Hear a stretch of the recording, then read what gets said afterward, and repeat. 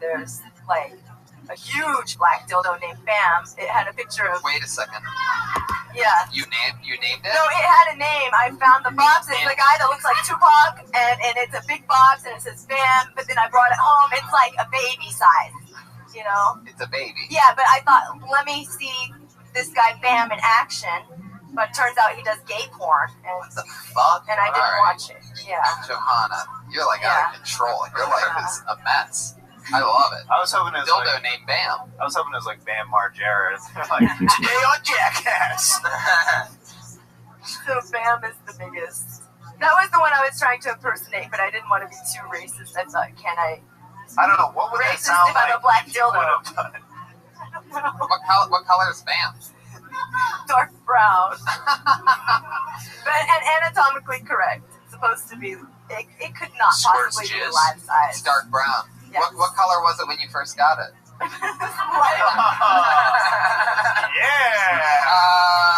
That's a golden pony, you know? Anything else for Johanna, guys? Anything else? Anything I'll else? try to think some clean thoughts for next time. I don't think that's the problem. I don't think it's about your cleanliness or your dirtiness. It's, you know. I don't know. She's just oozing with sexuality. She's just like, I'll try to think of some clean stuff the next time.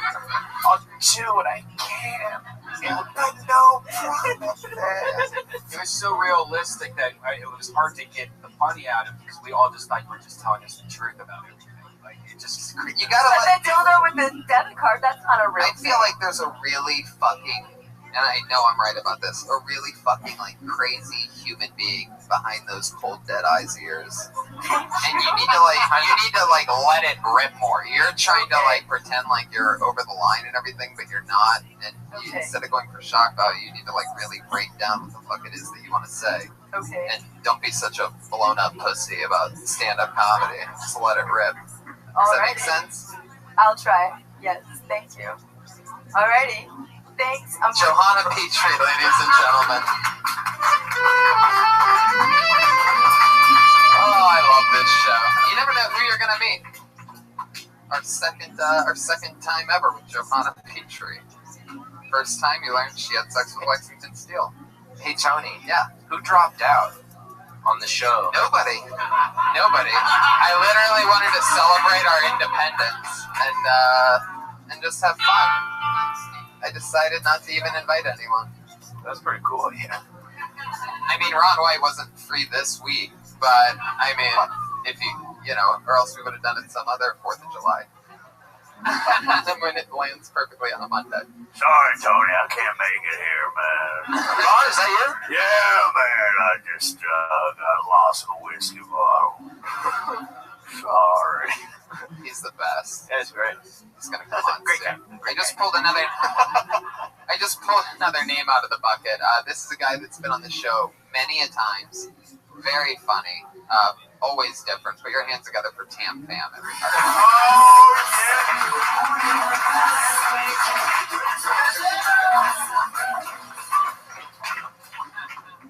Hey, I've always been self-conscious about my ears because kids are assholes. Most of them, anyway. One once told me that big ears add character. Then he said that it was a Disney character, that's a flying elephant.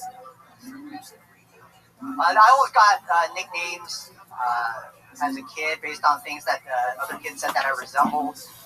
Dumbo because of the ears, Bruce Lee because he was Asian, Free Willy because the whale was naked and you still couldn't see his dick.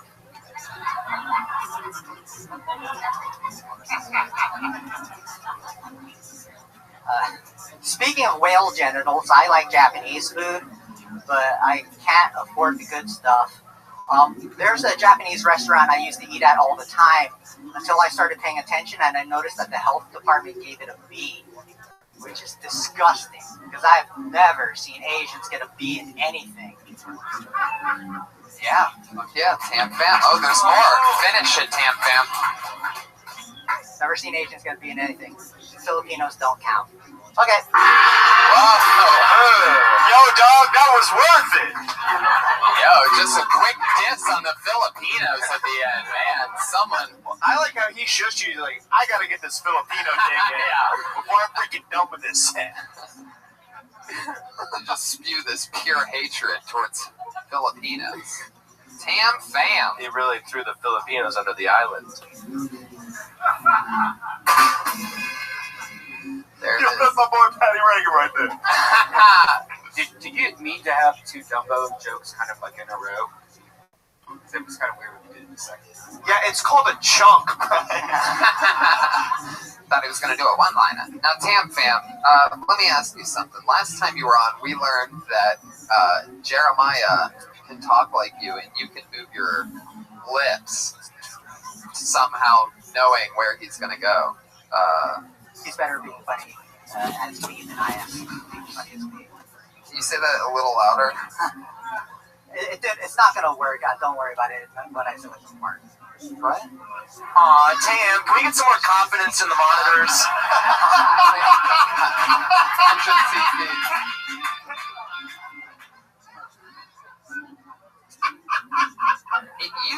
You say that Jeremiah is funnier at being you than you are, but I don't know. Should we put it to the test again? Sure.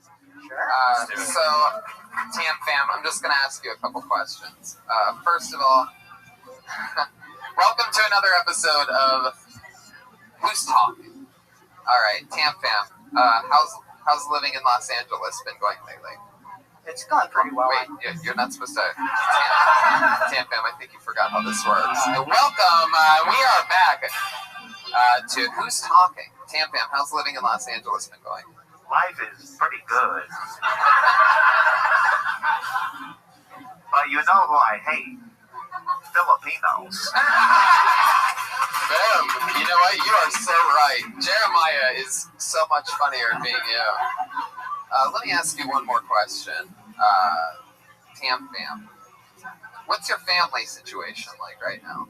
Talk with them a lot? Well, not very often. One would say I am the black sheep of my family.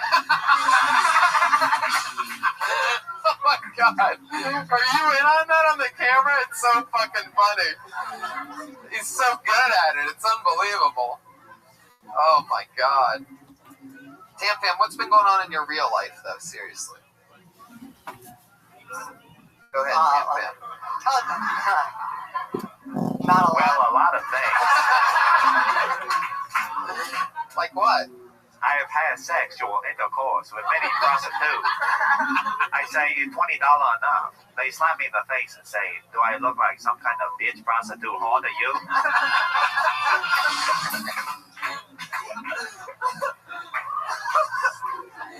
So funny to me. I can watch like an hour of that straight. Dude, you guys could do something like crazy. You guys could be like the first ever like human ventriloquist comedian act. Oh god. So Tam fam, in your real life, anything crazy been happening? Go ahead. No, not at all. Come on, something at all in your life. Did you almost get hit by a car? Were you late for work? How do you make your money again? I'm an extra. I was working on the Muppets this one time. And, As one of the Muppets? Weird. One of those, you have to see it, the podcast listeners. When you work on the Muppets, they have a stage because the puppeteers are down below and all the Muppets are at the top. And I was walking on the stage As it as should an be. extra, right? And I forgot that there are holes all over the place, and I fell down as the first extra, and I was falling. Wow. You had fall down music ready for that. Did you know where he was going there? So you fell down. Yeah. First extra ever to fall on the Muppets. It is an achievement that still disappoints my father to this day. Tam fam, you know when to turn it on. You have great comedic timing. Has anybody ever told you that before? No, never.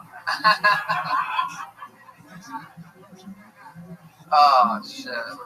So what else in your real life? Have you, there was one part where I asked you and you said that you had a lot of sexual intercourse lately. Is that true? Any of that?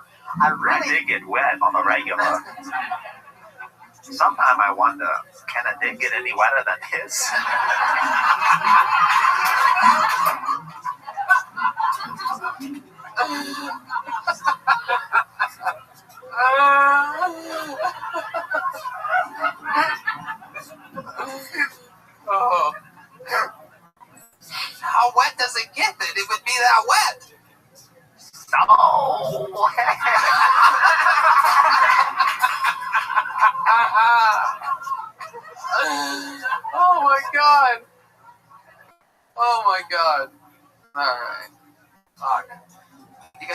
of that or what? I mean, I really should move on, but maybe just a couple more questions.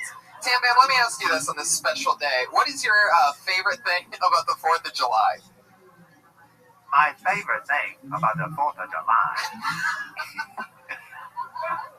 is probably the firework. Because at least somebody gets a bang.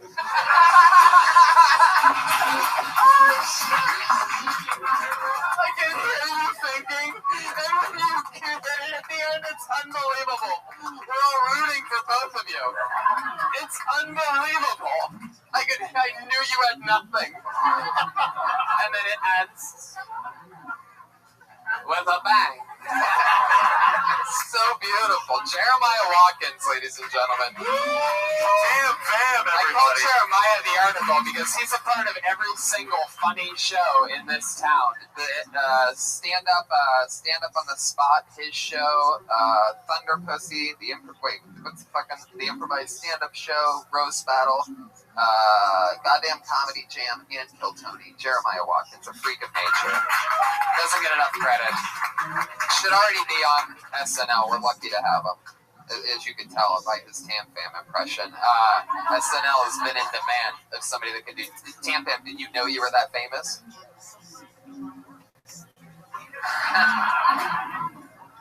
Yes, I did. Because I never bite off more than I can chew. Wow. This is really, I sort of hate it and love it, but this is like the podcast, it's become the podcast that you have to watch, you know what I mean? The listeners, I mean, they're just like listening to us crack up about God only knows what. Like, what's so funny about his dick getting wet while we're just dying for 30 seconds? All right, Tam Bam, I'm going to let you go. There he goes, Tam Bam, everybody. He's on Twitter at Tam Bam Comedy. Joanna Petrie, by the way, I'm sure a lot of our fans want to know, she's on at Wild Joe Comedy, J-O. That's it. Tam Bam's at Tam Bam Comedy, P-H-A-M. Fuck yeah, one more time for Tam Bam, everybody. Oh my god. Oh my god, that's the funniest fucking thing. That's its own fucking show. This is a funny guy that's been on a couple times. Put your hands together for him. Brian Vokey, everybody.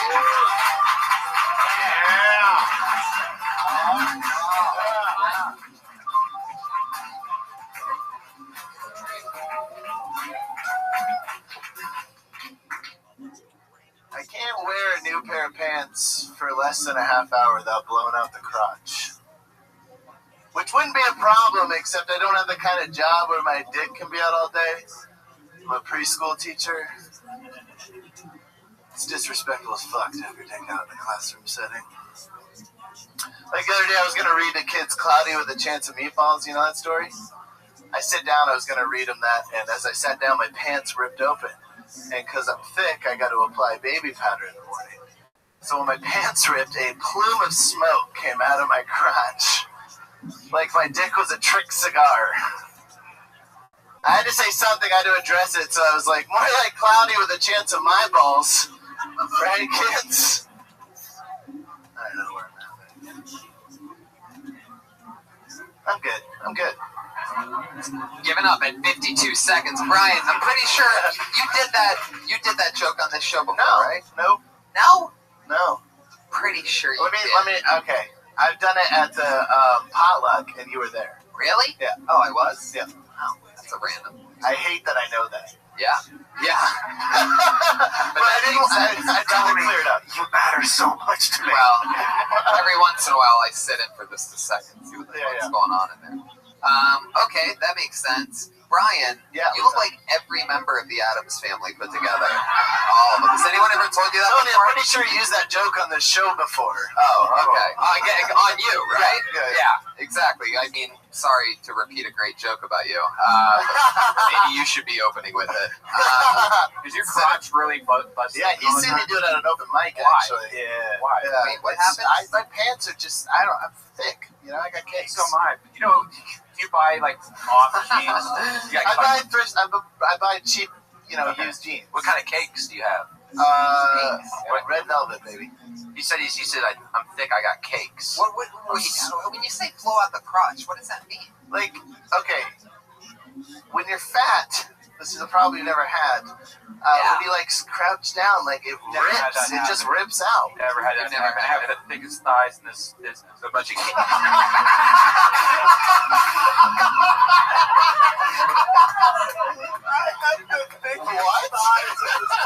I've never had that happen. Print that T-shirt now, Death Squad. The next comedian coming on stage. The thickest thighs in comedy. They got the thickest Oh my lies God. in comedy. That's not true. Amazing. I know. I've never done Really owned it there. Like you were really owning That's those serious. thighs. You've thought You that know before. what? That's never happened to me. And I had the biggest size. You realize after you said it what you had said. It's like you say that in the mirror every morning. The biggest size in comedy. Brian read that. New Twitter bio. Biggest size in comedy. All right. What do you mean you blow out the guy? Well, what are you doing? Squats and jeans? Like what's happening? Well, first of all, preschool furniture is like Guantanamo Bay interrogation furniture. It's like this big, so you Right. gotta get low. I cannot believe you're a preschool teacher. How long have you been doing Well, I this got for? fired. Oh, really? Yeah. Yeah, that makes sense. It's an old joke. Oh, Not I that got old. you. What'd they fire you for? So why do I get the feeling that you still peek through the windows sometimes? The old gig. What'd they fire you for? Oh shit. We're not getting this. They were. That's one.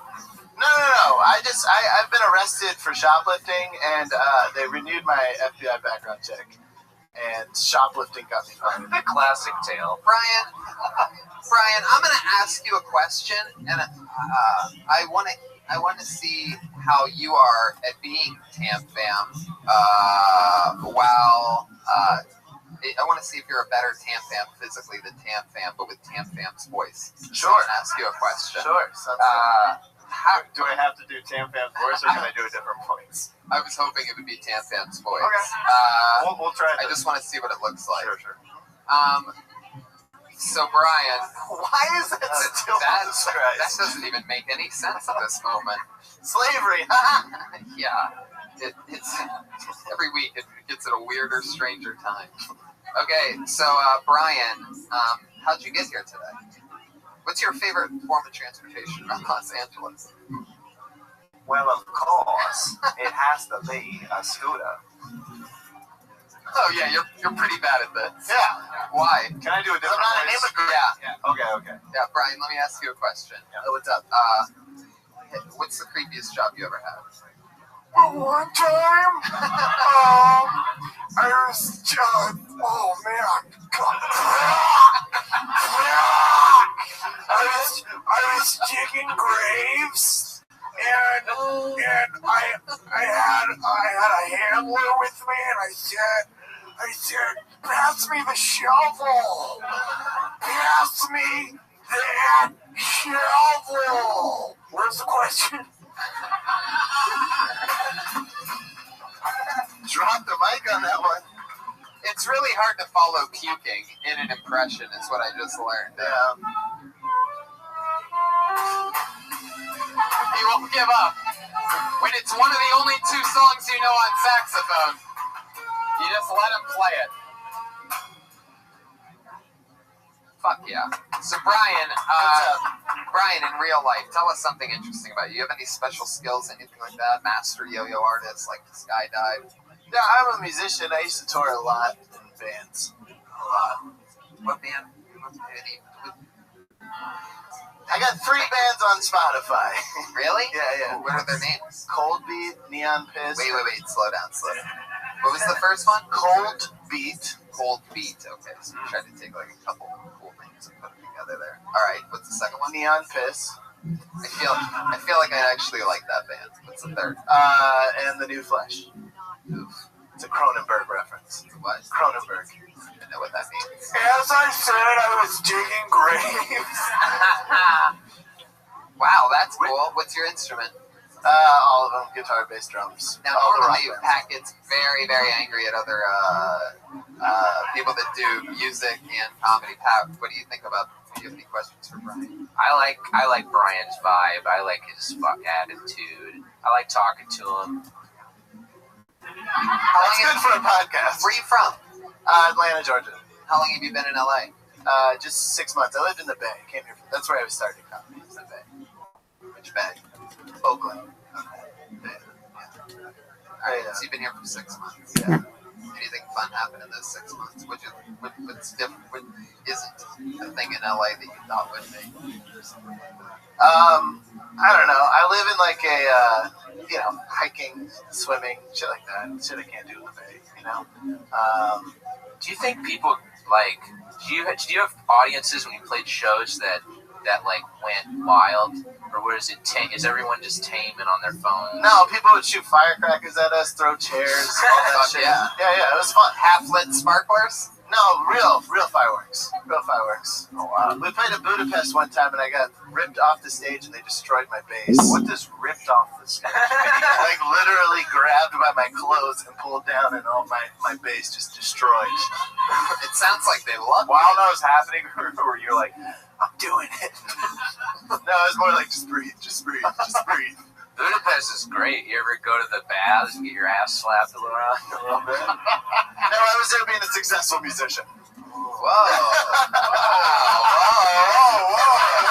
This boy's got some snark. So you were a very successful musician, huh? I mean, I paid my rent off it. That's incredible. What? And then you gave it up to chase your dream of being a stand-up comedian? Yeah, it got boring after a while. It's just like the same shit over and over and over again. I get bored. I have to do new stuff all the time. So you didn't write a lot of new stuff? Did you write your own songs? Yeah. You just got sick of writing? It's just sitting in a van all the time, just driving 8 hours, 10 hours, just constantly hungover. It got boring. Eating shitty food. McDonald's, Taco Bell. Oof. Jesus. Hey, what's one of your bands that or an album we should check out on Spotify? I would check out Neon Piss. No, self-debuted. Neon Piss by Neon Piss. Self-titled album, Neon Piss. Here it is. Here's a little Neon Piss. Brian's brought it up. Is that you? On the guitar. This is Neon! By the way, this is a different song. He just hit a button for a different song. It sounds like the same song. Hit another button. Maybe it just... There you go. This is Santana, right? Another one? Poor guy. Oh shit, that's you. It was the summer. Does anybody else feel like they're playing Tony Hawk's Pro Skater 2? Neon Piss. Can I get up and sing some Neon Piss? Awesome. I do want to say our guitar player died last week. So, R.I.P. to Barker G. Oh man. Yeah. Why is that getting applause?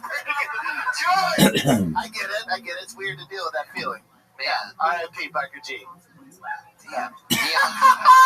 Hopefully they can get him some neon embalming fluid, you know what I mean? Oh, man. How did he die? Overdose? Yeah. No. Hit by Suicide. Oh, Jesus. Yeah. Oh God, I'm sorry to hear that. Were you guys close? Yeah, very close. Oh, fuck. Yeah. It was funny because I've just seen like 10 comics do I'm going to kill myself after this thing goes bad. Right. Like in the last week. And I'm like, no, you're not. You fucking pussy. That's funny. That's really funny. I'm so sick of that. Like, oh, this joke sucks, so here's my easy way out. Right. There you go. Yeah. Brian uses it every week. Man, you want to talk about it, or? I'm good, man. I'm good. How did he do it? The sample just happens. Really? Yeah. One shot, huh? Tony Hinchcliffe special on Netflix. One shot. One shot. But Body's not cold. I love it. No, it never is. So, yeah. What kind of gun? Do you know what kind of gun he is? 22. Did he do it anywhere weird? Arkansas? That's weird. Arkansas, fuck yeah. That's a yes. I thought you can check the yes box on that one. I thought you meant they'd like shoot his dick or something like that. Some people do get weird at the last second. They like fuck it up. You know what I mean? Yeah. They got a weird face for the rest of their life. Fuck, man. Next up on Green Down the Road. No, I like that. It's fine, man. It's real life shit. Was he done with music? Was he done playing music at that point? He definitely has done music, Pat. Yeah, right before he killed himself. No, he was in bands. Yeah, he was in bands. Were any bands cooler than Neon Piss? Yeah, all his bands. Yeah, I mean, the dude graduated from Berklee College of Music with a degree in guitar. He's like a master. How did he end up in Arkansas? That's where he's from.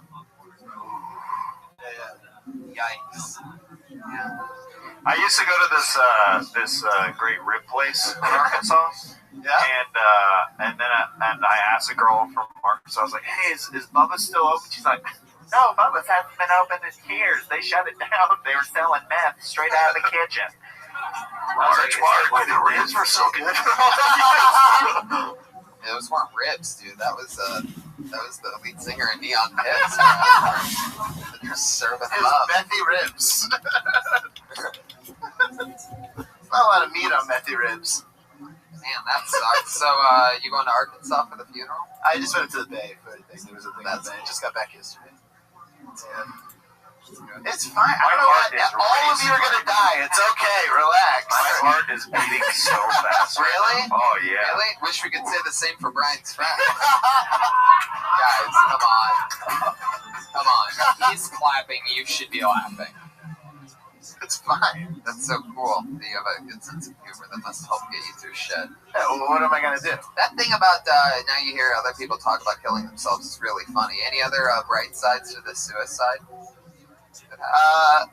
Coming to LA to do comedy, do it every night at the mics and stuff, you forget that you have friends that have nothing to do with comedy. And this kind of got me back in touch with a bunch of people.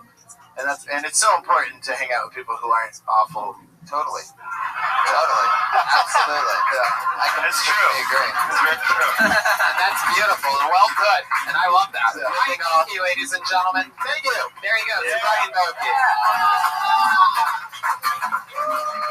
Turned into a likable character by the end of that interview. It's on Twitter at Brian Boki. That's Brian with a Y. And Boki, V-O-K-E-Y. We're just moving along. Wow, they pulled his chair out of underneath them. Right after that's how hard it is to make friends in comedy, by the way. They just heard that your friend just killed himself to add insult to suicide. And then he complimented. Mike. What was that? Moment is past. Never mind. My only regret was that when your mic wasn't working, if Tam Fam would have done your voice over there. I pulled a name out of the bucket. This looks like a new name. I'm not positive. I'm sorry if I'm insulting you by not remembering you. But here we go. Zachary Stein, everybody.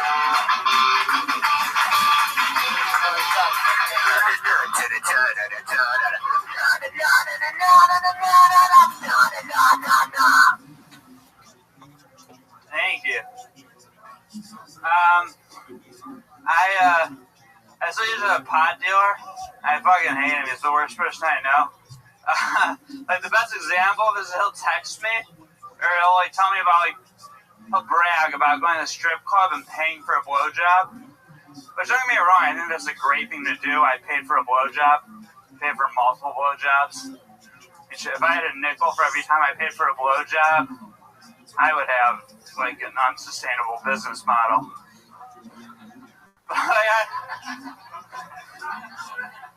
What annoys me is bragging about, it's like you partake in commerce, you pay for a service. I remember I went to Denny's the other day, I gave them money, they brought me food, they cleaned it up, I would run that bitch.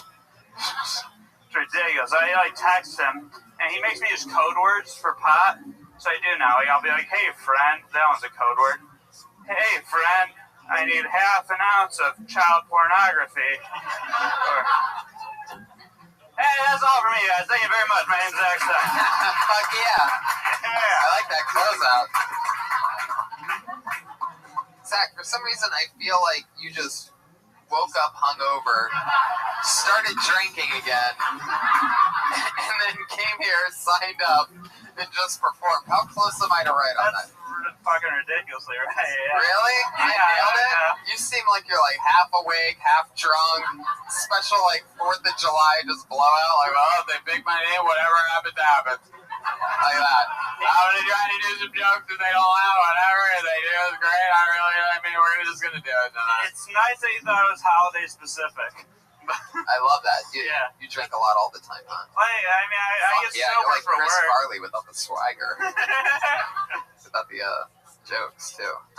Zach, you have a name like Zachary Stein. Now we remember you from last episode. yeah. Because Try not to look at it. speaking I've already- in an episode where we've already talked about blowing out crotches.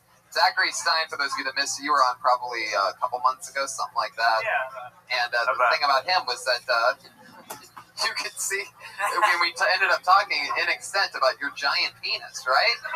Yeah. That's correct. And you still have that hog's leg, huh? How's that working out for you? About the same. My God.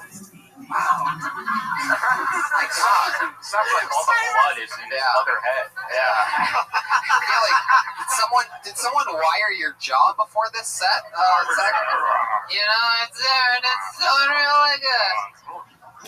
My goodness. I love it. What did you drink today? I feel like it started with Mainly like beer. tomato juice for some reason. Nah, I got like a couple King Cobra 40s. Whoa. Wow. My God. Dude, Fucking the wolf of Martin Luther King Boulevard over here. this fucking dick's a kick over 40.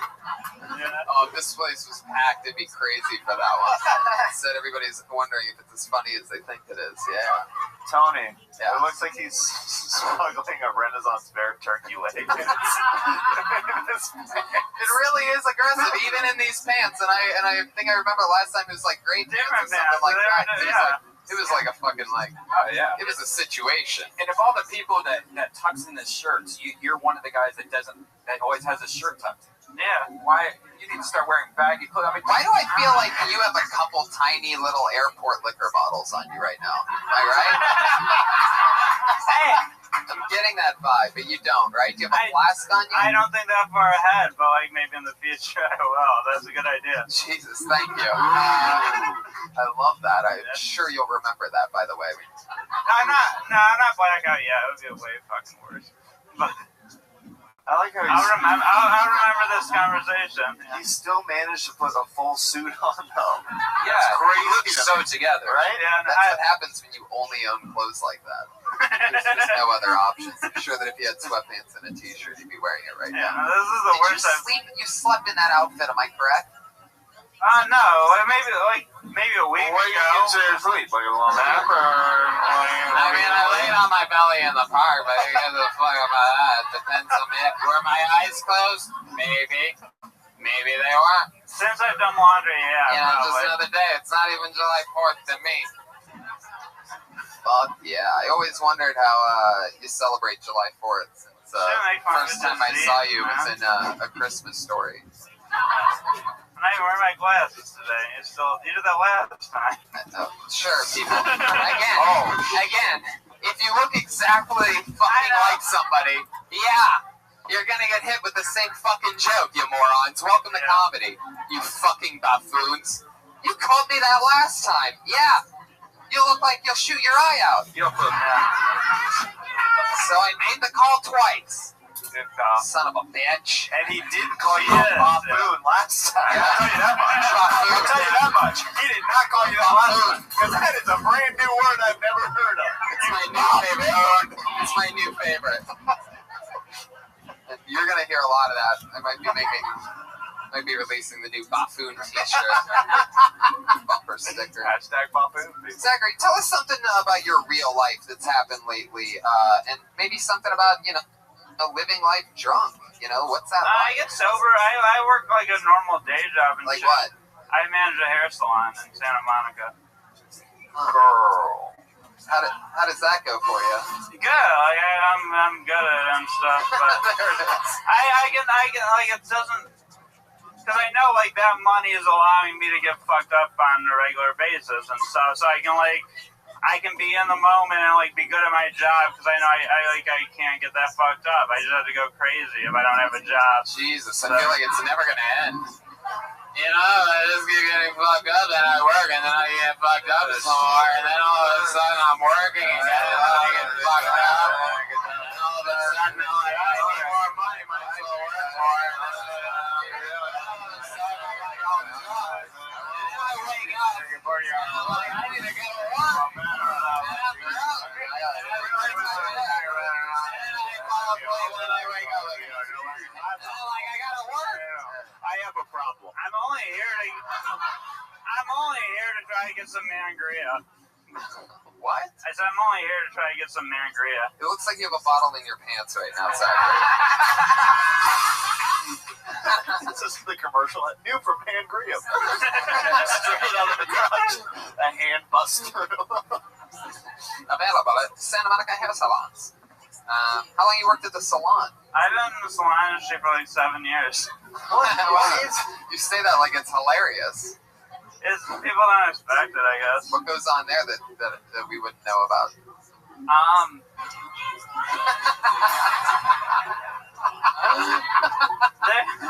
Is it true? Is it raining men? There's a lot of like gay people, if that's what you mean, yeah. A lot of gay men cut hair.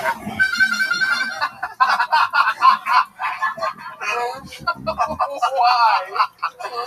Oh my god. Craziest thing you've ever had go down in your salon while managing? What was that? Problems or anything? I mean, yeah, just people trying to fucking get their money back and stuff, and I'm good at telling them no. And What do you say?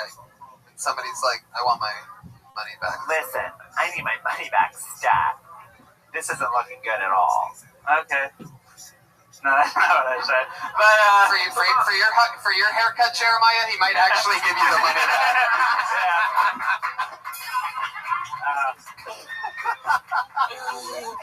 That one's gonna fuck with Jeremiah because he loves his hair so much. Dude. As you can tell, he curls the edges out every night before.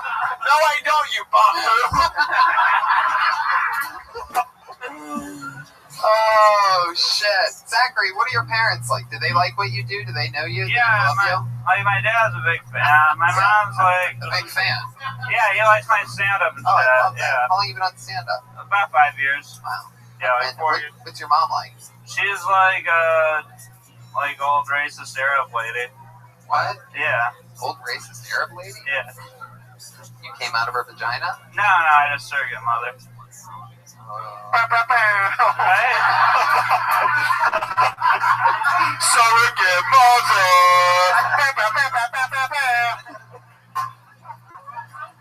What is Raised by one mom, actually from a different mom. Wow. So, how do you think that affected you?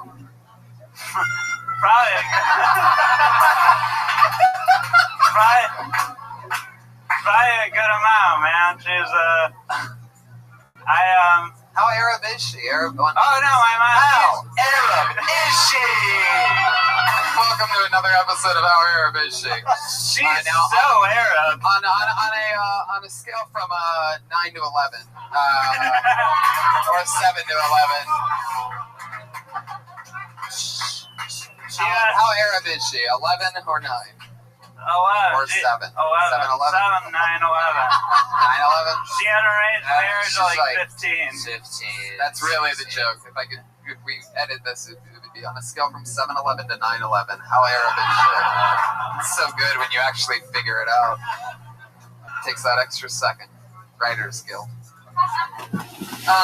So Zachary, real life shit. Anything else? I mean, how Arab is she? She fucking had a arranged marriage at 15 and her first kid at 16. So pretty Arab. Are you the first kid? No, my dad's her third marriage. He's a Jew. Yeah, there's the classic Jew yodel heard on this show so many times. Interesting. So Yeah. Jew and the Arab. Yeah, so my oldest brother's like fucking 55. What? My oldest brother's like 55. Fuck yeah. Yeah. What's he like? Are they all like you? He's a little like me. He's fucked up. He's like, he has triplets, but he You do a lot of. loves Donald Trump. You do drugs. Yeah, occasionally. What are when your it's favorite drugs to do? mushrooms, and then second, I guess, would be pot, coke, third. I love that creepy smile you give after Coke third. Like, it's first if you have it. DMT fifth. Zachary, anything else for Zachary, guys? What do you guys think? Oh, thanks so much. Zachary, all this, I can't remember what we figured out last time. Did we ask you how big your dick actually is? You did not. How big is it? Have you measured it before? Like, not in a few years, I don't own a ruler anymore. But, It outgrew the ruler. Yeah. It's been years since I could capture it with a ruler. He used to mark it at his old childhood home. Just Clamato, There's a very- puke all over the wall. very competitive household. And What's your favorite thing to drink when you're not, I mean, it seems like someone who's drinking 40 ounces of King Cobras is on a budget, am I correct? I don't need to be. I just like to, Thrifty, it's I pay good money and everything, but I don't know. Do you know what kind of, do you know who, did your dad fuck somebody else? I believe so. Wow, do you know who that is? Like this Norwegian lady I saw on Facebook, she's fat and shit. But Wow, that's how you talk about your real mom? I don't know, I saw this shit on Facebook. She's like 2 legs. I would have met her if she was like a good looking person. I saw something in my future, but I was like, oh, that's why I just got this fucking gut. And I bet she was probably pretty when he fucked her. Why not? But Wow, way to go, Dad. Oh my goodness. Wow. How big's your dick? it's like 7 inches, you know, and then but it's girthy. I got like some good width, and Is that the thing? Is that it? What do I remember about this episode? Something crazy. Oh, wow. It's girthy, man. Width. Hooks to the left. Zachary, anything else? There you go, buddy. Zachary Stein. I got one. No jokes. No, it's not a joke. Okay, what? If you follow me on Instagram, Stein Feet and Toes, I'm trying to be the #1 Jewish foot fetish Instagram account in the world. Wait a second. You buried I'm trying to find something interesting about it. You 10 minutes, he goes, oh, just, by the way, yo, follow me on Instagram, trying to set a record for foot fetish shit. Yeah, Jewish What the foot fuck are you fetish. talking about? Jewish foot fetish? Yeah, I know, I think Oh feet my are god. gross. What's so special about Jewish feet? What do they have? Pennies in between the toes?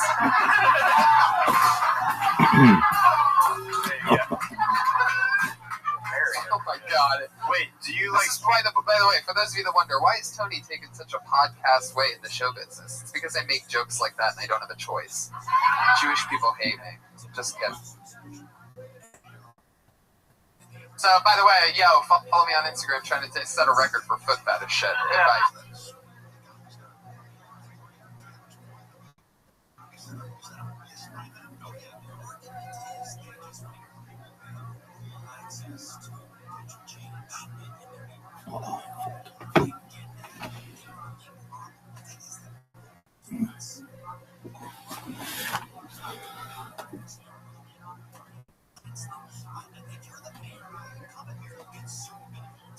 Oh, It's girthy, man. width. Hooks to the left. Zachary, anything else? There you go, buddy. Zachary Stein. I got one. No jokes. No, it's not a joke. Okay, what? If you follow me on Instagram, Stein Feet and Toes, I'm trying to be the #1 Jewish foot fetish Instagram account in the world. Wait a second. You buried I'm trying to find something interesting about it. 10 minutes, he goes, oh, just, by the way, yo, follow me on Instagram, trying to set a record for foot fetish shit. Yeah, Bye. Jewish What the foot fuck are you fetish. talking about? Jewish foot fetish? Yeah, I know, I think Oh feet my are god. gross. What's so special about Jewish feet? What do they have? Pennies in between the toes? There you go. Oh my god. Wait, do you This is by the way, for those of you that wonder, why is Tony taking such a podcast way in the show business? It's because I make jokes like that and I don't have a choice. Jewish people hate me. Just kidding. Zachary, what is it about Jewish women's feet? No, it's my feet. What? It's my feet. I think feet are gross, but I just think there's like a misrepresentation. There's a lack of representation of Jewish feet in the Wait, industry. you photograph your own feet and Yeah. put them on Instagram. Yeah. Because of the lack of representation. Yeah, I'm kind of, yeah. Well, we gotta see your freaking feet now. Is there anything special about your feet? Oh, this is a bad idea. Oh god. Okay, dude, this is the. Oh, she asked to see the dick. I can smell the matzah. Put it away. Zachary Stein. So, how many Instagram followers do you have on Not this? a lot. It's a work in progress. When's the last time you vomited? Fucking, I don't know, like 5 days ago. Really? Fuck, What were you drinking that night? Do you remember? Probably, I think I actually had some tequila that night, which is, yeah, whatever. Yeah. Yeah. Hard liquor. Why aren't Jewish feet represented? How did you get that idea into your mind? Like, I mean, if you look at the fucking top foot fetishists, like, there's very few. Do you look at a lot of men's feet? No, but I just know there's very few Rosenblatts in that industry. In what? In the male foot? Gender is not important in this issue. So you're representing for all Jewish feet? Yeah.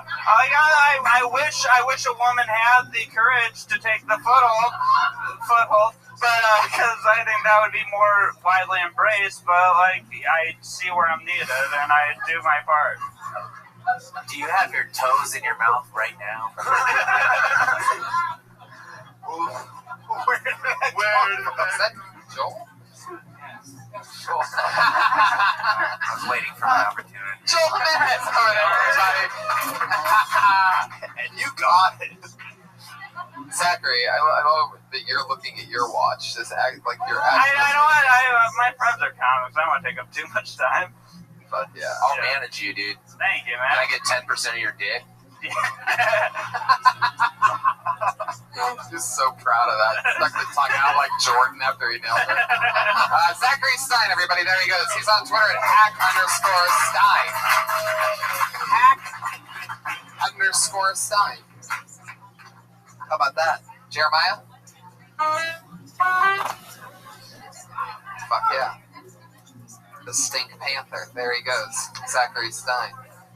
Oh, we've had this guy on the show once before, from Arizona. Put your hands together for Anthony DeSamito.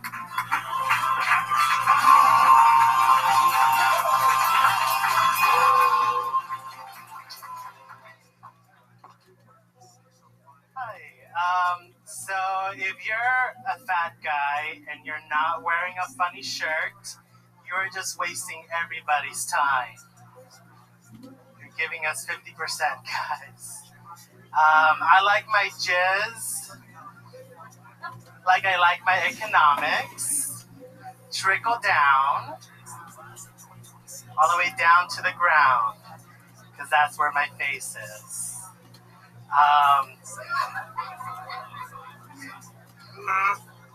I feel like I look like one of those people at the end of that show, Catfish. You know, the ones that come out of that double white trailer at the end? And the two guys are like, hey, we're looking for Jessica. And I'm like, I'm fucking Jessica, bitch. Me and McKay are in love. 5 years. Boom. Anthony DeSamito. So funny. Am I saying that right? DeSamito? Yeah, you are. So funny. Man, you love pussy, don't you? Yes. Man love it. pussy. There you go. How's July 4th gone for you? Anything special today? Not really. Just cleaned my bathroom. Fuck yeah. That must take hours. A lot of jizz on the floor. So Lots many of hours. jizz. Fuck yeah. So Anthony, that's fun. Another fun minute. You're hilarious. You killed last time you were on. You did it again. Tell us something else interesting about you in real life. You live in LA now? Yeah, I've been here for about a month now. So, How's that going for you? still unemployed. So trying to figure. Where you looking for a job at? I know a guy that manages a hair salon. Hey! Totally. Oh my God, there he is, swinging. Swinging. The bottom ribbon to the top of the ribbon. The timing, finally, he's nailing his timing up there. Well lit I up. can do a mean faux hawk. Is that true? Do you, Anthony, what kind of job are you looking for? I'm looking for a video editing job. That's what I did back in Arizona. Video editing. And I also serve tables. So Oh.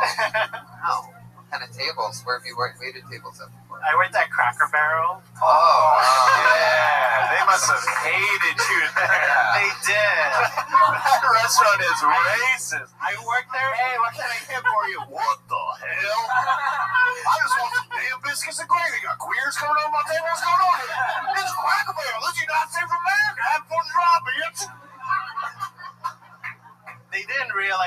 gay until way later, and then they fired me. Oh, Jesus. Wow. Wait, Were you like a good employee and then you like Hang on. found the reason to fire you? Yeah, I know. Like they gotta we have like. the same thing. I like picture you getting fired from Cracker Barrel for like being, you know, doggy style on a rocking chair. Rocking chairs. I'm gonna fire you for breaking too many rocking chairs. Not because you're gay. Why did they fire you? 'Cause how did they find out you were gay? Started blowing the Well, pepper. they had like a. Where's all the pepper mills? Well, like I transferred over to the one in Mesa, Arizona, and they did not like me. Whoa, Mesa, Arizona doesn't Yeah. like Mexicans, and you have a lot going for you. Yeah.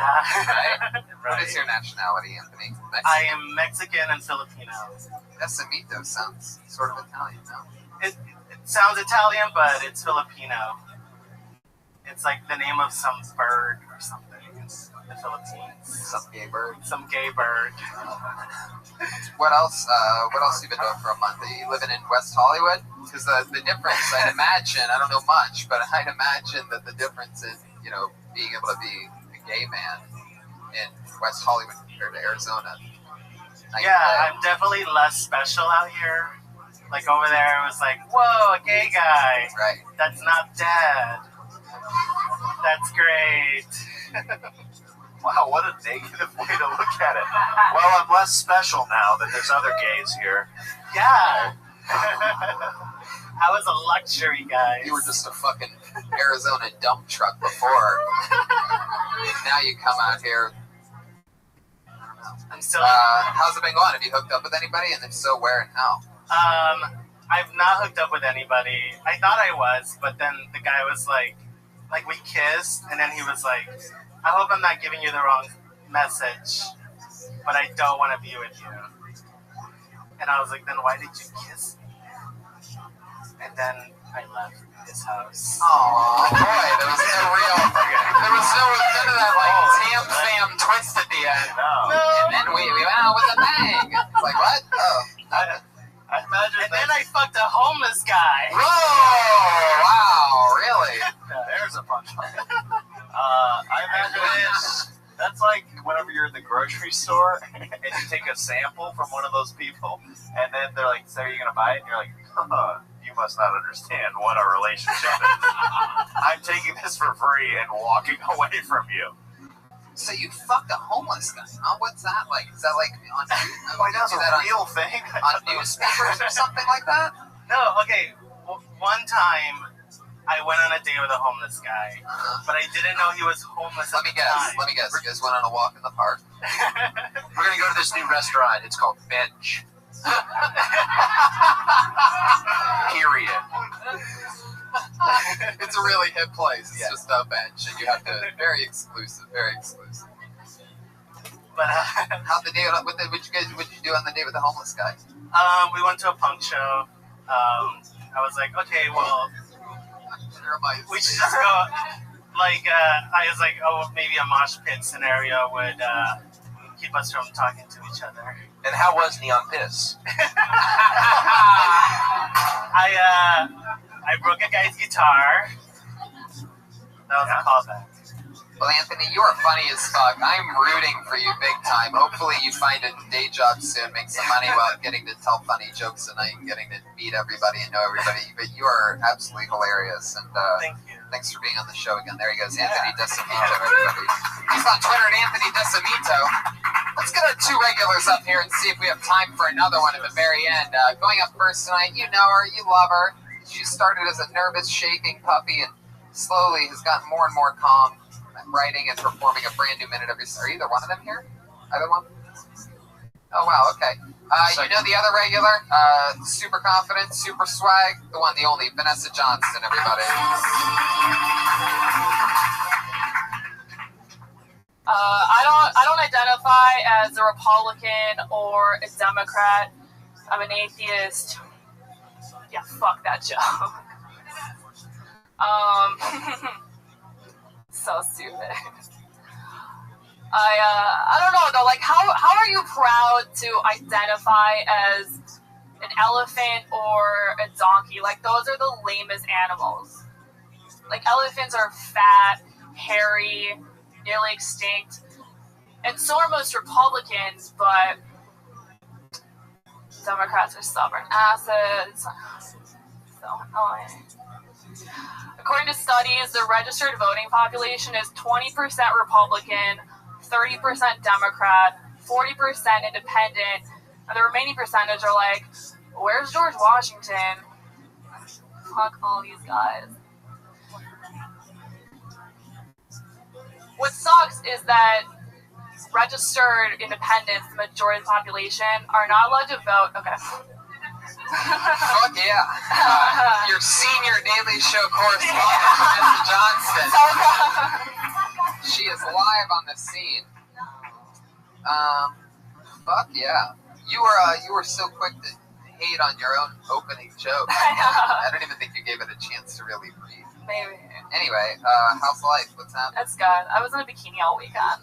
Oh shit. Yeah. July 4th. I'm still in a bikini. Wait, what? So it's Jeremiah, actually, underneath all that, strangely enough. What is this, by the way? Why are you dressed like... What are you? You're so funny, Pat. You're so cool, dude. You're like the hippest guy I know. You seem like you'd be like the most fun person at a party. He's pretty fun, Tony. He is? I don't know what it's like to have real friendship. I don't have that with anybody. Fun fact. You would think I'd have a lot, but no one. Cold to everyone at the end of the day. Ask Brian. He knows. Inside the mind of the golden pony. It's not true. Vanessa, what's the most fun thing that happened when you're hanging out in a bikini this Tony weekend? thought he had a lot of friends. Oh. But he had another thing coming.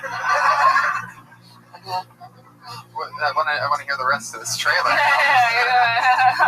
If that's the beginning, then what happens next?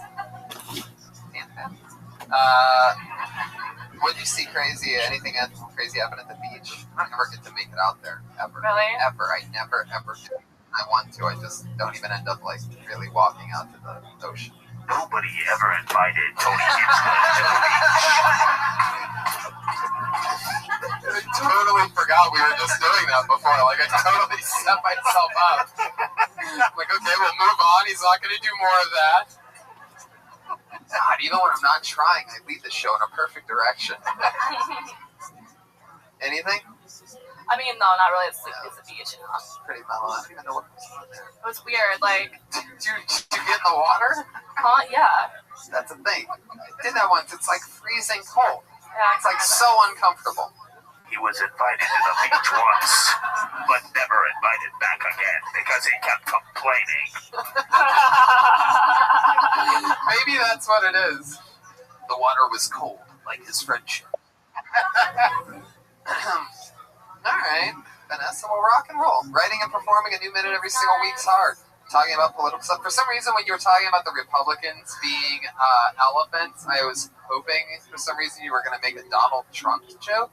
I don't know why, but the words just popped in my head. There's probably a way to get there. I like the response from the audience was a guttural laughing and groaning at the same time. Oh, yeah. I've been getting a lot of those. Last Thursday, I had this traumatizing show in Seattle where I had an all-O crowd. It was like the only thing. Even the funny parts are like, oh! It was very weird. Anyway, they know who they are. You Seattle motherfuckers that were at that show. No, it's okay. See, that's always the sound that puts it over the edge. Vanessa Johnson, Tony everybody. lost a These whole guys. city. There she goes. Vanessa Johnson. Your one and only other regular. You started out nervous as hell, slowly calming down every single week. You never know what's going to happen with the stylings of Melissa Esslinger, everybody.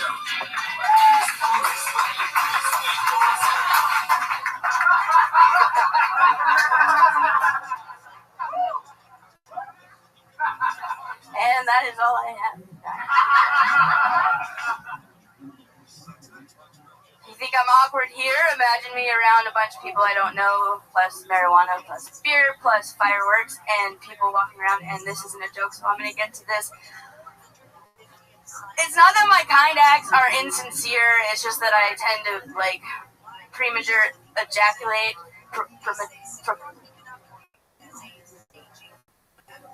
I forgot the word that I made up. I made up a word for that. It's terrible. Okay. No, fuck. Balls. No, I'm not ending there. I can go, Jesus. No, I did have jokes.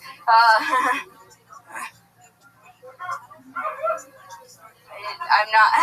That's 60 seconds. Melissa Esslinger talking about nothing at all. You can see Melissa live at the Meltdown on Wednesday. Or you can also see her live at the Meltdown every Monday here at 9:35. No, what I was. All right, here we go.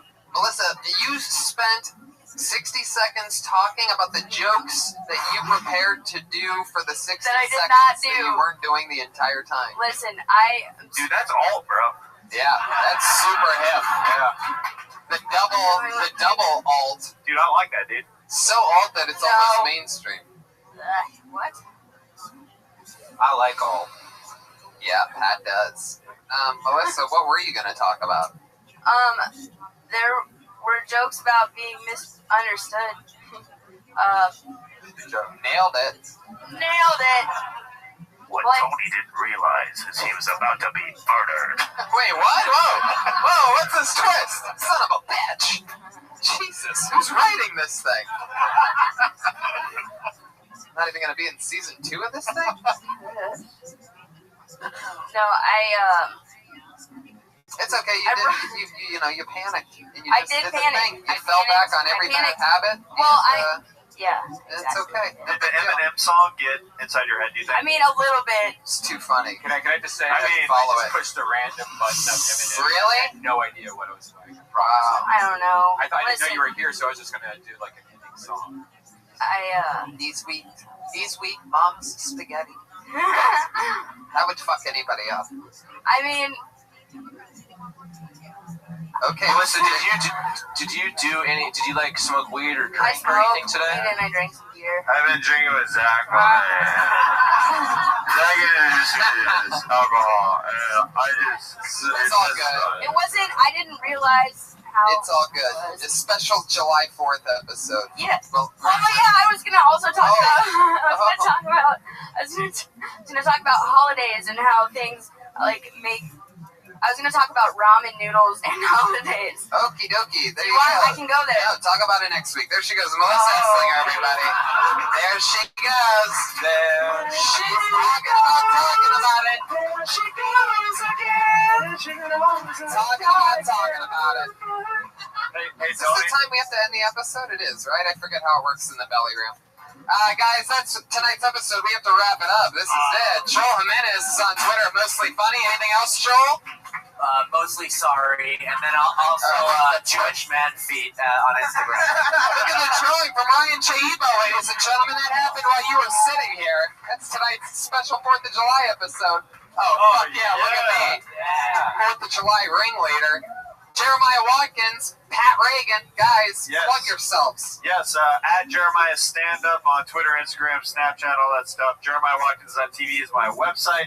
Guys, July 26th, video on demand. I'm in a movie called The Bet with DDP, Jake the Snake Roberts, Roddy Piper, and some other very funny people. So check that out. And then Roast Battles coming to Comedy Central at the end of the month. Yeah, Pat Reagan. You already get it? Check out my shit. Cleveland, Tulsa, San Fran, Sacramento, San Diego, and Boston. I want to be there soon. Live audience, thank you so much, Brian Redband. See you guys.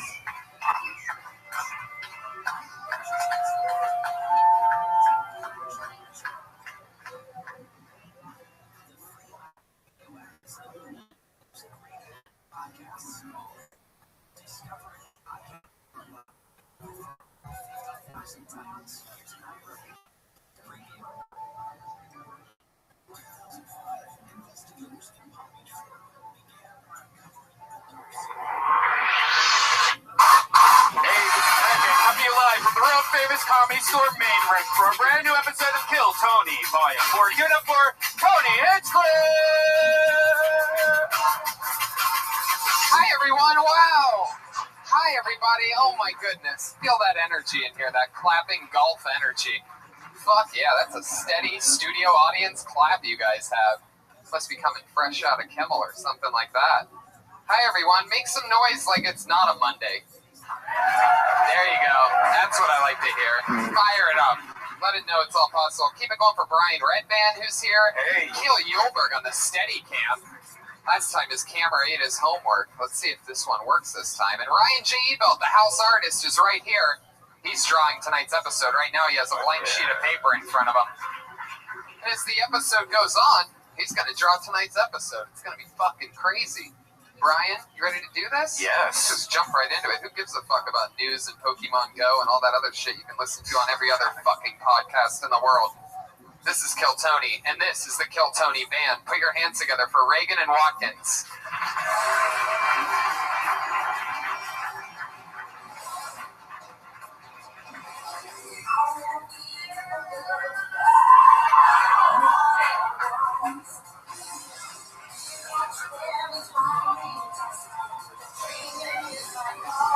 Oh God, no.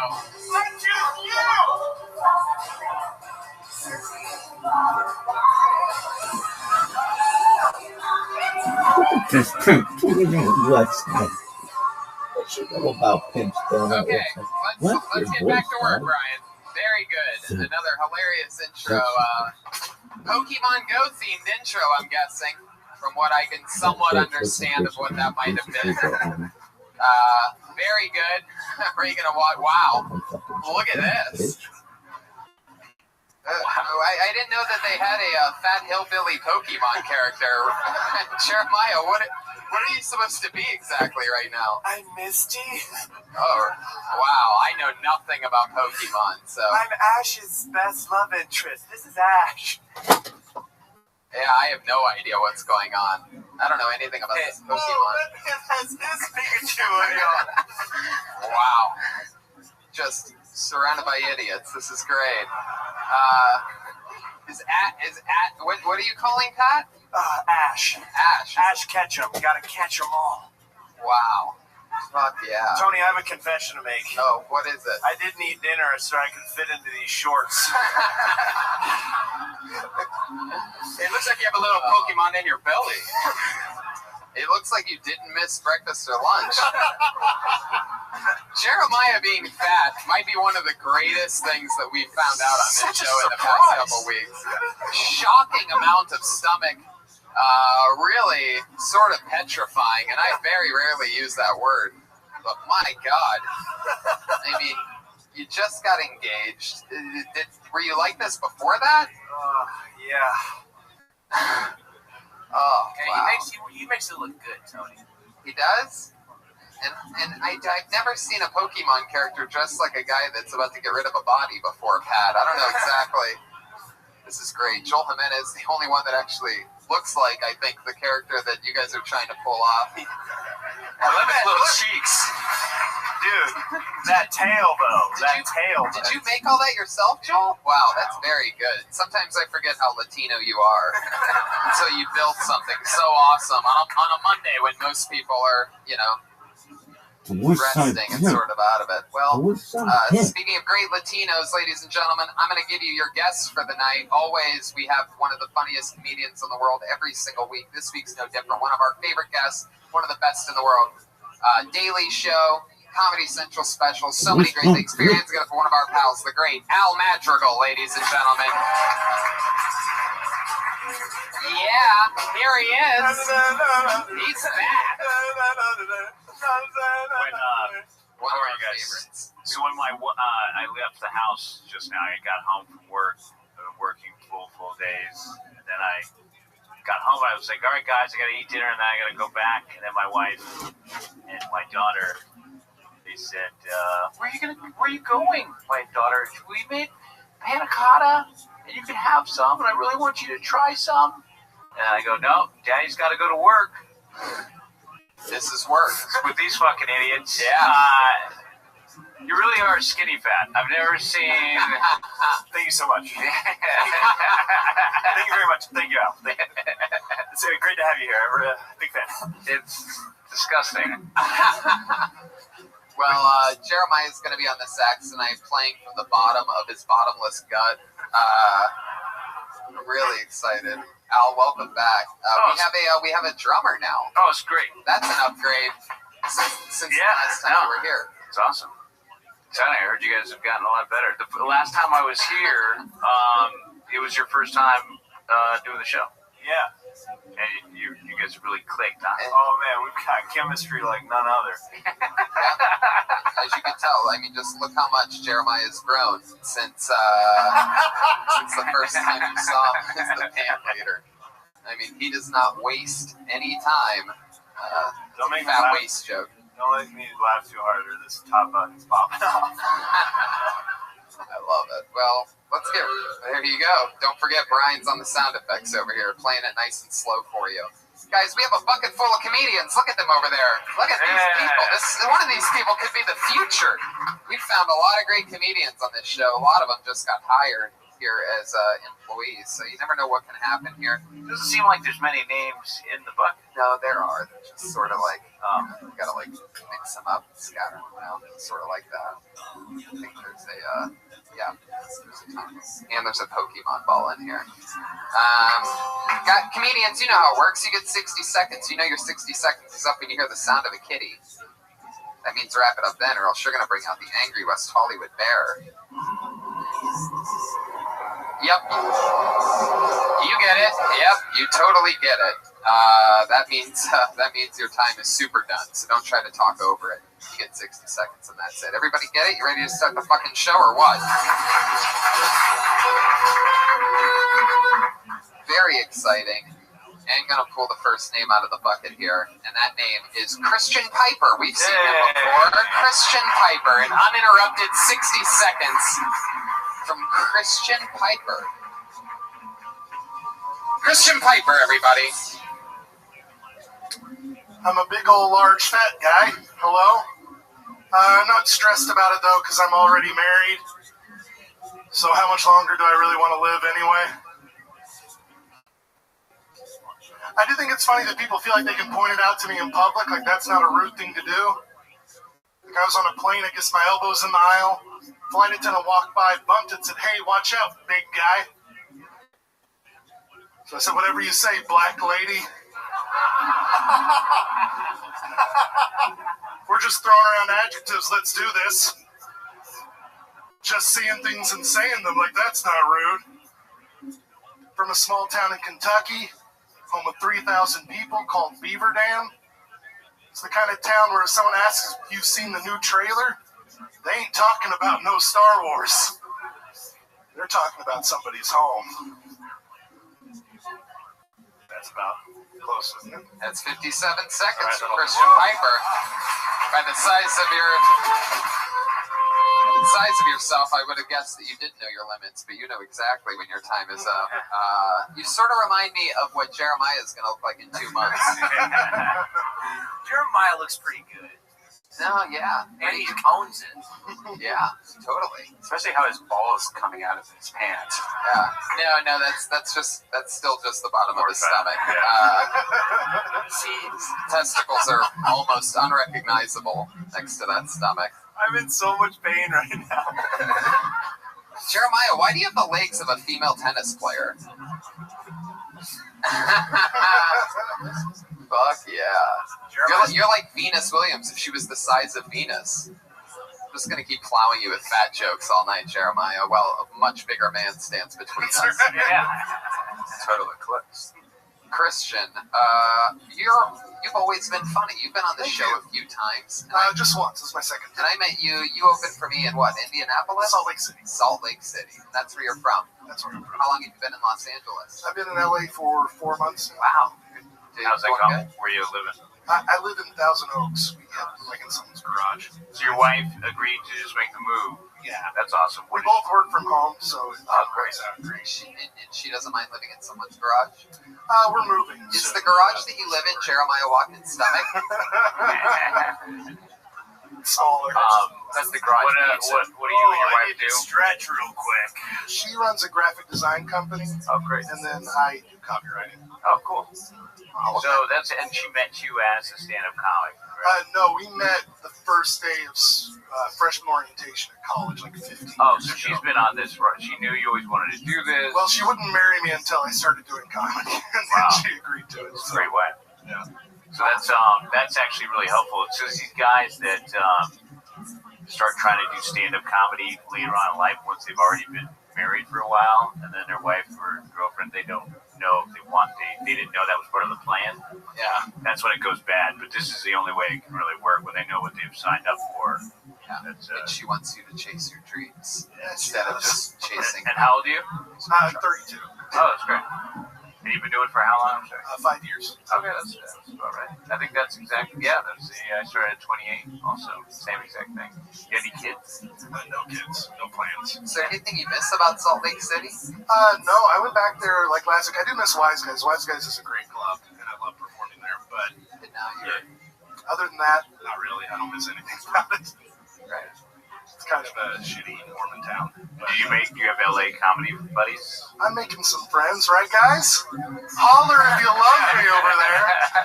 Fuck yeah. Yeah, that's really important too. So yeah, you want to get a little crew together, people that are equally as funny as you. And, yeah, that's great. So it seems like it's totally working out. That was good stuff. Do you mostly talk about your wife?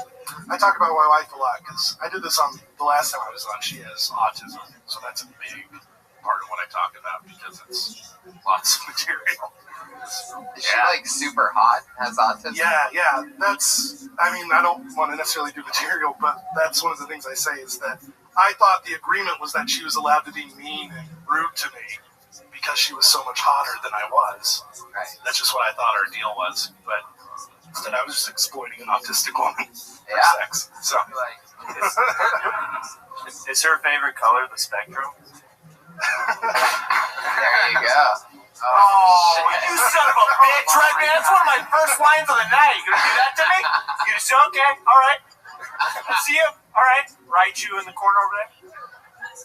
Oh, Jeremiah, a little feisty tonight. My balls. Well, you want to go change? You want to go change shorts or something? You gonna be okay? You see this little white thing? Yeah. What is That's that? his testicle. my testicle. That's what I was trying to say. Why don't you tuck him up? Stand up and tuck him up in your rib cage. You're so tight, they won't go back up. You really are going to hurt your balls. You should stand up. And fix Yeah, that could be a serious injury. I like the older guys are like concerned about testicles. Yeah. Do the magician's handkerchief to stuff it back in. They're like, while you're out, you should get your Yeah. prostate checked. Hey, that was a great rip on my boy Patty Reagan right there. Oh shit, Christian. Tell me something else. Craziest thing that we would never be able to guess about you. Some like big hobby or anything that you're into. I was a Mormon missionary in Brazil for 2 years, a long time ago. Probably did a lot of banging, right? I mean, No, I had a lot of women pressing themselves against me on the train. And that was a lot of fun for me at the time. But no, you're not allowed to like even touch girls. Like it's this is getting creepy. but you're down there as like a white dude in a shirt and tie, and people think you have a lot of money. Yeah. So it's Literally, no. Yeah. Shit. Hey, what is a Salt Lake? Isn't that like an ocean? it's a big lake that has salt deposits in it. Another hot riff by my boy Patty Reagan. Guys, get on board with this show. The Salt Lake it's full of brine shrimp. You can float because of the brine shrimp feces in the Salt Lake. Jeremiah's balls are also full of brine. Which is basically sea monkeys, right? Yeah, but I think sea monkeys are like really small. This is boring. Small variety, and brine shrimp are bigger. These are the ones in the Salt Lake. You can see them. Thank you for taking my dumb question seriously. You're welcome. That's what I'm here for. Actually, it is pretty interesting. You can float in Salt Lake this way. You guys know that you can float in a Salt Lake. But to do it, you have to walk on like dead brine shrimp carcasses. Like the beach isn't sand. Christian, it's just let me dead ask you shrimp. this: do you float in the Salt Lake? I float in anything. Really? Is that Yeah. how I'm that not works? dense. Oh, I don't know. Like I'm buoyant. For sure. You're not dense like your autistic wife. Whoa, jeez. She's dense. It means like she's stupid. You guys get it? Another borderline riff by my boy Patty Reagan. Taking vaccine shots at his wife. All right, Christian, it was nice meeting you, dude. You're very funny. Good job, Funny every time. There he goes, Christian Piper. He's on Twitter at Piper Comedy, Pieper Comedy. Oh my God. Whatever's happening with Jeremiah is the greatest thing ever right now. He's like in a full panic. He's literally going to come out with a different pair of pants on. There he goes. Wow. What if he came out with an even tighter pair of shorts? I would say he's walking like he pooped his pants, but if he pooped those pants, we would all know about it. It would be very public pants pooping. Let's just get into it. Let's pull another name out of the bucket, shall we? Let's just keep flying through it. Here we go. Next name, Eric Lampard. How about that?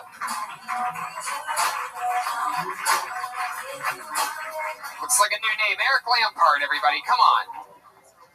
Hi guys, my name's Eric Lampard. Yeah, I know I sound more educated than you guys. I'm joking, I'm really stupid. My dad's English, my mum's French, and I'm married to an American. So technically I'm all three. I am the allies. I'm all three. And it's fun, right? Like here in an emergency I call 911. In the UK it's 999. Now in France it's weird, right? It's 15, 17, 18. And my wife was like, how the hell am I going to remember this? And I was like, I know exactly how you remember it. 15, ambulance. 17, police. 18, fire service. Think of it as age of consent in America. 50, if you have sex with a 15-year-old, that's sick. Ambulance. If you have sex with a 17-year-old, that's still illegal. Police. If you have sex with an 18-year-old, that's hot. Fire service. No? The British humour is slightly different, isn't it? Bit weird, isn't it? Like, this is the thing, the difference between British and US humour. In Britain, I try and create these beautiful sentences, and I do them to America, and they're like, nah, that's shit. And then I go, I've got some dick jokes, and they're like, oh, shit! The jokes!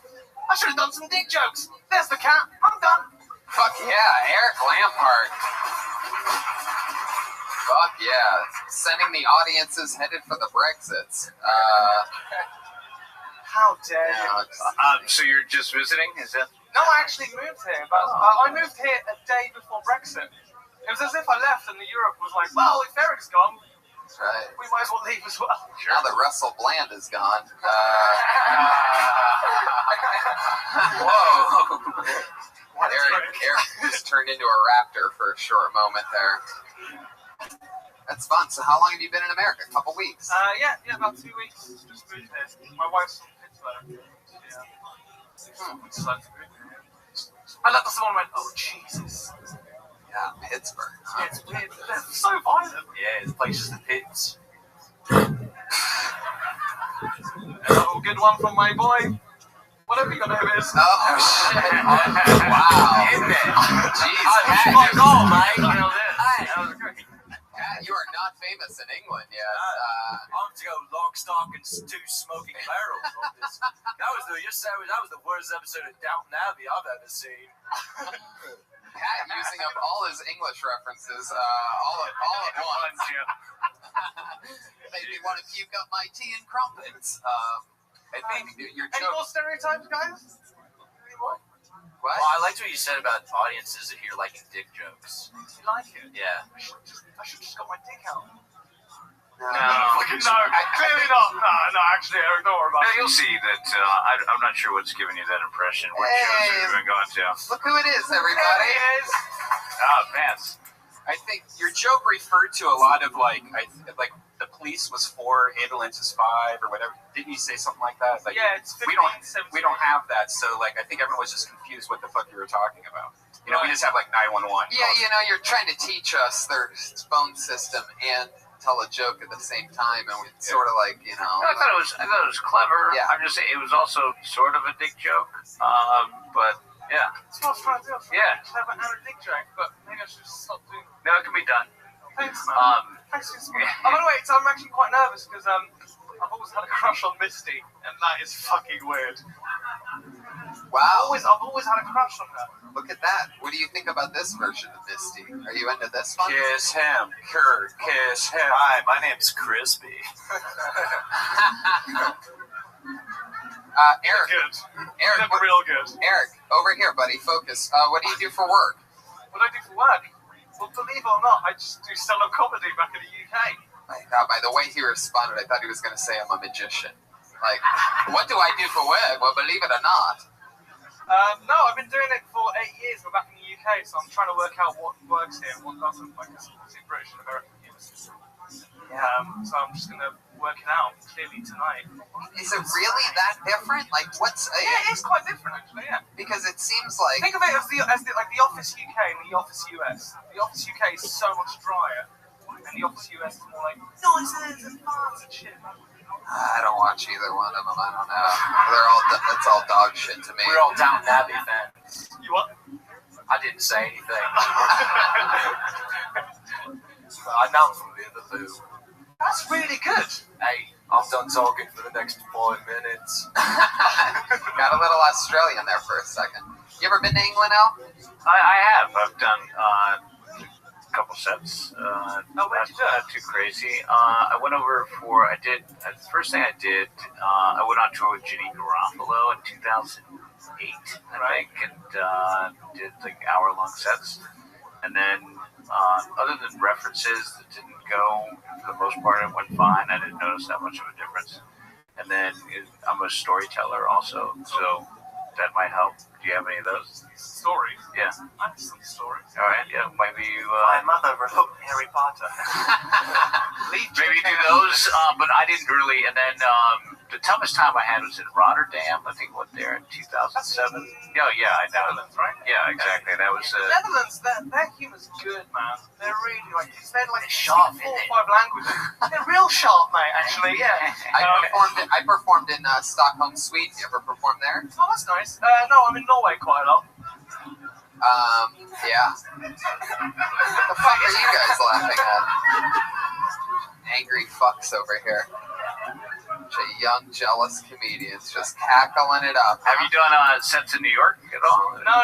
So the only place I've done, is in LA. I did a guest spot in Zimbabwe once. Have you been there? No, but I actually did a gig in laughing Kenya. I did a gig in Kenya once. That was pretty cool. Interesting. All right, well, best of luck with you. Seriously, yeah, that's great. Thank you. Where are you living, Eric? Do I need to try Brexit now? Shit. What part of town? Yeah. What part of town do you live in? I live in Mid-Wiltshire.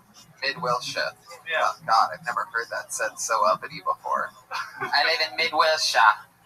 Like it ends in an A. I'm going to learn the American accent, mate. It's so difficult. No, I think you'll be fine. You're pretty far off. Do you play a musical instrument? Great. I used to play the bassoon when I was young. The bassoon. Guys, Yes.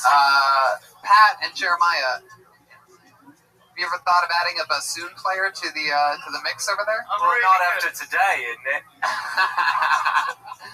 All right. Al was right. I think we're done with you. Thanks, man. It was lovely. Cheers. Enjoy Bye. yourself. Take care. Bye, man. There he goes, Eric Lampard. He's on Twitter at Eric Lampard, Lampaert. I felt like that was a little insulting. And American comedy can't be boiled down to fucking dick jokes. I was trying to be positive, like you told me. The show's gotten really positive, and everyone's just asking questions. Well, I mean, we're supposed to be nice to fucking Pat. No. But wow, I can't. My guard is up. I liked it better when you were fucking quiet and just playing music. Remember that show? Whoa. Wow, here we go. Just fucking play the instruments and shut the fuck up. Oh, dude. Oh, man. Still a really big fan. Thank you so much. I tried to hold it in as long as I could. I just couldn't fucking take it. All right, who's next? I hate everyone with a British accent. Fun fact. Do you? Yeah, pretty much everyone. I think that there's an overwhelming amount of British hosts trying to overtake good American-hosted jobs. You know, your Simon Cowells and your whoever the fuck's after replace Craig Ferguson. And, yeah. And I don't want to pick on. What was your name again, buddy? I don't want to pick on Eric, but as soon he fucking opened his mouth and that huge mass of fucking gums dropped, I couldn't fucking take it. I was like, his teeth definitely looked like they were from rotten. Yeah, it's like a second layer, like a great white shark. There's fucking another row of teeth behind that row of teeth. There you go. Still bombing from the audience. Eric Lampard, everybody. Very English of you to just be yelling after being defeated. Tony, that was the Redford round the world right there. There you go. We're having a Revolutionary War right now, the remix. I pulled another name out of the bucket. Put your hands together and keep clapping, or save your clap until they get to the stage, but explode when they're about, be an audience, guys. How about that? Put your hands together for Josh Popkin.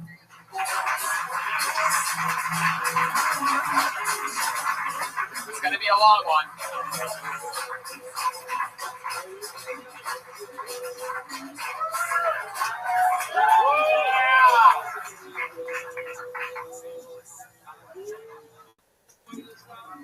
I'm gonna be honest. I don't like the people I'm currently friends with. Like, my friend Jack is one of those people who can't get through telling a story without cracking up. I ran into him this morning. I was like, "What's up, dude?" He was like, "Yo, you're never gonna believe what happened last night." So I was at a bar and this guy. So I was at a bar and this guy. I'm sorry. So I was at a bar and this.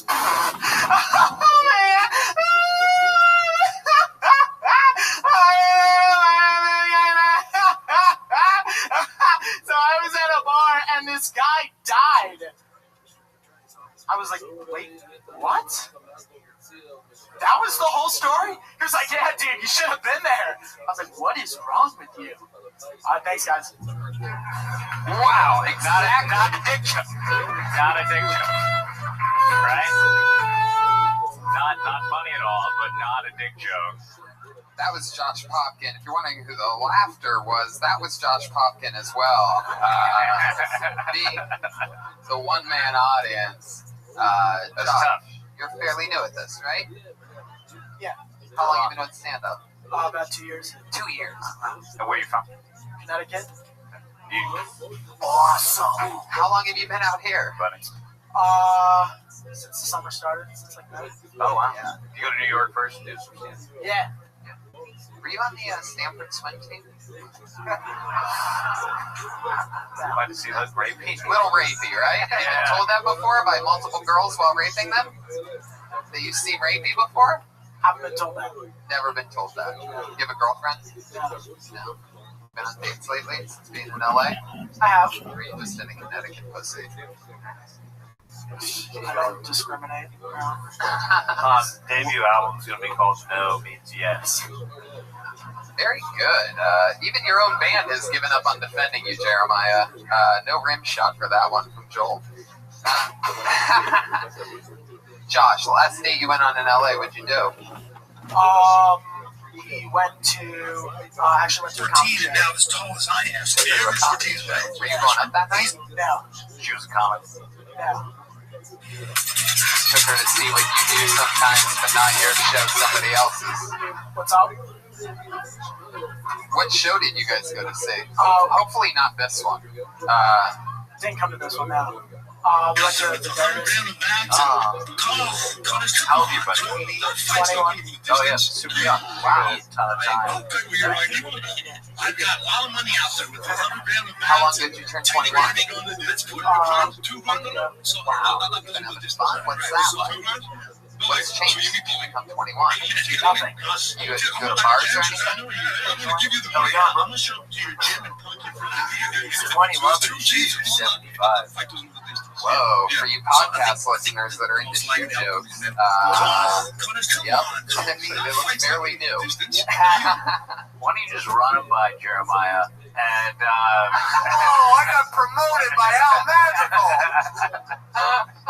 Wow. Hey, I'm thinking about It's great. Thanks so much for coming out.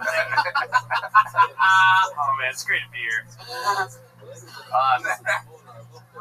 So that's you've been at it since you were 19. You've always wanted to do this. You're giving it a shot, and that's great. There's a lot of room for growth. Yeah. What else do you talk about other than your buddies? Talk about whatever's going on in my life at the time. Yeah, that's a tricky. Well, that's it. That's the tricky thing about starting when you're so young is because you don't have any life experience, and so you have nothing to draw on, and it's a little tough, because then you probably want to go out and do as much stuff that's unique as you possibly can. Good point, Josh. Is there anything like crazy about you that we wouldn't guess looking at you?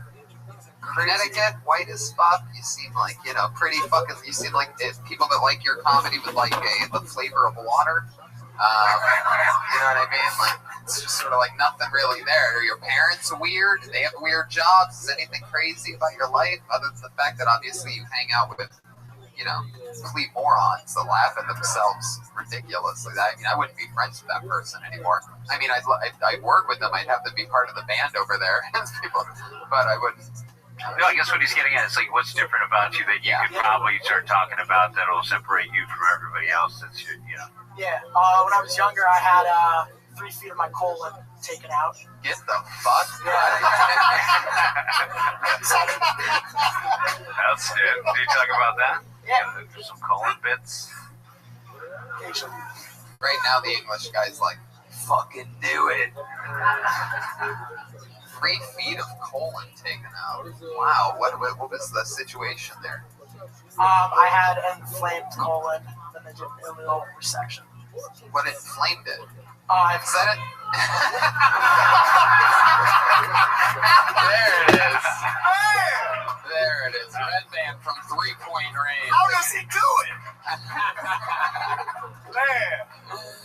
I apologize for that statement earlier, man. You were on one. That was good. How did it get inflamed? Is that just a natural infection, or did you eat something? Yeah, I have Crohn's disease, which is like causes that. So. There it is. Crohn's disease. Yeah. That's the slogan for Crohn's disease. Is oh shit. All right. That was great, Pat. That was a good one. Have you had a lot of accidents? Like, that's like a shit your pants type of disease. Is that a thing? And by the way, I also have to give you credit for wearing khakis and having that issue. Yeah. Yeah. Do you ever get chapped lips from just wiping so much? That's what I always wanted to know. You're talking about your butt lips? Yeah. Chapped butt lips? He has to shit 30 times a day, so. There you go. You really have to shit a lot? 30 no, times a day? No. Hasn't really affected my life except for having that inflamed colon. Yeah, having that chunk of colon taken out. Not on a day-to-day basis. No. An inflamed colon happens a lot around these parts here in West Hollywood, Josh. I don't know if you know that, but it's a whole thing. Okay, so 3 feet of inflamed colon removed. That's a good one. Crohn's disease. That's another. Sure. Give us something else about you. What do your parents do? Because Connecticut's just the most fucking white bread motherfuckers in the world. Well, you'd think. Yeah. But like New Haven and Hartford. What part are you from? Westport? No, not Greenwich. What's Westport like? Similar to Greenwich. Yeah. Yeah. What do your parents do for work? Well, my dad is a salesman for a company called Gartner. My mom doesn't work. Gartner, gun company? What did they do? Yeah, they sell computers. Oh. That's Garmin. That's it. How's going back? Nothing that exciting. You said your mom doesn't work. You don't consider raising a child work. Whoa, that's my feminist boy, Pat Reagan over here. Yeah. Oh shit. Anything else, Josh? No, that's it. Thank you for having me. Fan of the show. Wow. You're welcome. Thanks for coming by. I appreciate it. He used his lifeline to get off the stage. Yeah, exactly. Unless you want to keep talking. Well, I mean, if you're telling me that that's everything we need to know about you, then maybe that's it. You are 21 as fuck, Josh. I'm not gonna lie. We'll see in a couple years. Josh Popkin, there he goes. Fuck yeah, dude. Absolutely. Super polite. Yep, he has Crohn's. It's official. He has Crohn's. You can tell he wipes with the right. There he goes, Josh Popkin. Crown up. He wrote the word Facebook next to his Twitter, so find Josh Popkin on Twitter, Popkin. Wow. 3 feet of colon removed. I mean, that would just freak me out for the rest of my life. Every poop, I'd be like, this is not good. I already get scared every time I poop. Like, I always feel like I'm dying, sort of. Not always, but like half the poops. I'm always like, They replace it? Is it like pig intestine that they, what do they, you know, let's get it back up here. They just cut them. They don't replace the colon. They just make it shorter, so you just have to poop faster. but you're losing intestine, is that what's happening? Yeah. You don't have 3 feet of fucking colon. Well, I think that's what he's talking I about. think there's a lot of colon there. Yeah. I mean, it feels like a lot of colon. There you go, Brian Redband. Brian Redband beat Brian Redband live on Kill Tony.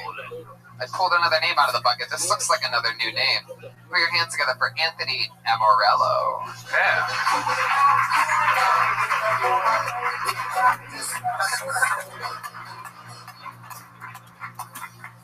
What's going on, guys? I have a weird relationship with alcohol. One that I can only really compare to Bobby and Whitney, but I'm Whitney.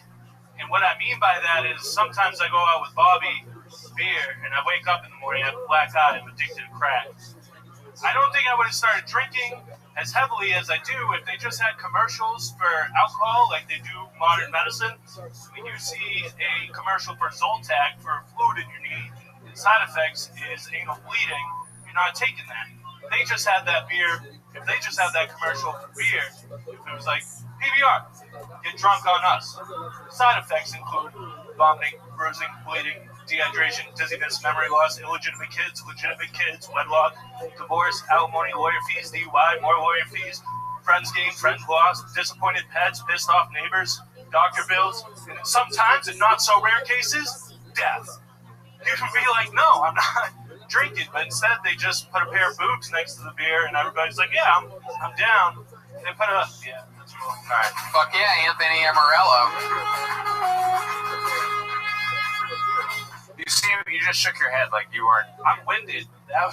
Yeah, you gotta get when you memorize something like that. Yeah, that didn't go as I planned. It's tough. Well, first of all, and I've said this every single time I'm on, 1 minute, it's incredibly tough. What they're doing, big round of applause for all the comics, the bravery. Because it is simple. Just 1 minute. Yeah. I think I've told this story a couple of times, but when I first started in San Francisco, we were sitting in the back of the room for 9 months, me and a comic named Gary Keenan and another comic named Andrew Norelli. And then the guy walked up to us, this guy Huck, who was in charge of the San Francisco Punchline. And he said, all right, I'm going to give each of you guys 3 minutes. And I looked at him and I go, no, we're not going to do that. He goes, what? And I go, nah, we're not going to do that. And I go, when you're ready to give us each 7 minutes, we'll take it. And then he fucking goes, all right, I respect that. He gave us each 7 minutes, he goes, which one of you guys wants to go up now? I was like, I'll do it. And then I went up. But for the most part, what you're doing, you can't operate in a minute's time. So you shouldn't be beating yourself up. Even the people I gave a hard time to, it's like you can't do anything in a fucking minute. And if you can, like the big guy, you got to really think about these fucking sets. If you want to do something that's impressive, you really have to have this planned out if you know you're going to fucking come up here. But to pull that off, it's tough. So don't beat yourself up too much. You do smell a little bit. I didn't know if you certainly can control that. Dang. What's the smell that you I don't know. I thought I got a whiff of the microphone. Sometimes these are horrible. Never smell the mic. But then I realized it wasn't the microphone. I'm a big guy that's not used Yeah. Sounds like one way that you're not like Whitney Houston is you don't take a bath. Remember that from earlier, you motherfuckers? Yeah. You hateful half-laughing crowd. Anthony, how long have you been on stand-up? About a year and a half. Okay. All in LA? No, I'm from Massachusetts. Massachusetts. Yeah, I just moved out here. But I definitely think character-wise, I don't know if you want to use the beer as a prop, but if you're just drinking it, but he's got a Fort Lauderdale hat on, like that. You know, the party animal. It totally works, right? Yeah, That could yeah. be a thing. You're like the. That's your song every time you walk around. Do you really drink that much? Are you really like that guy? I used to. Actually, since I started doing comedy, I realized I can't drink that much. Because, it just doesn't ever work when you're fucking wasted on stage. For me, anyways. You can't. What you said? It could work out. Yeah. It could. I'm not. I want to play with it and see how fucked up you can get. That's fair. Do you do a lot of spots? You go up often? Yeah. What do you do for work? I mean, I spot a lot of people, like wage gym, you know, like you spot, but I don't know about spots. I don't have a job here yet. I'm just like doing extra work for now, but I need a job or I'm gonna get evicted really soon. Have you thought about maybe, have you noticed that you smell at all? Is that a thing that people close to you have told you, or do you not have people close to you? I have a lot of people. I mean, I smell tonight, I'm not gonna lie. I was in a rush getting here, but like, one time meeting me, you can't just solidify me for smelling forever. In this business, we totally can. Literally just a dime a dozen. I don't know if you know this. I have a full bucket of names here, and we can cut you off right from the get as the smelly guy. I mean, I live in that fear daily, and I don't ever smell. It's part of it. You know what I mean? It would crush my soul to be known as the smelly guy. You're crushing my soul right now. No, you're crushing your own soul and just finding out about it live on a podcast. When's the last time you showered? What's your hygiene like? I mean, I showered this morning. Like I said, it's fucking hot. When was the last time you wiped your butt after pooping? There you go. Brian Redband with another Redband for you. I mean, Axe body spray. That's what it's for. That's what I was just spray your butthole and your balls and get out. I don't think you're supposed to spray your butthole. Yeah, I don't think. I don't think that's good advice. I don't think that's what it's for. Brian Redband. Brush the crumbs off and spray it down. Brian thought it was ass body. It's not. No. Thank you, Joel. I deserved it on that one. So, Anthony, it's crushing you right now that you smell a little bit. You took a shower this morning. You said it was hot, that you were in a rush. What else did you do today? Honestly, I had to scrape up enough money to not get evicted this month. So. How'd you do that? I pulled the last amount of money from my savings account, so I seriously need a job, and apparently so. So like, don't rely on the extra work and then just. Yeah, I'm not trying to. I became a bouncer at a strip club in Hollywood. Sounds fun. It wasn't, like, it's so fucking terrible. Jeremiah's stomach also became a bouncer at a comedy club tonight. There you go. Can we get Jeremiah's stomach its own microphone? Oh, look at that. Again, this is the podcast that I really encourage you watch instead of just you gotta watch this one. Anthony, tell us something else interesting about you. You're a yo-yo specialist. You skydive monthly. How many arrests? Good question. 9. Wow. 9? Dude. Break it down. Ow, nailed that. Yeah. Why don't you go through each one of them? Same repeat offender? Yeah, there were a couple. How many urination of drunk in public? 1 urination.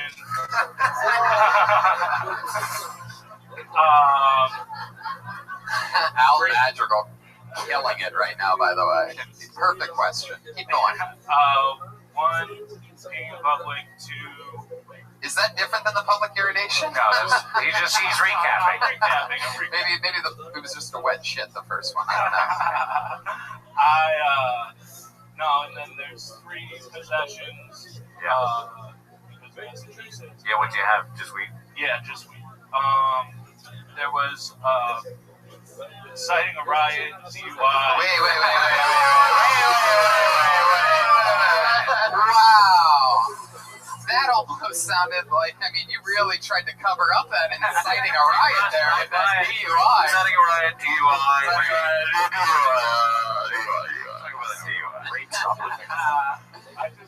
I know my dad's gonna watch this and he has no idea about the riot. Let's do it. Let's talk about it. Hi, Dad. Welcome to a live podcast. Don't have your dad watch it. Don't tell him about it. No, you should know. I mean, it's fine. Yeah. How long ago was the riot? 2012. Wow. Yeah, 2012. Yeah, well, I was in college, and a group of guys, like the weekend before, had kind of fucked up my girlfriend's house at a party. Couch out the window, and it was.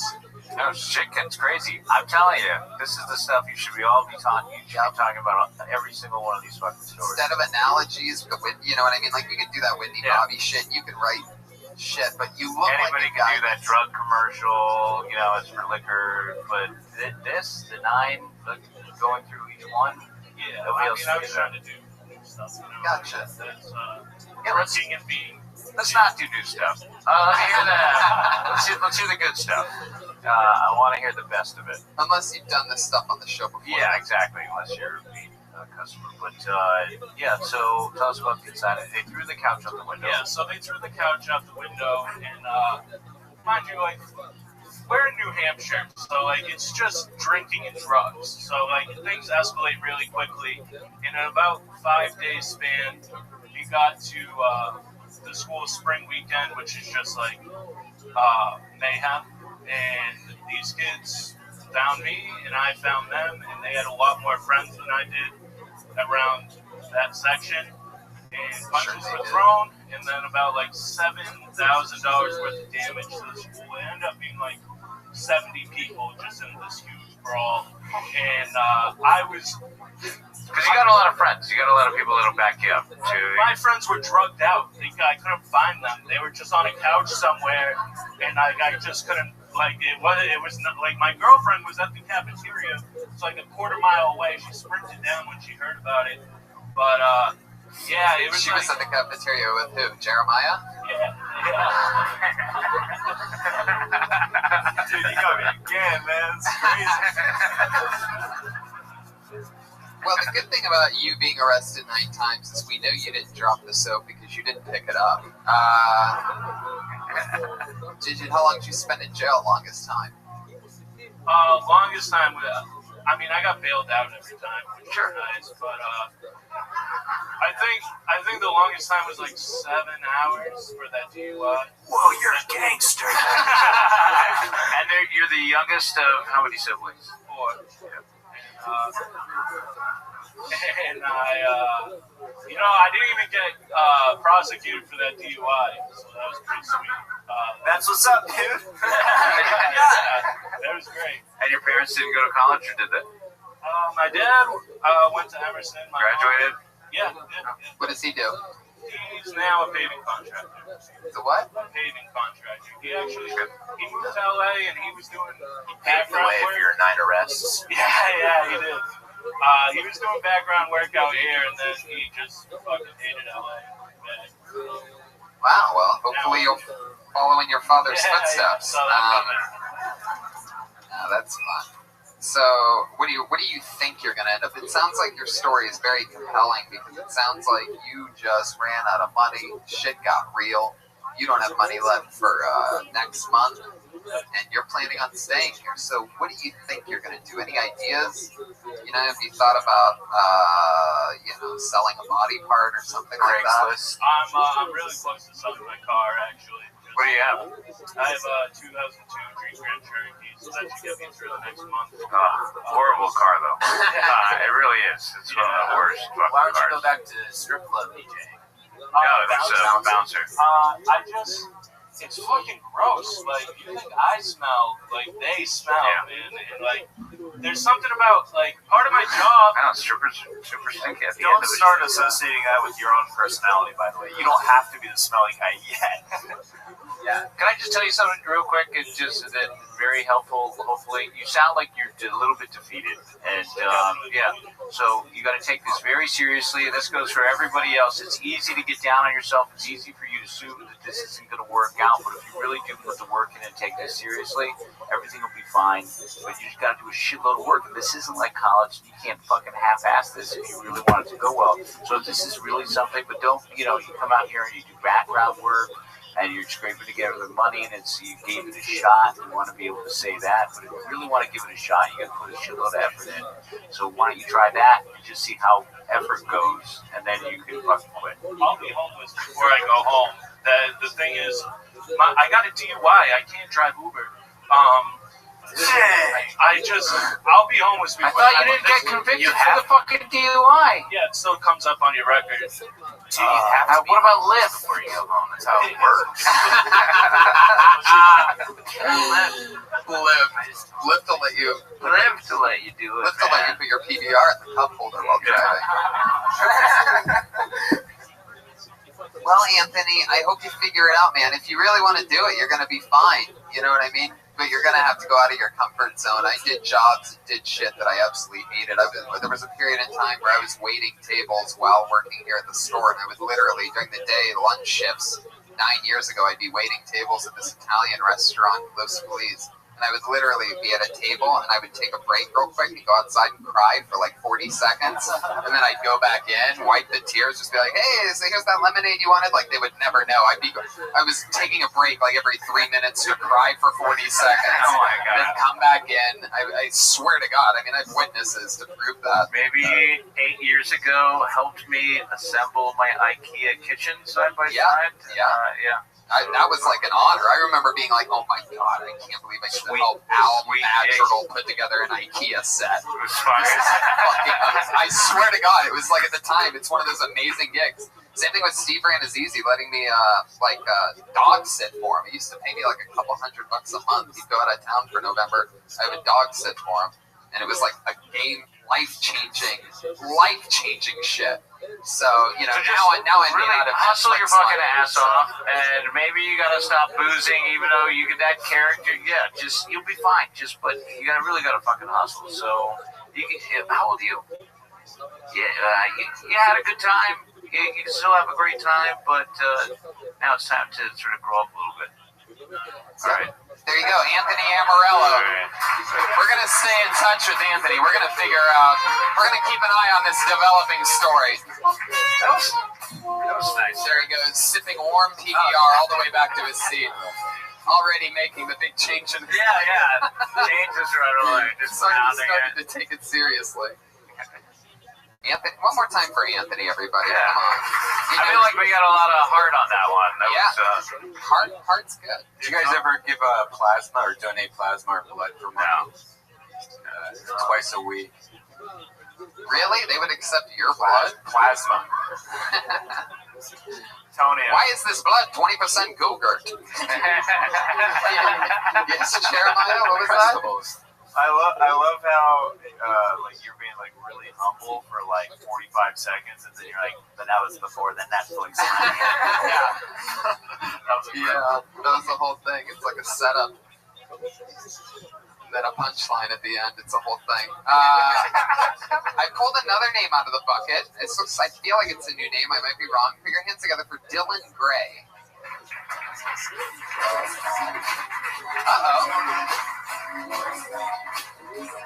Ron.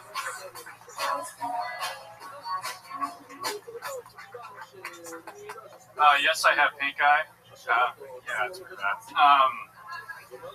My boyfriend came in my eye 3 days ago, and it got bad. So I'm just going to do something a little different. Dylan, you just gotta go. You gotta go, Dylan. I'm sorry. Next time. You know what? Maybe we'll put it to the side. We love you. We'll have you back next week when you don't have pink eye, okay? There he goes. Dylan Gray, everybody. There he goes. That's fucking absolutely disgusting. Can we get Josh Martin with the spray thing for the microphone? No. Just keep it right over there. there. Can't hang around people. Dylan, seriously, I wish you the best of luck, but you shouldn't be in that close proximity to anybody. Yeah, it's highly safe. Just fucking walk away. I bet he's not going to do that opener.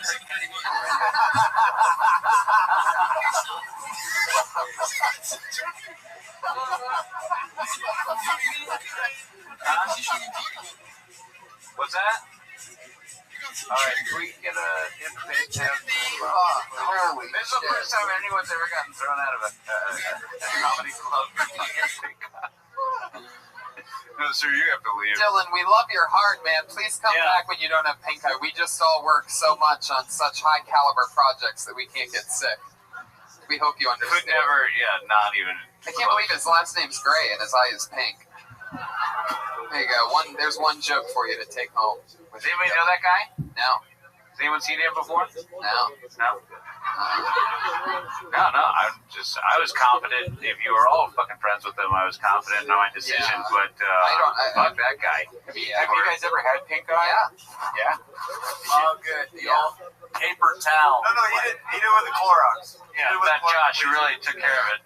Josh, was that it? No, he did a Clorox wipe and then he dried it off. Did a great job. There you go, Josh Martin. Josh Martin. I don't think. Did he touch the mic stand and bring it back? He did? Mic stand, Josh. Josh, we need more sanitizer. It's got poop all over the thing. We need you to stroke this, like this whole thing. My God, that is almost just. Really? I mean, you only brought one wipey? No wipey poo? Josh, what are you doing? We're waiting for the thing to be sanitized. Al, you got a new TV show, right? Are you allowed to talk about it? Great. Yeah. We start next week. Showtime. I'm dying up here. Al Madrigal starring and writing in it, ladies and gentlemen. How about that? Yeah. Keep an eye on About stand-up comedy in the 70s. Full mic replacement going on. Still no wiping of the mic stand for those of you paying We really only care about the mic stand. That's all he touched. Oh, the mic stand. But Now he has swap to it go out. back I like, and get another I like mic. the swap.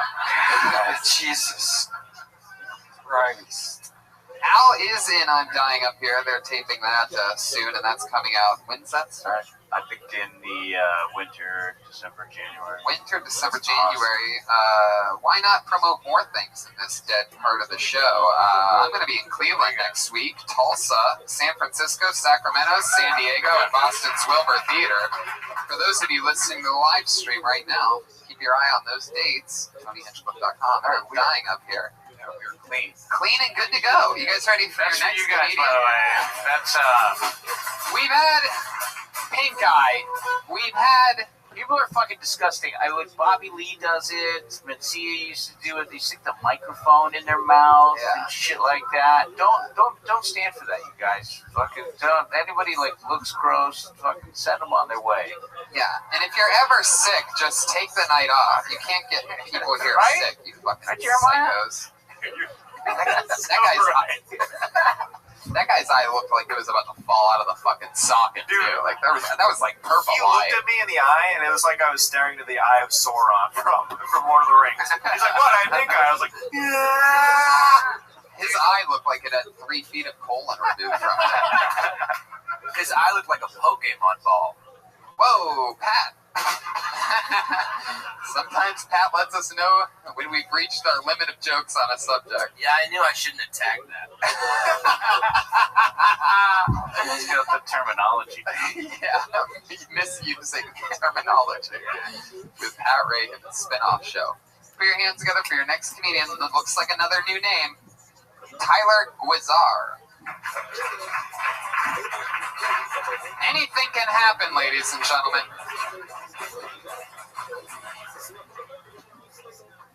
Hello. Hi. Is that all right? All right.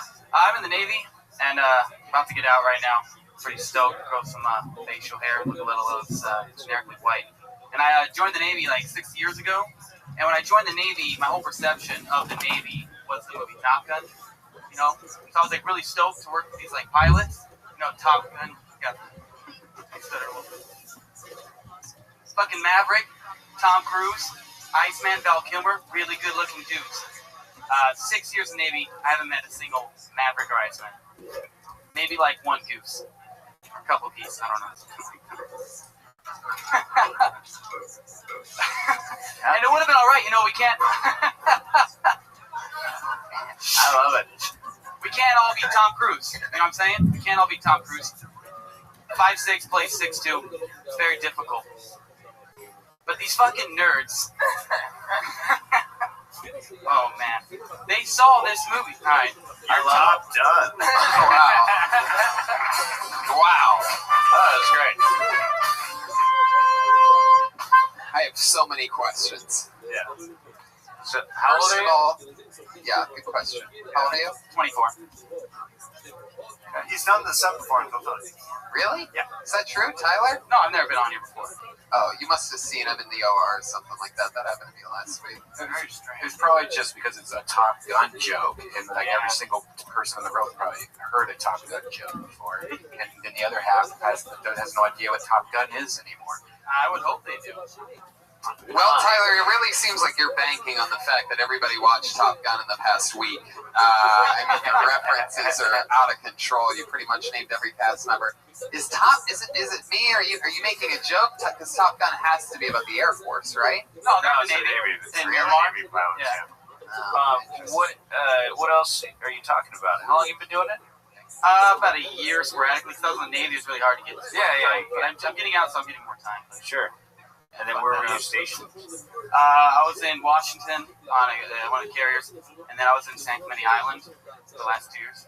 Jesus, sounds like you went to the Navy to go on vacation or something like Yeah, that. it sucked. Washington and San Clemente doesn't sound that bad. San Clemente Island is like dog shit. It's just a desert island. Wow. Where's it at? Shots fired. You know where Catalina is? Yeah. South Catalina, and they just like bomb shit there. What were you doing there? I'm an air traffic controller, so I talk to all the pilots. Yeah, so I was going to ask now, are you going to be able to do that once you get a I job? could. I don't like it. You don't like being an air traffic controller? No. I'm trying to do this. When you're air traffic controlling, you sporadically just burst into laughter like a villain? I'm sorry. That was really funny. It's like your career choice is so fucking laughable. You just... It's a nervous laugh, but just the way you did it is like, I'm going to try to do this. It's never going to work. You know how to give it a shot. Well, I figured out it was not going well, and I was fucking... No, I think it was sort of charming. I think your personality, like, you look funny. I mean, that's, No, that's a huge compliment. I started because people were like, my little brother's friends when I always wanted to be a stand-up comic, but they would laugh at just looking at me. And I was like, oh, if I could just add words to this, then it's great. Yeah, funny look. You got that part down. I can just say something that's hilarious. Yeah, I got nervous, and I didn't react. I didn't handle it well, so... It's a tough. Everyone's had a struggle today, so just relax and get comfortable. Right. That's what. Take it from Pat, who's been trying to do that the entire episode. That was really fun. Again, Pat, you've had 2 good ones. And Tyler, tell us more about yourself. You've been in the Navy. All we know about you is that you are a over-the-top Top Gun fan. How long have you been trying to grow that beard? What is that? I started 2 weeks ago. I've never really? on Facebook before. You still haven't. So it's bad. It's not good, but I'm giving it. Yeah, it's not gonna end up. I gotta give it another week. Yeah. I couldn't quite decipher what the joke was even about. Were you saying that there weren't that many attractive guys in the Navy, and you were looking I started for one? stuttering because I was drinking beer. My mouth got dry. It was probably bad plenty. But I was saying, like, pilots, they're fucking dorks. Like, they look really cool in movies. I thought I expected that, but they were really...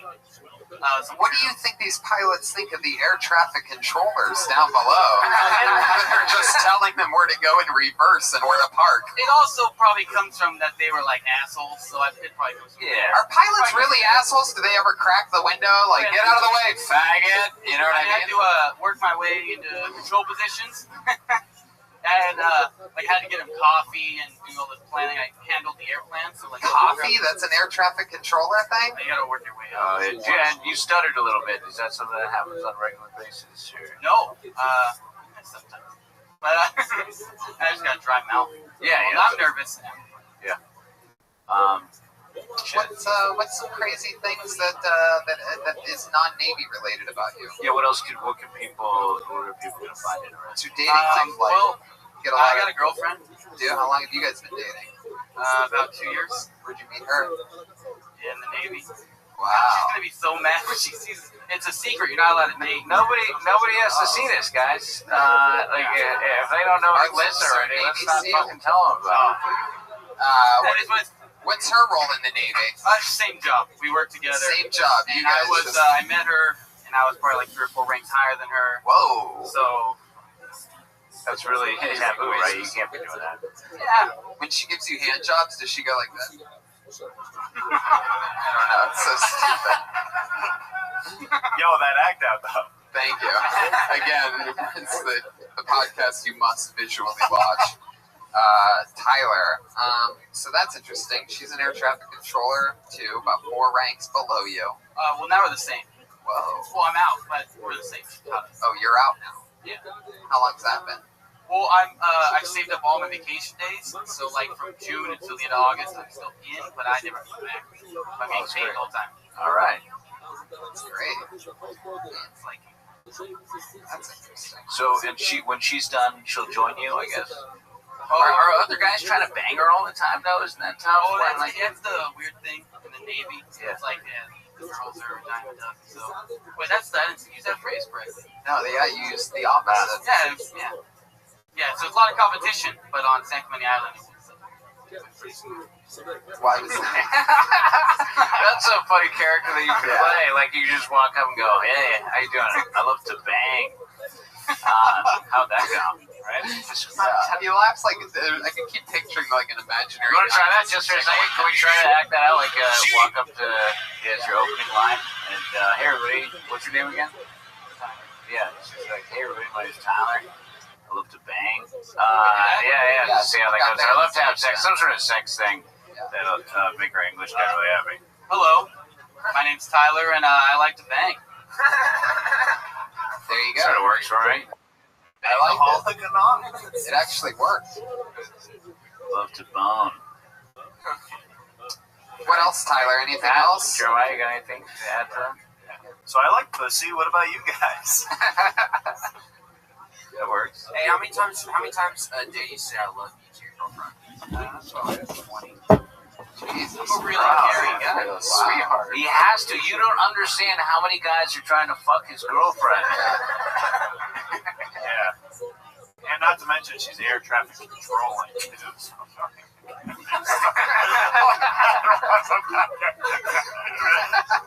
I don't get it, but he delivered it. Air traffic controlling. That's funny. So Tyler, let me ask you this: when you were on the same island with her, you guys would have top secret hookups. Like, how would you do that on a deserted island? All right. I'm not going to go into that. Yeah, because I'm gonna hold that. Yeah, that could actually still get him. Okay. Or her in trouble. Maybe. Yeah, maybe. How much longer does she have until she's out? 3 more years. 3 years. Whoa. Yeah, this one's not gonna work out. Sorry, Tyler. I don't think 20 times a day is enough to keep her. Wow, Jeremiah. Look at you. Almost found that last note. I still think we all have fucking pink eye. I'm sorry, but that was creepy. The waitress probably has it from holding the pen that he gave her to sign his bill. Probably like this whole connection that you guys all got the pen now. We gotta seal the comedy store, everybody! Everybody in! Oh, shit. All right, well, thank you very much. Good luck to you. There he goes, Tyler Bazaar, everybody. Boom. Another one down the drain. You got 3 left? Yeah. We have. We're gonna hit our 2 regulars right now. Oh, we're gonna go back. We're gonna go back to the bucket one last time after our 2 regulars. Let's do going up first this time. You know her is always nervous, always a challenge. She's very new, and she just started on the show. Whatever, 6, 7, 8 months ago, whatever. And writes and performs a brand new minute every single week. It's a tough position. Here she is, Melissa Esslinger, everybody. Not out of the bucket. New 60 seconds every week. shoes and a Pokeball over there. 2 Pokeballs. You know those? Oh, there's one right there too. You know those desk birds that are like? I don't understand. They're like, oh shit, I'm still thirsty. Fuck, what was I gonna do? Oh yeah, drink more water. Damn it, I'm still thirsty. I don't know. I just think they're really funny. I think it also would be funny if there was like this guy that gets mad every time you make them laugh, because laughter is like a natural reaction to something's funny, right? Like something's funny that I'm not saying right now, but if you said something funny, they would laugh, and then one of you is just like, fuck you! How dare you make me laugh? Fuck you! I don't know. Pokemon, the Pokemon game, right? Everybody's doing it. Getting 14-year-old girls are like right around the corner from getting, you know, like abducted because you're like, yeah, man, I got a rat-a-tat, and then you're in a van. There you go, Melissa Esslinger. An unbelievably not nervous performance. You performed like you had a bunch of jokes that you were gonna do. I was waiting for a punchline at any point almost, but performance-wise, that was your best performance, but you just didn't do any jokes. I mean, you were moving around comfortably on stage, no ums, no regrets. You have to realize that right from the get, nobody gives a shit about any balls on stage. You have to be in a desperate race to make a connection with the audience when you get on stage every single time. Yeah, there's this economy of words thing that people don't realize is that you really want to be precise and surgical when you have, especially the opening lines. And so your opening line, something in the audience, something sort of a call back to the fucking pink eye guy, something that, everyone, and then you can jump in. Again, when you have more than a minute, it's easier to do this, but you just really want to be nice and concise. Like I've said, I think before when you were up here, you were the last time, it's coming. Yeah, of course. Yeah. Well, I guess I'm not that good at joke writing. But I'm good at being funny on accident, so I've been working on that. Yeah. Which sounds like bullshit, but it's not. It's really not. Work on the writing for sure, and then let the accidental stuff happen organically. Would definitely be my one only. I mean, there's no other option. I mean, we would have to try to write jokes in order for the accidental stuff to happen, because banking on the accidental stuff, it shows. Yeah. Now, it's not that I just got up here and was like, oh, let me see if this is funny. Like, this is stuff that I like. No offense to my friends, but like I done around my friends and they laughed, and I'm trying to figure out how to. I understand there weren't any punchlines, but that's not a joke. And the main thing really is that, you're talking about it not being funny. You're saying things like, it would be fun, some people laugh, like if I was saying something funny right now, then it's like you're letting us know that, hey, I mean, no punchlines is no punchlines. We all know it. We've heard them. Something funny happens. We're all rooting for you in the first place. That's the other thing. We're dying for you to give us a chance to laugh. And it's going to be verbal. There's not going to be there's not going to be something that you find out where it's like, hey, those one things that are like this? That's funny, right? It's never going to work. It's just, we're there. We're at a higher level. You know what I mean? So, yes, you're right.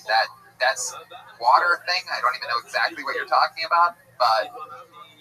You don't know the birds? The desk ornaments? I think they're on lawns as well, too. On what? Aren't they on lawns as well? Anybody? Like the water fountain thing? There's a little, maybe there's that desk thing that it's been in movies and people have it on their desk where this bird goes down and it's a physics thing. Was there one in Top Gun? I don't know. Alright. I'm struggling with the whole idea of like wanting to just scream, what the fuck do you want? But that's normal, and I'm trying to figure it out, right? Yeah. Because when you don't, when you're funny, but you don't necessarily know what's funny about you, I mean, that just takes life experience and getting comfortable in your own skin, sort of be able to channel that on stage. And I think writing, the best advice really is keep your eye open. when you're going about your daily life, because funny shit happens, and then you can try to communicate that to an audience. It's gonna happen right in front of you, and you just gotta know what it is. Say it to get to it. The ball. Oh, there's another ball. Oh, there's another ball that nobody on the podcast can hear. Nobody in the audience can see because the thing above that's slightly elevated, so it's like balls are like blocked. You're talking about one behind there. Anytime you're not involving anybody, getting right to it, they can sense your killing time. They can sense you're not that. Here's what it really is. They can sense that you don't have anything that you're that excited to talk about. That those balls to you are more exciting than what you have planned with the bird, nest, water, whatever exact thing. Still don't know. Does that make sense at all? You have to get to it in the beginning. I guess, but... And does everybody know, I mean, it's very popular right now, obviously these guys are dressed up like Pokemon, so is Rabbi, but is everyone in the audience 100% familiar with the phenomenon and how it works and exactly what happens? So it's the Pokemon game. Right, I know that. What was the reference that you used after that? There's something right there. You said there's... The rat-tat-tats? I was just naming... what I think is a Pokemon, or it is. So what was the thing that you said for that thing? Still no answer here. I feel like it's a really good way for girls to, or kids to, because I've seen like groups of girls to get like waiting around the corner, jumped, and then what? Or raped, are you even listening anymore? So what was the line that you said? I said about the girls waiting around the corner, and then what? The reference from Pokemon. Rat-a-tat, I don't know what you're asking. Is that what you said? Did you say that word? I think she said that, the rat-a-tat before. Is that a Pokemon character? Yes. Perfect. Now that we've finally gotten there, how many people in the audience know what that character is? Jesus. Tony and Pokemon with a huge crossover. I want to know why I always... Well, it's okay to fail, but I want to know, like... How you could have written that better. Sure, yeah. I mean, I haven't been doing, I don't think I know anything. I'm here to learn. Well, that's, actually, and I don't want to, is the kid that I brought to San Diego here now, Jesse Glasses. Yeah, that did not go well, you guys.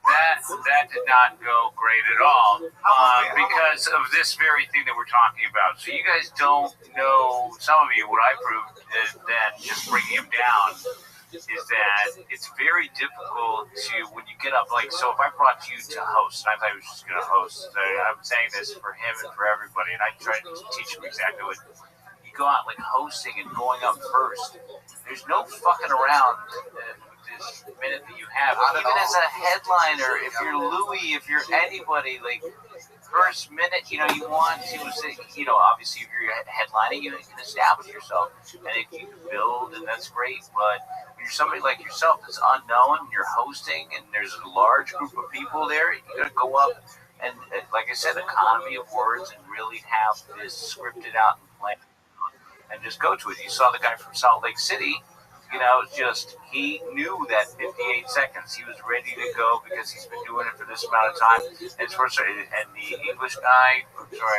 yeah, I mean, I knew exactly what bit he was going to do. You should know exactly what bit you're going to do and have it practiced and rehearsed. And even if it doesn't get a laugh, it should be structured enough that you can get it out in a fucking minute. And so I can talk to you afterwards and tell you exactly what I would have done. I don't know if it would work. Kiss 2 hours of your life goodbye. Electrical. No, I'm just saying with the Pokemon thing, you guys, you have to introduce everybody to the fucking the concept. No, you have. It's also showing that you're not going out and you're not doing mics because you definitely didn't do any of those jokes at any mics this That's not true. And so you actually did that and go, hey, I'm not doing jokes, and you didn't learn. No, because it made people laugh, and I enjoyed doing it, and here's the thing. Everything you that I yourself said you didn't write any jokes. So how are you doing no jokes on stage? Because I suck at writing jokes. Well, then you need to stop and figure it out because that's the whole point of this. That's the whole point of I can write amazing jokes now, right? Like I can't just snap my fingers and write good jokes. That's the point of being a comedian, is writing material. You can't just go on stage and stumble around and It's expect not to a make it on lack HBO. of material, it's a lack of jokes. Unless, of But course, you people get are cancer, laughing, then you can't. and I'm trying to figure out what's making it, right? I don't know. Melissa, Listen, you are on a whole nother level right now. We know. He's the hardest art form in the world. Not going easy for you. Oh, Melissa. Oh, how sad. I thought he was going to room. Yes, you are. There she goes. Melissa Slinger, everybody. I'll talk to you. There she goes. There she goes. And you know what? It's charming and delightful, and that's going to carry you a long way. I feel like you don't mention the positives too. It's like you've been given this opportunity, but you're so charming and likable when you get up on stage. That's a huge part of it, and it's definitely going to work out. Just again, like I've been saying, and every time I come up here, I say the same fucking thing over and over again. Tremendous amount of work. It's hard. Very hard. Sucks. Punchlines. A lot of people take this job or try to do this because they don't like working, and I don't like working regular jobs. You got to work your ass off. And if you ever want to just save some time, you can study in one night how to start a set by watching this place just one night. I'm stuck going up between, Rogan and Diaz, Louis, and go to the back of the OR and sit and as a little exercise, watch everyone's first 20 seconds. Yeah. And really, really, really pay attention to everyone's first 20, 30 seconds and see what you get out of that. And that'll help you figure it out. Yep. One more time for Melissa Slinger, everybody. You have one other regular. She writes and performs a brand new minute every single week. Tough job these ladies have. Put your hands together for her. It's Vanessa Johnston, everybody. Here she is. Put your hands together for Vanessa Johnston, everyone. Everyone's like, again? Not again. I feel like all the social media attention in the last week gave me my period. Like, my body was like, we give up, and then just exploded. It's like, no more. The world is fucking crazy right now, dude. Like, it's insane. What's up with Prince William's hair? The dude is 34 and he looks 60. Like, he has money to fix it, so fix it, Like, princes aren't supposed to look like that. I grew up on Disney movies. I'm more disappointed that he looks like that than animals can't talk. It's like, no wonder Britain left the Union. They're like, we must reduce stress for the kingdom so that dearest Prince William does not lose any more of his hair. Does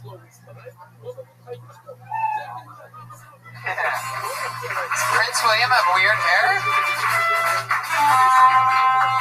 Who's this Prince? Is this Prince William one of these Pokemon characters? What's up with Prince William's hair? Did he change it? It's like, have you seen him? Well, it looks like Jeremiah's hair. It's like super receding. Oh. It's really bad. If you see it. If we could just morph you, what was the other one's name? Melissa into one person, we would be in business. But we can't. Rough night, man. You're absolutely right. I can see why what you're saying is true. Melissa has a lot of likability and it's a Ginger and Marianne situation. Personality-wise, contradicting your own advice. Well, what's that? It's contradicting your own advice, Ginger and Marianne. Like I have a feeling that more people do the Ratatouille than Ginger and Marianne. Oh, that was my advice. I didn't care about that. But I do think that same advice for you is that, again, just coming out right away, the premise that you have, like, there's so much, did you say social media? Attention. Social media attention. So, there's horrible shit going on right now. I feel really upset. For example, has anyone seen William's hair.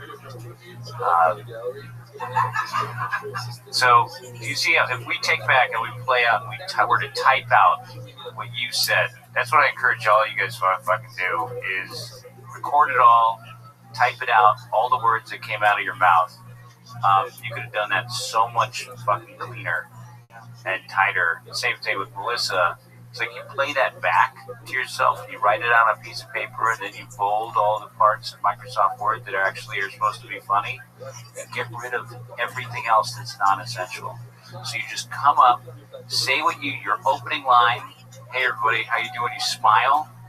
Hey, how's it going, guys? Fucking we're here. It's horrible on a horrible night. Like, it's terrible what's fucking happening. Cops are getting shot. Well, I guess you don't say that, but yeah, you say, yeah, it's terrible right now. The worst thing, has anyone seen Prince William's hair? It sucks.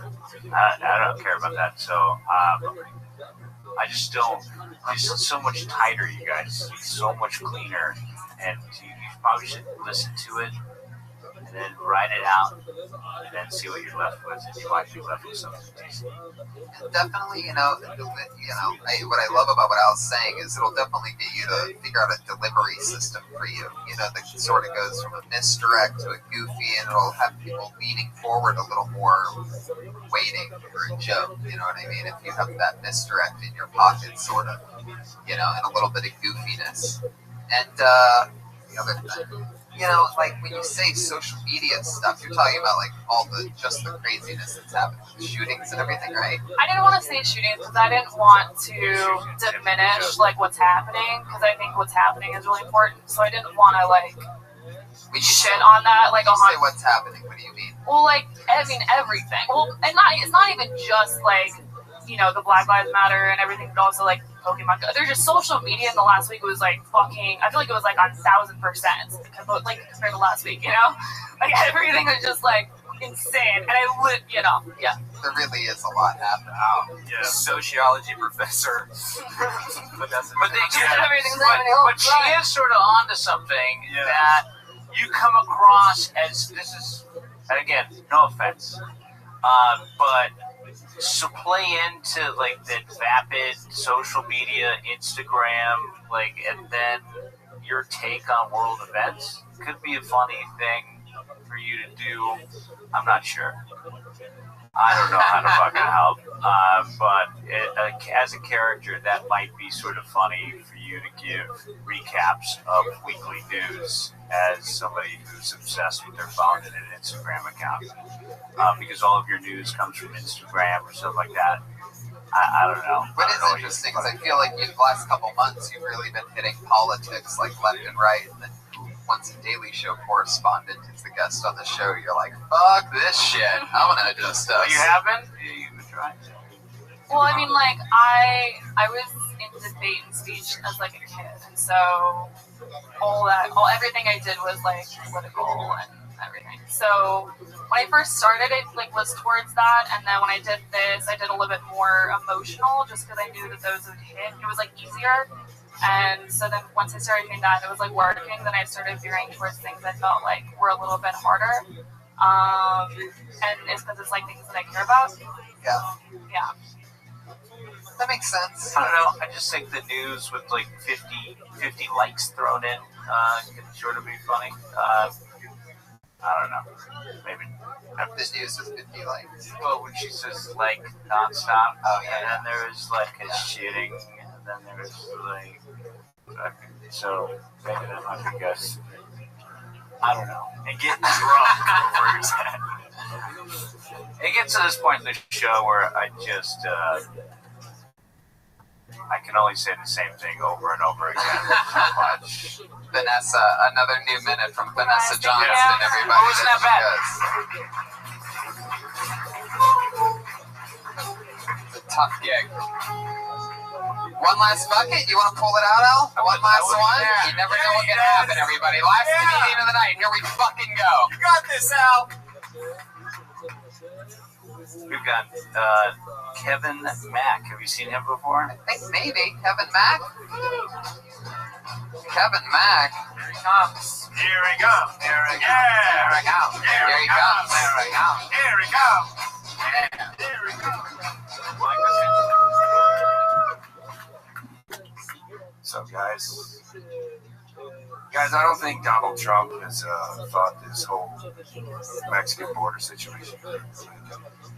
His tagline is, "The wall just got 10 feet higher." Is that really what you want? Stronger Mexicans? Just swole ass cholos coming over the wall, choking out border guards. They go to sleep at today's school over here. You're building obstacle courses for people that generally build obstacle courses. I got into an argument with a friend the other day. He said, I didn't like that Donald Trump had said that they were sending rapists and murderers over here. He's like, he didn't say that. Because he did. And we're doing the same shit. You don't go to Mexico unless you did some shit at home. No American is moving to Mexico on purpose. You are escaping the federales. Fuck yeah. Kevin Mack. Fuck yeah. I just have a quick question. When the guy from the Navy was up here, did anybody just have the urge to just start chanting, Rudy, Rudy, Rudy? Another old movie reference. Yeah, we've had a lot of those tonight. This is like the, what do they call it? AFI Top 100 night at Kill Tony. Kevin, why do I feel like you just got done fucking everybody in here's girlfriends? Spent the entire episode just fucking everybody's girlfriends while the comedians. That's how I got pink eye. Oh, son of a bitch. Mac, he's got it. See, this is what we're talking about. For all you that thought this was impossible to be funny for a minute and then be good at the interview part all night, Kevin's proving you all wrong. Kevin, how long have you been on stand-up? 1 month. Wow. In Hollywood for a long time? Lazy idiots? Yeah, I grant you didn't hear what I asked. Hollywood for a while, though. Acting has been paying my bills for months. Yeah, stage presence is very obvious. You're comfortable on stage. Thank you very much. I'm a huge fan of that. Wow. Podcast. I'm a Joe Rogan head, so. Dude, and he's a charmer. I don't just fuck girlfriends. Have you ever dated a celebrity? No. You look like you have. Delivery. I like it. What do you do for work? Act. Full-time actors. Yeah. Full time for 7 And years. I have a Super Bowl commercial that I'm kind of living off of right now, so that's kind of nice.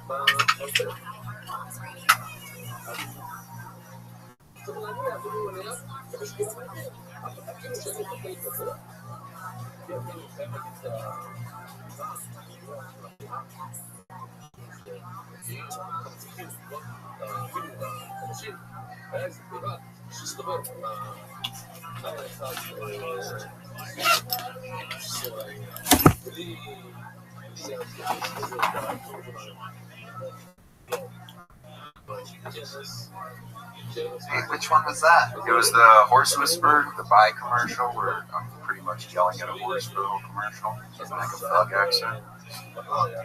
And I just say clippity clop. Yeah, I'm from Detroit, so I have like swagger about you. Interesting. Yeah. Been in anything else fun we might recognize you from? I was just in a movie called The Perfect Guy. It was an orange chestnut. I was the second lead on a comedy series on DirecTV. What made you want to get into stand-up? You have this fun career. Well, I've talked about this a little bit before. I love stand-up. All right. It's my number. I'm sorry. Al notoriously, out of I think about ballpark, a little under 170 episodes of the show, Al is notoriously famous for being very tough on and noticing actors trying to do stand-up and just to get noticed. Right. But if you really love stand-up, which you say you do, and you're a fan of the Joe Rogan Experience, you know, these guys, you're familiar, and you have good stand-up. I mean, I just don't like. Last time I was here, I think it was the first time I was here. There was a lot of commercial actors. There was a lot trying to come up, and just as Hollywood wasn't working out like it is for you, I guess, and then. They took to stand up because they weren't getting noticed, and they wanted we have more people aware of them. So I'm a little hard on those folks, but it seems like it's sort of working out for you too. So you book stuff. Stand up has been a love of mine since I was a kid. Now, why wait so long to try though? You just didn't. How old are you? I'm 36. Okay. I waited so long just honestly because too busy fucking. Too busy. Girls just making sandwiches for you while you lay in the bed. It's hard to write jokes when you're slanging that. Have you ever not gotten laid when you wanted to? It seems like you. I don't get laid as much as people might think. Why is you know why? Because he looks like he gets laid so much that they don't want to fucking fuck him. You're right. Right, guys? Yeah, that's right. That makes sense. I never leave the house. I stay at home and write constantly. Really? Yeah. Huh. I think his rating system is just different from ours. Like, dude, I don't have that much sex. I just bang like 10 girls a week, okay? And it's like, it's not much, dude. I'm really laying low, man. You have a tattoo on your arm, and I can read it. It says "Bad Lad." Yeah. With a skull next to it. That's pretty fucking tough, man. It's because I'm Irish. What type of jobs have you had since you've been here in Hollywood? They're non-acting jobs. I was a bartender. Yes. In a bar. West Hollywood. Did not. Big gold on these. Yeah.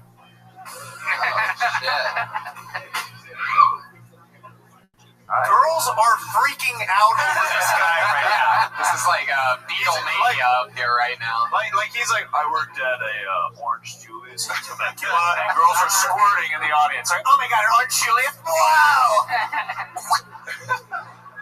2 girls just passed out. We had to use Jeremiah's belly for his smelling salts to wake them back up again. They were so amazed by the. Where's the guy with the PBR when you need him? Oh shit!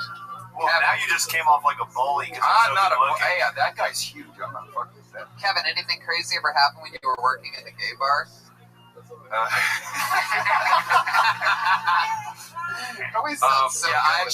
actually did have a situation situation. I was Was it the situation from the Jersey Shore?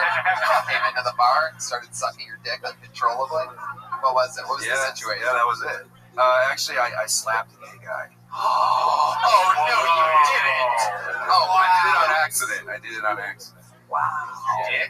Yeah. How did you do it on accident? All right, so you meant to close fist hit him. No. I was wearing my gold man panties. And, really? Is that what you had to wear as the bartender? I kid you not. I was wearing gold man panties. And just gold man panties? Like gold lame. I don't even know what that means. I'm so straight. And no shirt. I made like $800 Attention, a night. everybody. Tony is straight. Thank you.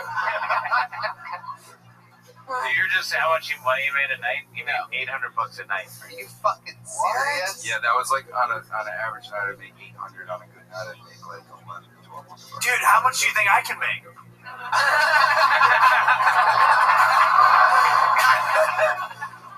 That's sexy. Kevin, what would you do to yourself if you had Jeremiah's body? I had Jeremiah's body. You did? Wow, and you got your life together. Look at that, everybody. You got it together. I was 305 pounds at one time. Wow, did you hear that, Jeremiah?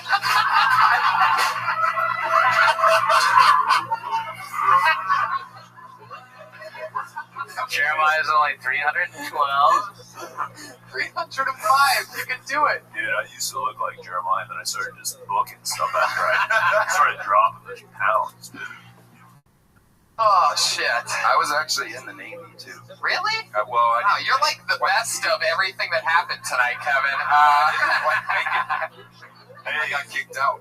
Hey, you got kicked out? You guys into Rat-a-Tat from Pokemon or what? Yeah. Kevin, how'd you get kicked out of the Navy? I was at Great Lakes, Illinois, which is the boot camp, and I was like 4 days from graduation, and a senior chief petty officer spit in my face. Oh, yeah. And I lost my shit. Yeah, that makes sense. I tried to kill him, and they kicked me out. Yeah, spitting in the face is one thing that is completely unacceptable. Normally not talked about that often. It is like, you might as well just punch somebody in the face as hard as you can because it's fucking on after that. And anybody that would let themselves get spit in the face, it's just absolute bad. Was it accidental spit, though? No, he went. You know, sometimes you're talking. He hopped back a serious move. Right? Wow. Oh, it's sometimes I had my mouth open. You did? Wait, what? Oh my god. I was like mid-sentence. I was like, I'm sorry, sir. Oh, fuck. Wow. Senior chief petty officer. Did you have to go to like court and tell everybody about this? Yeah, I actually got, because I assaulted him technically, but I got away with it because they said that he assaulted me first. Yeah. So I was defending myself. Yeah.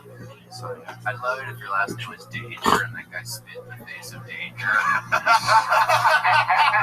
Jesus. That's a good one. Let's go, Kevin. Whoa, you touched his hand. What was that like? Welcome to Kill Tony. Kevin, you absolutely killed it. Great stuff. Great to meet you. There he is. Kevin Mack, newest member of the Kill Tony family. He's on Twitter at the K-Mac Official. So find him at the K-Mac Official. Ladies and gentlemen, guess what? We did it. That's episode of Kill Tony, the entire thing. Al Madrigal. And I'm happy to chat with any of these any people that want to talk. Fuck yeah, a little post-op talk with Al Madrigal after the show. And look at that drawing from Ryan J. Ebelt, a special Pokemon Go edition. Yeah! This Pokemon shit's out of control. Yeah. This is really scary. Like, I'm just watching everything in the world turn into this game. Yeah. Ryan J. Ebelt, all of his works at RyanJEbelt.com. You can get anything there. And live audience, thank you so much for coming in. We'll see you on the front patio if you guys are hanging out for a little bit. We'll say hello, shake your hand. Ryan J. Ebelt, maybe he'll sell you an official Kill Tony poster. Thank you all so much. Have a great night, everybody. Take care. All right, you're already all gone. Thank you. Fuck yeah. What's up?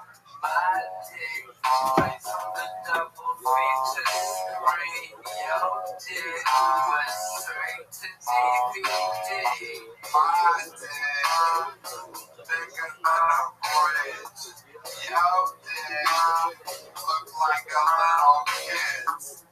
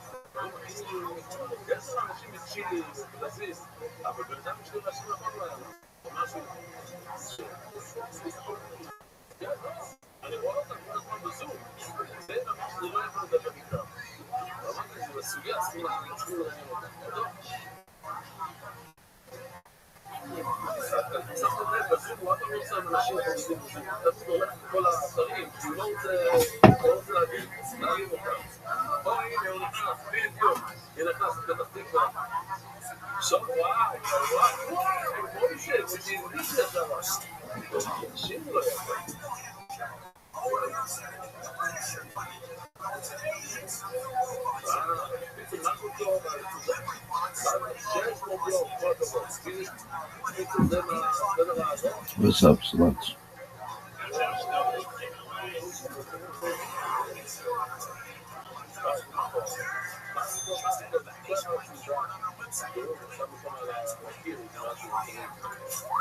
No one really knows for sure ever can climb. This is the Missouri. Lived by 1830 odd, 5786 Tuesday, May 5th, 2026. Oh no, we gotta do the thing today? Fuck. 130 days as a bitch.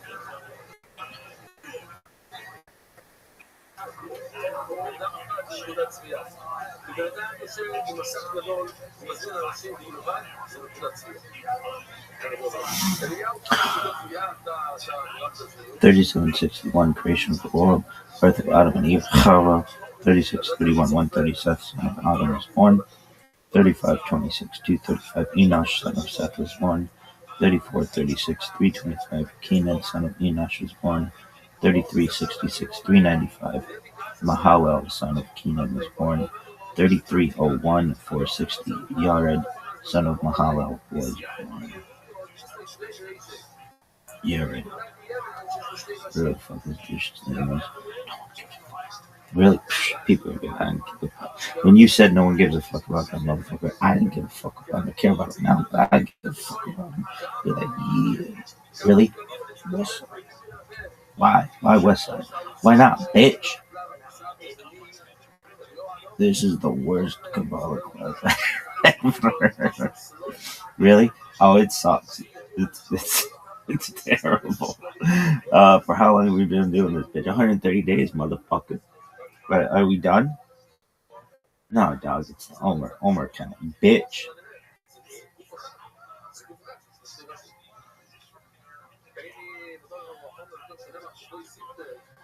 Count today's Omer. Dual mitzvah in just 1 minute. Alright, so it's Baruch Atah Adonai Elohim Malcolm Sheket Shanu B'Mitzvah B'Tivana Atzef Omer. Blessed be Hashem, our God, King of the universe, who has sanctified us with his commandments and commanded us concerning the counting of the Omer. Today is 34 days of the Omer, which is 4 weeks and 6 days of the Omer. May the merciful one restore unto us the Beit HaMikdash speedily in our days. Amen. Shalom. It's close though. May the merciful one restore unto us the service of the Beit HaMikdash to its place speedily in our days. Amen. Shalom. This is pretty good though.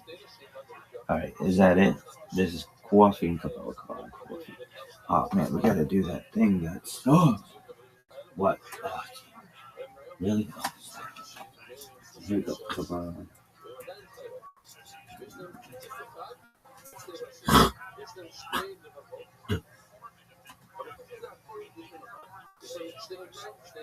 Form security verification.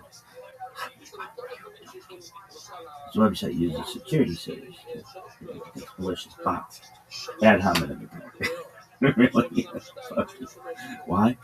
It should say potentially malicious. Wait.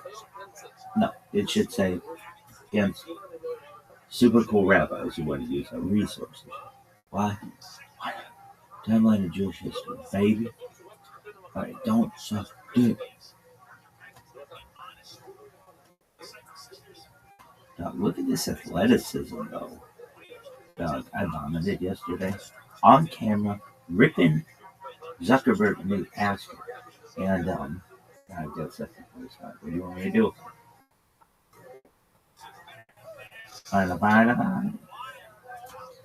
Look at this move.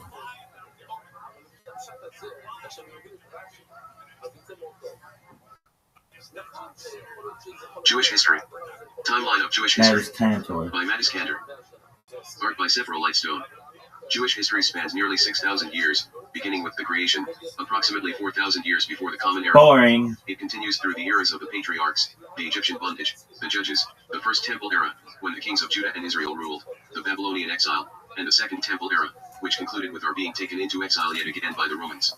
Throughout, Torah study and our faith in GD and his promise of redemption were our constant companions, providing the Jewish people with a divine compass through every challenge and change.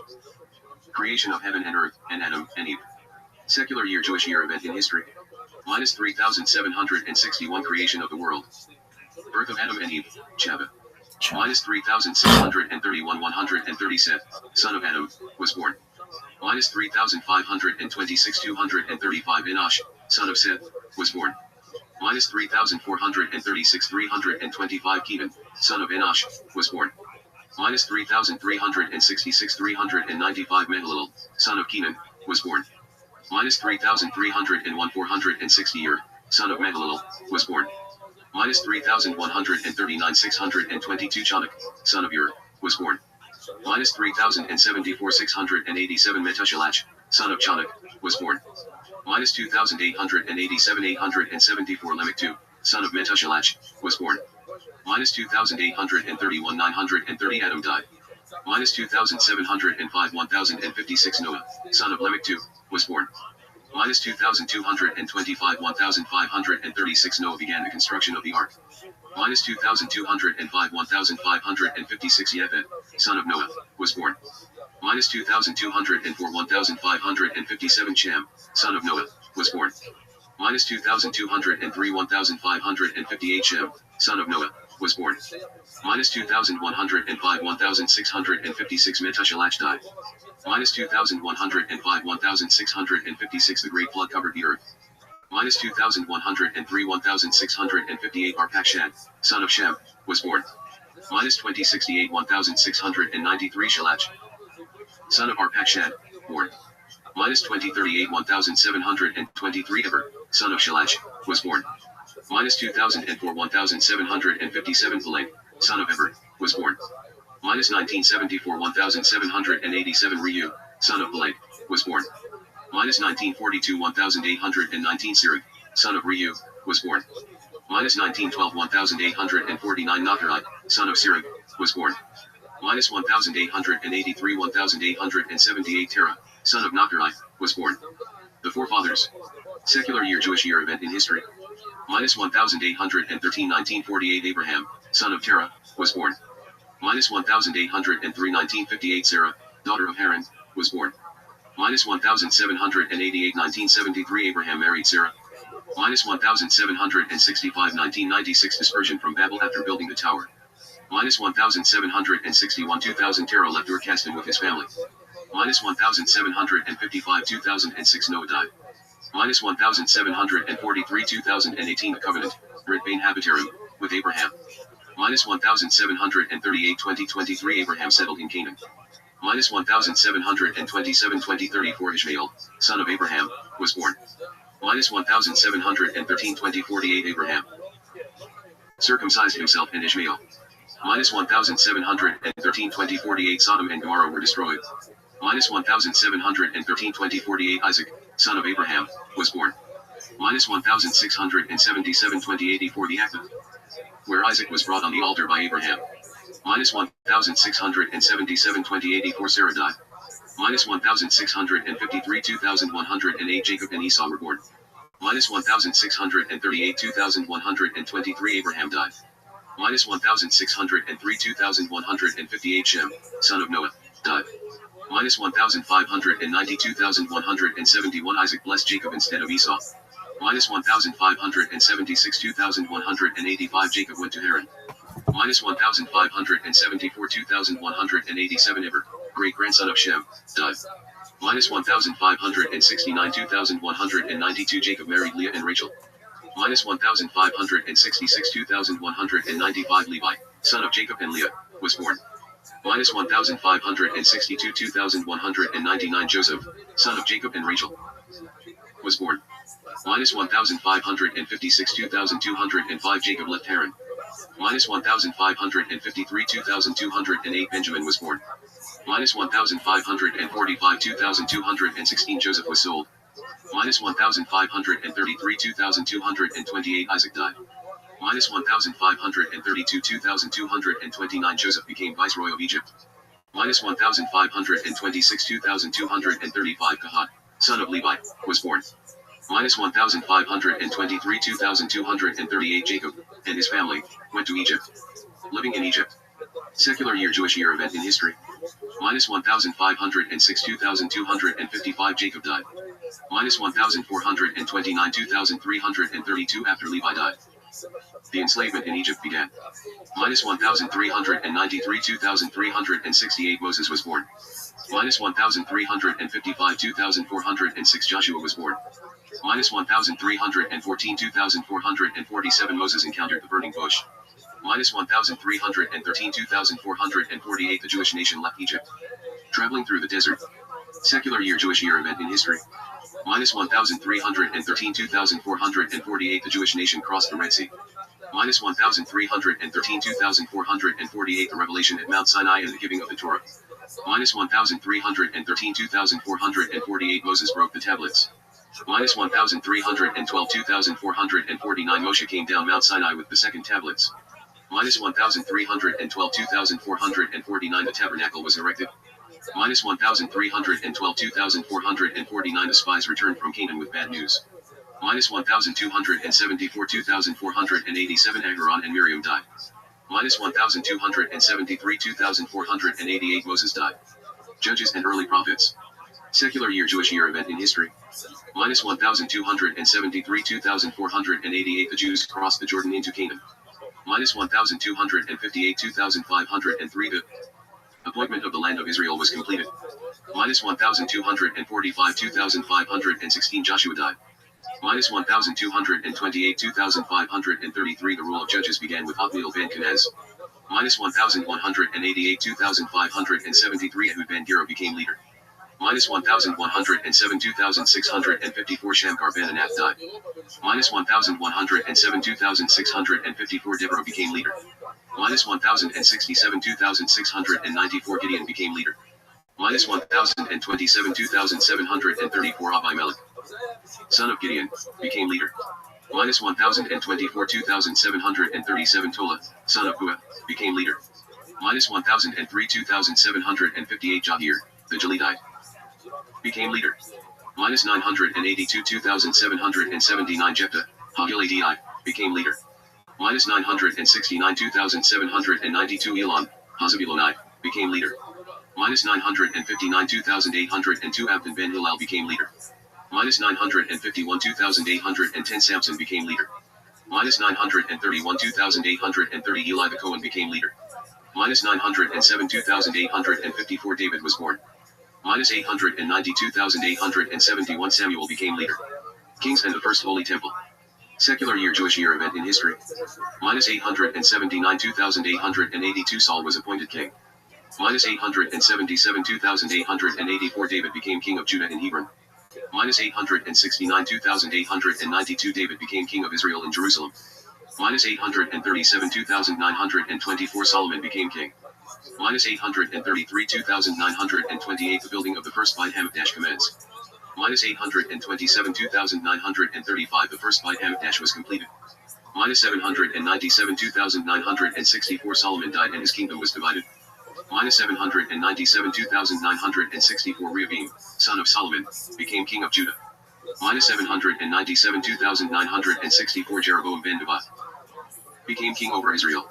Minus 718 3,043 Elijah went up in a chariot of fire. Minus 677 3,084 Joash renovated the Beit Hamikdash.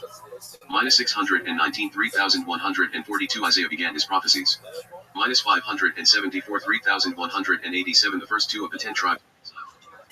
566 3,195. Another 2 of the 10 tribes were exiled. Minus 562 3,199. Hezekiah became king of Judah. Minus 556 3,205. The last of the 10 tribes were exiled. Minus 508 3,213. Sennacherib invaded the land of Judah and retreated. Minus 533 3,228. Manasseh, son of Hezekiah, became king of Judah. 463 3,298. Jeremiah began his prophecies. Minus 458 3,303. Josiah renovated the Beit Hamikdash. Minus 442 3,319. Jerusalem was conquered and Jehoiakim was exiled. Minus 443 3,321. Jehoiakim burned the Book of Lamentations composed by Jeremiah. Minus 434 3,327. Jerusalem was conquered again and Jehoiakim was exiled. Minus 433 331. Jeremiah persisted in prophesying calamity. Minus 429 3,332. Ezekiel prophesied in exile. Minus 425 3,336. The final Babylonian siege of Jerusalem. Minus 423 3,338. The walls of Jerusalem were penetrated. Minus 423 3,338. The sacrifices ceased in the Beit Hamikdash. Minus 423 3,338. The first Beit Hamikdash was destroyed. Exile in Babylon. Secular year Jewish year event in history. Minus 423 3,339. Gedaliah ben Achikam was killed. Minus 421 3,340. Daniel interpreted Nebuchadnezzar's dream. Minus 410 3,352. Ezekiel prophesied about the future Beit Hamikdash. Minus 372 3,389. Daniel read the writing on the wall. Minus 372 3,389. Daniel was thrown into the lion's den. Minus 371 3,390. Zerubbabel led the return to the land of Israel. Minus 373 3,391. Building of second Beit Hamikdash commenced. Then halted. Minus 366 3,395. Achashverosh II made his great banquet. Minus 362 3,399. Esther was taken to the palace. Minus 357 3,404. Esther took action against Haman's decree. Minus 355 3,406. Mordecai proclaimed the celebration of Purim. Minus 353 3,408. Building of the second Beit Hamikdash resumed. Minus 349 3,412. The second Beit Hamikdash was completed. Building of the second Holy Temple. Secular year Jewish year event in history. Minus 348 3,413. Ezra led the second return to the land of Israel. Minus 335 3,426. Nehemiah returned to rebuild walls of Jerusalem. Minus 313 3,448. Ezra died. Minus 313 3,448. Simon the Zodiac met Alexander the Great. Minus 313 3,449. The Minyan Sharo began. Greek cultural domination. Secular year Jewish year event in history. Minus 273 3,488. Simon the Zodiac died. Minus 246 3,515. 72 elders translated the Torah into Greek, Septuagint. Minus 143,621. The revolt of Mattatyahu the Shashmanaim. Kingdom of Judea. Dynasty of the Shashmanaim. Secular year Jewish year event in history. Minus 139 3,622. Judah the Maccabee ruled. Minus 139 3,622. The second Beit Hamikdash was rededicated. Minus 138 3,623. Hanukkah was declared a festival. Minus 133 3,628. Judah the Maccabee was killed in battle. Minus 133 3,628. Yonatan, son of Mattatyahu, ruled. Minus 127 3,634. Shimon, son of Mattatyahu, ruled. Minus 119 3,642. Yohanan Harkanos, son of Shimon, ruled. Minus 93 3,668. Judah Aristobulus, son of Yochanan Harkanos, ruled. Minus 91 3,670. Alexander Yanai, son of Yochanan Harkanos, ruled. Minus 73 3,688. Queen Shalom Salome Alexandra, wife of Alexander Yanai, ruled. Minus 65 3,696. Aristobulus II, son of Alexander Yanai, ruled /TD. Minus 61 3,700. The Romans gained control of Judea. Minus 61 3,700. Harkanos II, son of Alexander Yanai, ruled. Minus 43,721. Antigonus, son of Aristobulus II, ruled. Roman client kings and rulers, the Herodian dynasty. Secular year Jewish year event in history. Minus 36 3,725. Herod I ruled.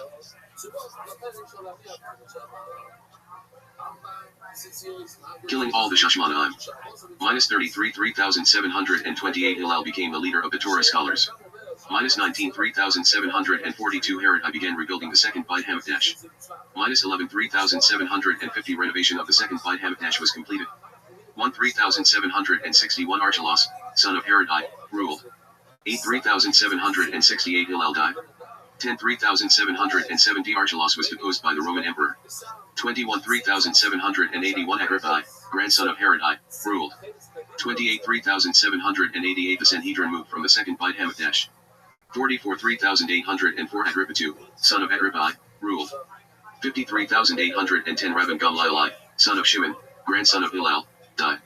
66, 3,826 Vespasian arrived in Judea to reassert Roman authority. 69, 3,829 the second Beit Hamikdash was destroyed. The Talmudic era. The Mishnah. Secular year Jewish year event in history. 74, 3,834 Ar Yohanan ben Zakkai died. 86, 3,846 the Sanhedrin moved from place to place, under Ar Gamliel II. 133, 3,893 Bader fell, and the Bar Kokhba revolt ended in tragedy. 134, 3,894 Judaism was banned, and Ar Akiva was imprisoned. 189, 3,949 Ar Judah Hadassi completed the Mishnah around this time. The Talmudic era. The Gemara. Secular year Jewish year event in history. 219, 3,979 Rab left the land of Israel and settled in Babylonia. 247, 4,007 Shmuel was the Talmudic authority in Babylonia. 254, 4,014 Ar Yohanan was the leading Talmudic authority. 290, 4,050 Ar Huna was the leading Talmudic authority. 298, 4,058 Ar Yehuda was the leading Talmudic authority. 300, 4,060 Ar Kista was the leading Talmudic authority. 309, 4,069 Rabba was the leading Talmudic authority. 321, 4,081 Ar Yosef was the leading Talmudic authority. 325, 4,085 Abayi was the leading Talmudic authority. 338, 4,098 Rabba was the leading Talmudic authority. 359, 4,119 Hillel II, who established the calendar, became Nasi. 392, 4,152 Ar Eshi was the leading Talmudic authority. 427, 4,187 Ar Eshi died after the compilation of the Gemara. 475, 4,235 the Talmud was complete when Ravina II died. The Rabbina. Secular year Jewish year event in history. 551, 4,311 Mar Zutra proclaimed Jewish self-rule in Babylonia. The Janine. Secular year Jewish year event in history. 589, 4,349 the Talmudic Academy of Pumbedita was reconstituted. 609, 4,369 the Talmudic Academy of Sura was reconstituted. 614, 4,374 the Persians conquered the land of Israel. 614, 4,374 the Jews were allowed to return to Jerusalem. 629, 4,389 the Byzantine Empire reconcaved the land of Israel. 636, 4,396 Ar Yitzhak was the last Jayon of Nehardeh, Virushuber. 637, 4,397 the Arabs conquered the land of Israel. 645, 4,405 one of the Takanat Hajanim was enacted at this time. 755, 4,515 RK Jayon left Iraq for the land of Israel. 759, 4,519 Ar Yehuda became Jayon of Surah. 759, 4,519 the Halaj Abdullah, B.A. Hag, was written at this time. 788, 4,548 another of the Takanat Hajanim was enacted at this time. 858, 4,618 Aramru, who wrote the Siddur, became Jayon of Surah. 928, 4,688 Rabbi Anusayadiah was appointed Jayon of Surah. 955, 4,715 four captives were ransomed at around this time. 968, 4,728 Ar Sherer became Jayon of Pumbedita. 997, 4,757 Ar Hai became, the last, Jayon of Pumbedita. 1,038, 4,798 Ar Hai died. And the academies of Babylon declined. The early Rishonim, the Crusade massacres. Secular year Jewish year event in history. 1,040, 4,800 Rabbi Anujersa Meir Hagolah died. 1,088, 4,848 the Rif arrived in Spain from Morocco. 1,096, 4,856 the Crusaders destroyed Jewish communities. 1,099, 4,859 Jerusalem was captured by the Crusaders. 1,103, 4,863 the Rif died. 1,105, 4,865 Rashi died. And the era of the Tosafot began. 1135 4895 the Rambam, Maimonides, was born. 1144 4904 the first, recorded, blood libel took place. 1147 4907 the Crusaders attacked Jewish communities. 1147 4907 Rabbi Anotam was captured by the Crusaders. 1148 4908 the Rambams and the Radex families left Cordova. 1165 4925 the Rambam visited the land of Israel. 1171 4931 Rabbi Anotam died. 1175 4935 the Rashbam died. 1184 4944 the young son of the Ri was killed. 1187 4948 Jews were allowed to return to Jerusalem. 1189 4949 Ar Yaakov d'Orleans was killed in London. 1190 4950 Jews were massacred in England in the Third Crusade. 1191 4951 Rabbi David Kimchi, known as the Radak, wrote his commentary. 1194 4954 the Ramban, Nachmanides, was born. 1198 4959 the Ariavid died.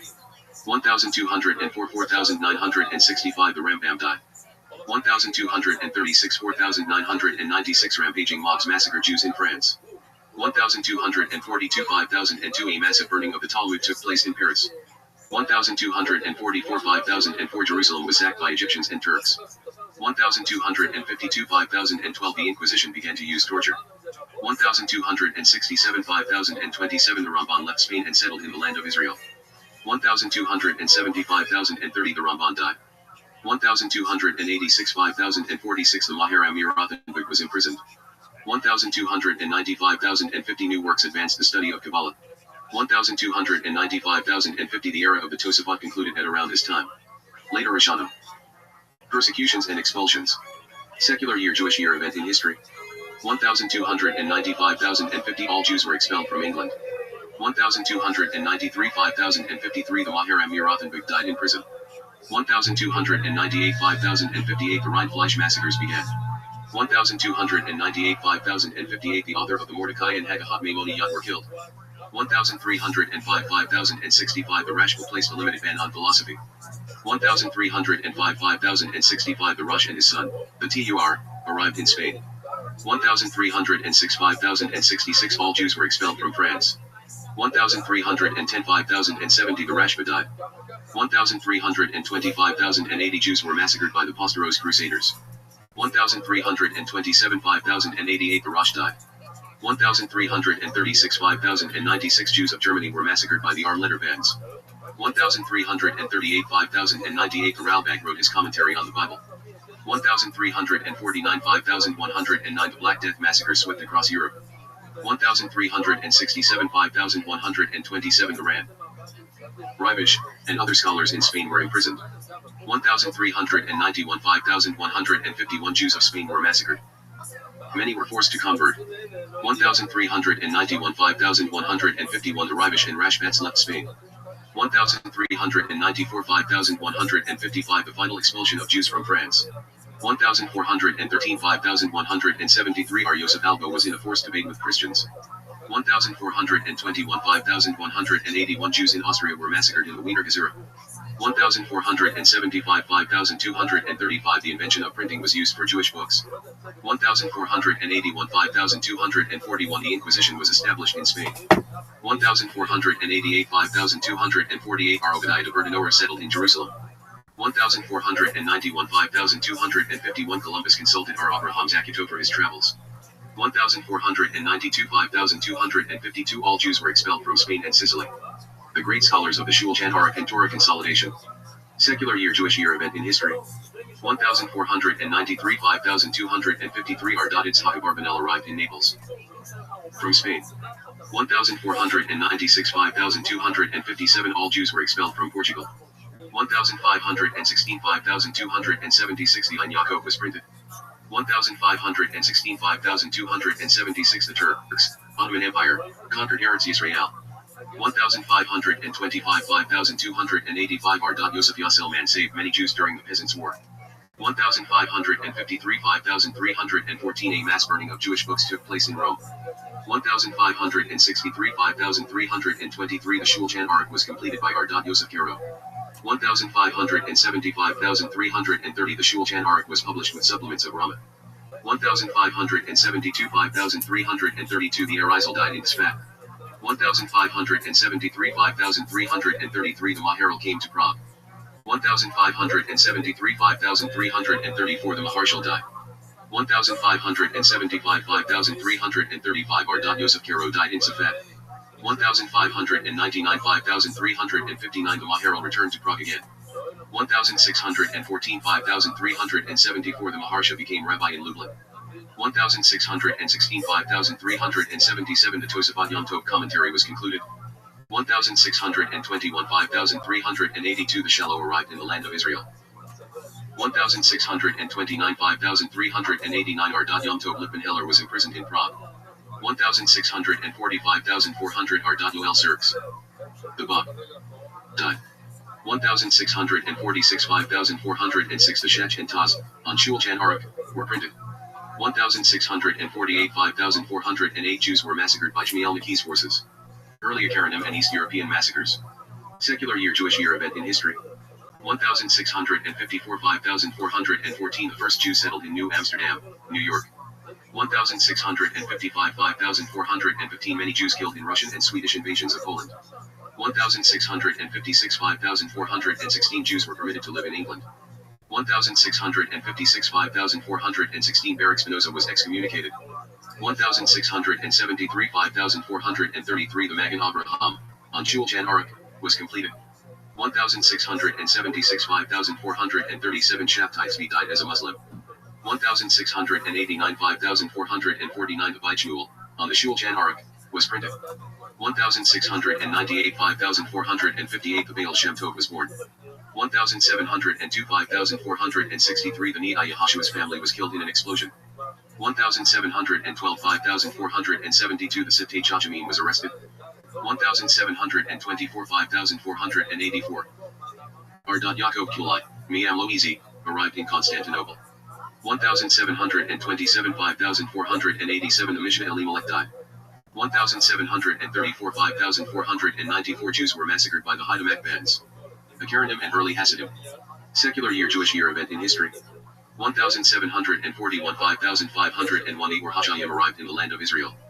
1747 5507 R. Moshe Chaim Luzito, Runkle, died in Akko, Acre. 1755 5510 R. Jonathan Ebeskutz became rabbi in Hamburg. 1754 5515 R. Yechezkel Landau, known as the Noda by Yehuda, became rabbi in Prague. 1757 5518 The Frankists instigated mass burnings of the Talmud. 1759 5519 Frankists supported blood libel charges in public debate. 1765 5520 The Baal Shem Tov died. 1764 5524 The Council of Four Lands, known as the Bayat Arba Herzog, was discontinued. 1768 5528 Despite resistance, the Haidamaks massacre thousands. 1772 5532 The Maggid of Mazuritz died. 1782 5542 R. N. Adler and Chatham Sofer visited the Noda by Yehuda. 1786 5546 R. Elimelech of Lizins died. 1791 5551 The Pale of Settlement was established in Russia. 1793 5553 Jews suffered in reign of terror of French Revolution. 1797 5558 Kavilna Jayan died. 1798 5559 The Bal Hahanya was released from first imprisonment. 1799 5559 Napoleon led an army expedition through the land of Israel. 1806 5566 The Judah, Arham Yosef David Echelai, died. 1806 5566 The Chatham Sofer became rabbi in Presby. 1809 5570 R. Levi Yitzhak of Berdijef died. 1810 5571 R. Nachman of Breslov died. 1814 5574 R. Akiva Eger became rabbi in Posen. 1814 5575 Koznitzer Maggid and Yehudi Hov. Peshiska. Both died. 1,815 5,575 Joseph of Lublin and Armendel of Rimino both died. 1,819 5,579 anti-Jewish riots spread throughout Germany. 1,827 5,587 Russia began conscripting Jewish children to the army. 1,845,600 Ardat Yisrael of Ruzin was released from imprisonment. Later Karanim and the Changing Society. Secular Year Jewish Year event in history. 1,843 5,603 The Tzemach Tzedek of Lubavitch was repeatedly arrested in Russia. 1,846 5,606 Sir Moshe Montefiore visited Russia to help local Jews. 1,848 5,609 R. Yisrael Salander left Vilna. 1,851 5,611 R. Shimshon Raphael Hirsch became rabbi in Frankfurt am Main. 1,859 5,619 R. Menachem Mendel of Kotsk died. 1,864 5,624 The Malbim was imprisoned, and then media. 1,866 5,626 Judashe Haru, Tiferet Shlomo, and Tzemach Tzedek died. 1,873 5,633 The Chafetz Chaim was published. 1,874 5,634 The Minchat Chinook died. 1,878 5,638 Petatik The agricultural settlement was established. 1,881 5,641 Many Jews began leaving Russia after a wave of pogroms. 1,886 5,646 R. Shlomo Gans Fried, author of Keatzer Shulchan Aruch, died. 1,892 5,652 R. Chaim Brisker became rabbi in Brisk. 1905 5,665 The Sfat Emet died. 1905 5,665 Many Jews were killed in official Russian pogroms. 1911 5,671 Chazanish was published. 1914 5,674 Over 500,000 Jewish soldiers fought in World War I. 1918 5,678 Over 60,000 Jews were killed during the Russian Revolution. 1923 5,684 The Daf Hayomi study cycle commenced. 1927 5,687 The 6th Lubavitcher Rebbe was released from Soviet prison. 1938 5,699 Jews were attacked in the Kristallnacht pogroms in Germany. The Holocaust. Secular Year Jewish Year event in history. 1939 5,699 Germany started World War II. And mass killing of Jews. 1941 5,701 Nazi Germany unexpectedly invaded Russia. 1941 5,701 200,000 Jews were killed at Babi Yar and Ponary. 1942 5,702 400,000 Jews of Warsaw were sent to death camps. 1943 5,703 Nazi Germany experienced massive losses in the Battle of Stalingrad. 1943 5,703 The remaining Jews in Warsaw staged a massive uprising. 1943 5,703 Jewish uprisings at Treblinka, Sobibor, and Bialystok. 1943 5,703 The Danish people quietly rescued 93% of their Jews to safety. 1944 5,704 300,000 Hungarian Jews were killed in 3 months. 1944 5,705 Uprising in Auschwitz death camp just before freedom. 1945 5,705 Nazi Germany was conquered. And World War II ended. 1945 5,705 6 million Jews were killed by the Nazis during the war. The modern state of Israel. Secular Year Jewish Year event in history. 1947 5,707 Publication of the Talmud Encyclopedia was commenced. 1947 5,708 The United Nations divided Israel. 1947 5,708 Arabs attacked Israel to gain territory. 1948 5,708 The State of Israel was established. 1948 5,708 Israel was invaded by many Arab countries. 1949 5,709 The War of Independence in Israel ended. 1950 5,710 All Jews left the ancient Jewish community of Iraq. 1950 5,710 Almost all Jews of Yemen emigrated to Israel. 1951 5,711 The Lubavitcher Rebbe sets the mantle of leadership. 1956 5,717 Jewish forces invaded Egypt and conquered the Sinai Desert. 1967 5,727 The Lubavitcher Rebbe established the Tefillin campaign. 1967 5,727 Jerusalem reunited under Jewish rule in the Six-Day War. 1973 5,734 2,500 Jewish soldiers were killed in the Yom Kippur War. 1974 5,734 The Lubavitcher Rebbe established the Shabbat Candle campaign. 1982 5,742 massive enemy arsenals were discovered in Lebanon. 1987 5746 The First International Conference of Chabad Lubavitch Emissaries. 1993 5753 A secret agreement signed in Oslo. 1994 5754 The Lubavitcher Rebbe passed away. 2008 5767 Deadly terrorist attack at the Chabad house in Mumbai, India, kill 6. 2020 5780 Israel signed Abraham Accords, normalizing relations with UAE and Bahrain, soon followed by Sudan and Morocco.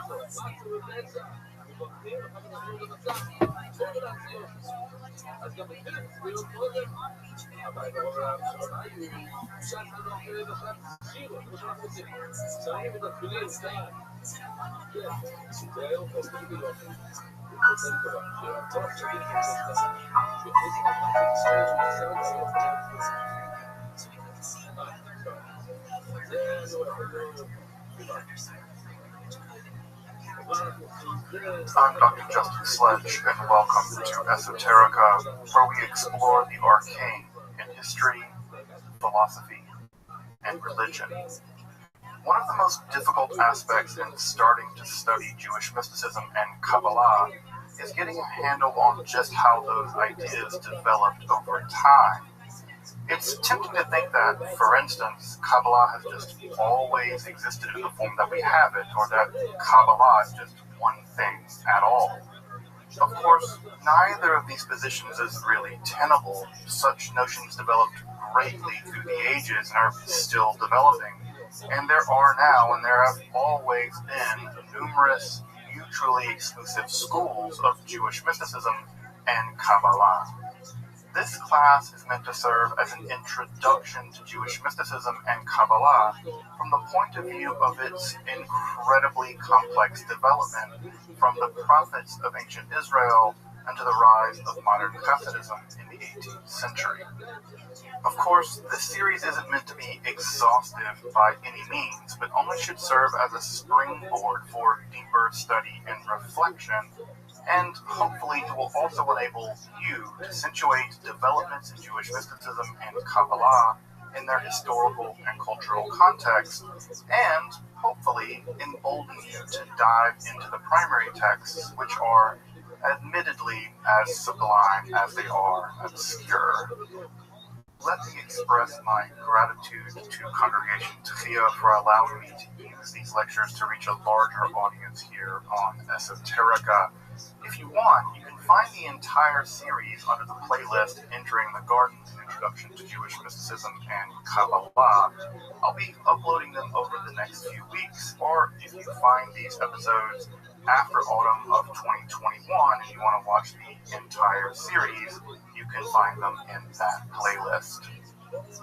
If you find this series on Kabbalah interesting, I'd hope you check out my other content on topics in esotericism, and perhaps consider supporting the production of free academic and scholarly topics in occultism, hermetic philosophy, by joining my Patreon or perhaps with a one-time donation. You can find those links below, and I really appreciate your consideration. Now, let's enter the garden of Jewish mysticism and Kabbalah. Folks, well, welcome back. We're going to get to, in some ways, the high watermark of the Kabbalah tonight. I say the high watermark because it's like Luria's formulation of Kabbalah has basically become Jewish theology.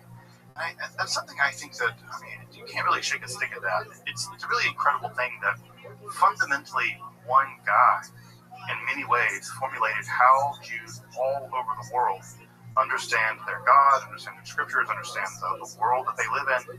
And it's like Luria's version of the Kabbalah is so deeply embedded in Judaism that phrases like tikkun olam, a phrase that I bet everybody in this class has heard a dozen times. Shuls have tikkun olam committees. This idea comes directly from inside Luria. So many ideas that are commonplaces in Judaism really emerge from inside Luria. And so tonight we'll get to his ideas. Now we're not going to exhaustively deal with his ideas for a couple of reasons. The first reason is that most of his books aren't even translated into English. The vast majority are not translated in English. And even the books that remain in Hebrew are so technical and so difficult that I have to admit, often can read pages of these books and still not know quite what's going on, these books are very, very difficult, and part of how Kabbalah developed was people trying to make sense of what the word he was talking about. And so part of what happens is that books are very complicated, and that the complicatedness has its own life. So we'll talk about that in a little bit as we get to Gloria.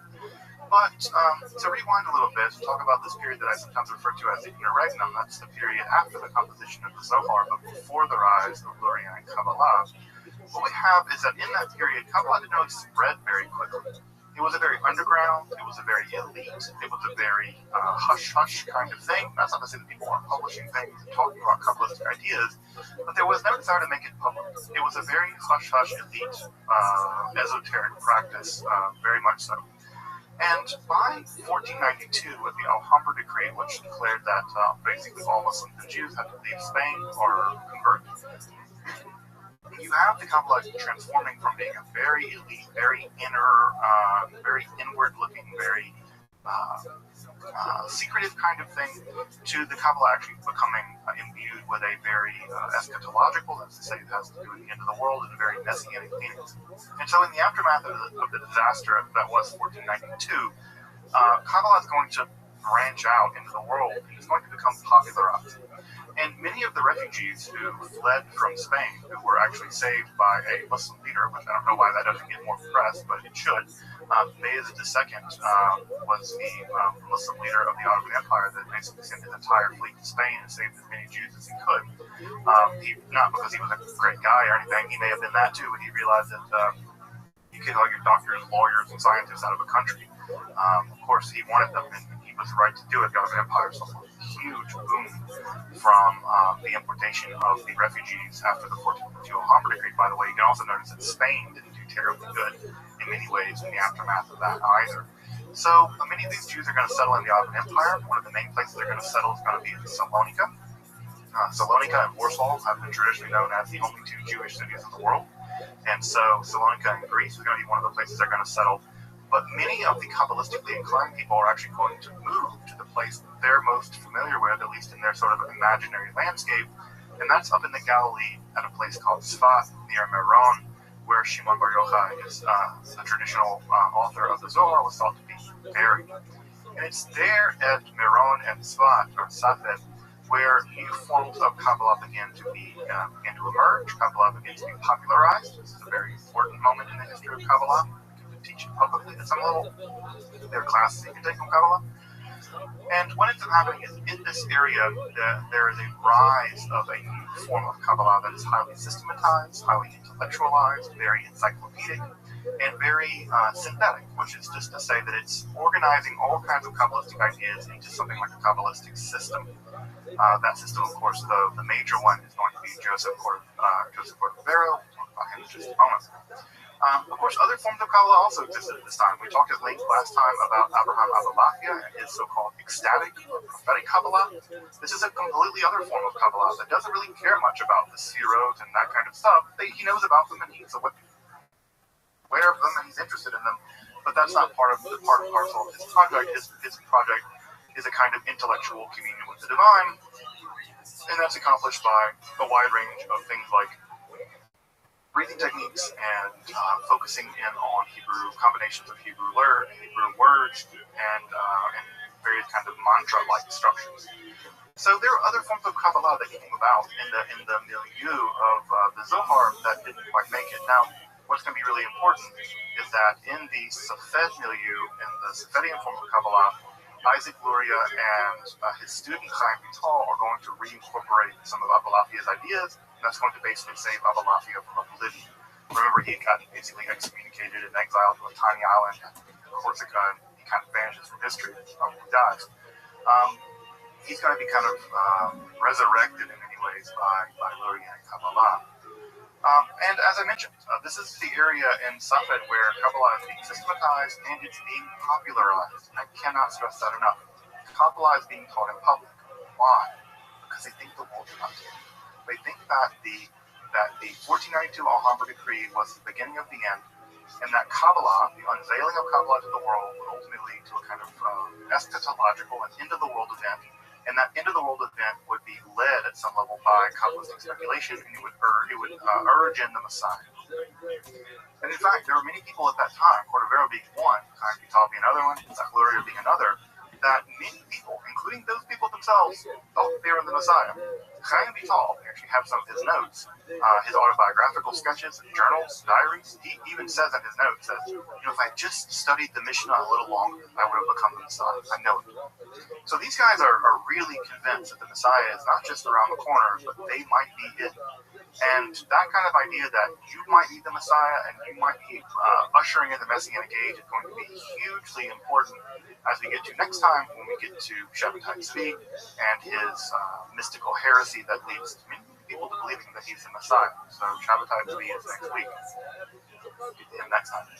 So as I said, this is a time period where Kabbalah is being popularized. This is the time period where Kabbalah is being opened up to the masses at some level. Not say the masses being opened up to really elite dudes. It's not really opened up to everybody. There are new services invented. Kabbalah Shabbat, almost certainly the most popular Jewish service that exists today. If you've ever been to a Jewish service, you've probably been to a Friday night Kabbalah Shabbat service. That service is developed at this time, and Shlomo Alphabets writes the centerpiece of that text, that prayer service, Lachadodi, come my beloved, come my bride, and that text, Lachadodi, is a classic now of all the Jews everywhere. And so that was being written by Shlomo Alphabets. Also, it's worth pointing out that not only are these guys studying together, they're marrying each other's sisters and stuff.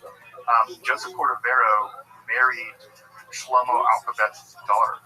So Cordovero, or Alphabets, was Cordovero's father-in-law. So you have all kinds of, this is not just sort of an intellectual thing, they're like kind of in bed with each other. And so this is a very tight-knit world. I can only imagine some Kabbalistic drama that must have precipitated in those circles. I would have loved to see the Kabbalistic drama, but unfortunately a lot of that doesn't survive. You've got a rough idea about what some of these texts look like. So this is Pardes Romim. This is the main text of Joseph Cordovero. This is the central text of the Cordovero system of Kabbalah. A rough idea about how dense it is. It's about that long. Right? So it's a substantial text. This doesn't have any commentary, by the way. It's just a straight text.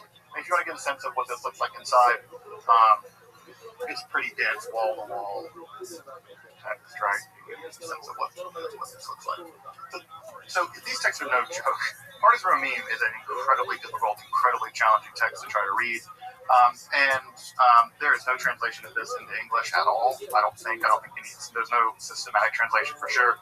And these texts, many of these foundational texts of Kabbalah still do not have English translations, which is kind of mind-blowing considering how popular at least some version of Kabbalah is, and many of the foundational texts aren't available in English. Even finding copies in Hebrew is challenging. So this one is an example of the early systematization of the Sacred Zohar we found in Cordovero. And again, trying to find these texts are super difficult, and finding English translations, they just don't exist. They just straightforwardly don't exist. So studying Kabbalah in the original languages is basically what you have to do if you're going to get really deep into Kabbalah's main text, or maybe fundamentally in Hebrew. We'll talk about some other texts later as well. So, beginning of the 15th century, not only are Jews interested in Kabbalah, but Christians are too. This is a strange turn of events, but it's pretty important in the development of Western Christian spirituality, especially esoteric spirituality. As you, I'm sure, know, by the 15th century, there was a movement in Italy that we call the Renaissance or whatever. But what we have is the arrival of a great deal of new texts that are being imported from Greece. I say new, they're actually really old texts. But they're being imported into Italy, and what's happening is that many of these old texts, they are underwriting an idea that's going on, that in order to get sort of a pure intellectual reality or a pure intellectual appreciation of what's going on in the world, we need to go back in time to look at the original text, look at the original foundations of this literature. This is sometimes called the Ad Fontes revival, the To the Sources revival. And what you get is a massive translation project led by people like Marsilio Ficino, who are translating for the first time the entire works, for instance, of Plato. Most Christians in the Middle Ages had basically never read Plato. They had fragments of things. They had the Timaeus and they have other documents, but most pieces of Plato had never been read by the Christians. It just didn't exist. And so you have an enormous influx of new, old ideas coming in from Greece in the 15th century. And there was an idea that was current at the time that primordial wisdom was somehow more reliable than what was going on in the Middle Ages. In fact, the Renaissance humanists are going to refer to that time period before them as Gothic. The Goths, of course, were the people that destroyed the Roman Empire, the Western Roman Empire, and the humanists really hated these people. They thought they were backwards, superstitious, their writing was incomprehensible, etc. And so there was a long idea of the Renaissance humanists that the Middle Ages basically was a mistake. All of the scholasticism, all of it was a mistake. And so what we need to do is go back to the original Latin and Greek writers and learn from the original sources, not through a bunch of commentaries and commentaries and commentaries. Cut all that out and you go back and read just the original sources. And so this ad fontes approach also included a great deal of what's going on in Jewish writing as well, because Christians believed that fundamentally Christianity had emerged from Judaism and that there was primordial wisdom to be had by the Jews, and that primordial wisdom captured things that perhaps Christianity had not quite covered. And so Kabbalah fit that bill, because that's exactly what Kabbalah claims to be. It claims to be primordial wisdom given to Moses at some level, and then transmitted to Shimon Bar Yochai eventually transferred into the Sefer Zohar. And so the idea is that the Kabbalah was one form of this primordial wisdom, along with Zoroastrianism and Plato and Hermes Trismegistus and these sort of figures. And so there was an idea that Kabbalah had secrets that have been preserved by the Jews, but the Jews had preserved them, but they didn't understand them. Because, of course, the Jews are backwards, blind people who reject the Messiah and don't understand anything. And so the idea was the Jews had all this Kabbalah, but the Jews really didn't understand. And so these Christians really begin to turn their attention to the Kabbalah, and they begin to recruit non-Jews, that is to say, former Jews who have converted to Christianity, or Jews who are kind of amenable to this sort of humanistic project. And so we have converted Jews, converso folks like Rhesius and Flavius Eutyches, and we also have just Jews who are just kind of cool with learning together, folks like Yochanan and Almela. And what ends up happening is that many of the texts of Kabbalah slowly begin to be translated from Hebrew and Aramaic into Latin. And as those texts begin to get translated into Latin, Christians begin to see that, one, there's something really, really interesting and really captivating about the Kabbalah, and two, they begin to believe that the Kabbalah actually proves the truth of Christianity. And so they use it not just as a way of accessing primordial wisdom, but also part of what is sometimes referred to as the Latin polemical tradition, where Jewish texts are marshaled against Jews in the interest of converting them. And so the Kabbalah is actually mined for all kinds of Trinitarian ideas. The first three Sefirot are actually the Father, Son, and the Holy Spirit, and all kinds of other ideas where the basic structure is that underneath the hood of Kabbalah is actually a kind of mystical Christianity. The Jews just can't see it. And so what ends up happening, a lot of these texts begin to be translated from Hebrew and Aramaic into Latin. And this begins to form a time period where some of these early Christian Kabbalists are combining ideas from Plato, ideas from the Hermetic world, the ideas from Hermes Trismegistus. They're beginning to combine ideas from Kabbalah. They're beginning to form synthetic new versions of Christianity, as you can imagine, are pretty controversial. So Kabbalah becomes one of the admixtures by which a new kind of Christianity is beginning to emerge, a kind of esoteric Christianity begins to emerge in the 15th century. And some of the adopters of these are some pretty famous folks, at least in the history of mysticism or the history of the occult. These are going to be folks like Giovanni Pico della Mirandola, who's famous 900 Theses, challenged the Pope to basically debate him about these. And basically, Ficino thought that Pico had thought that he had fundamentally synthesized all knowledge: Kabbalah, Christianity, Pythagoreanism, everything. He thought he had systematized every form of knowledge into a coherent system of 900 Theses, and that he basically said, I want to debate people about this. I'll show you that I'm right. And his Kabbalistic Theses are among some of the earliest examples of Christian Kabbalah, and they are at the pinnacle of the book. They come at the very, very end. There's the final Theses in the 900 Theses, and he really thinks that Kabbalah has really landed on some of these things in a way that no one else has. Francesco Giorgi is also a really early systematic incorporator of Hermetic and Kabbalistic ideas into Christianity. His works are really, really difficult to access. I don't think they've been translated to English. and they are some of the earliest examples of systematic analysis of Christianity using Kabbalah as a lens. Athanasius Kircher, of course, the famous German polymath, also integrated Kabbalah into some of his thinking, and his version of the Tree of Life, the Eitz Chaim, has gone on to basically become the standard one in the Christian occult world, or the occult world more generally, when folks who exist in places like the Golden Dawn or in Hermetic, often the form of Kabbalah they're inheriting is actually traceable back to folks like Athanasius Kircher or to Johannes Reuchlin. Reuchlin also a very important scholar of Hebrew, perhaps one of the greatest scholars of Hebrew in the Renaissance. And his two works, De Verbifitio and De Arte Kabbalistica, are systematic presentations of both Kabbalistic ideas, but also Kabbalistic texts translated in their entirety into Hebrew.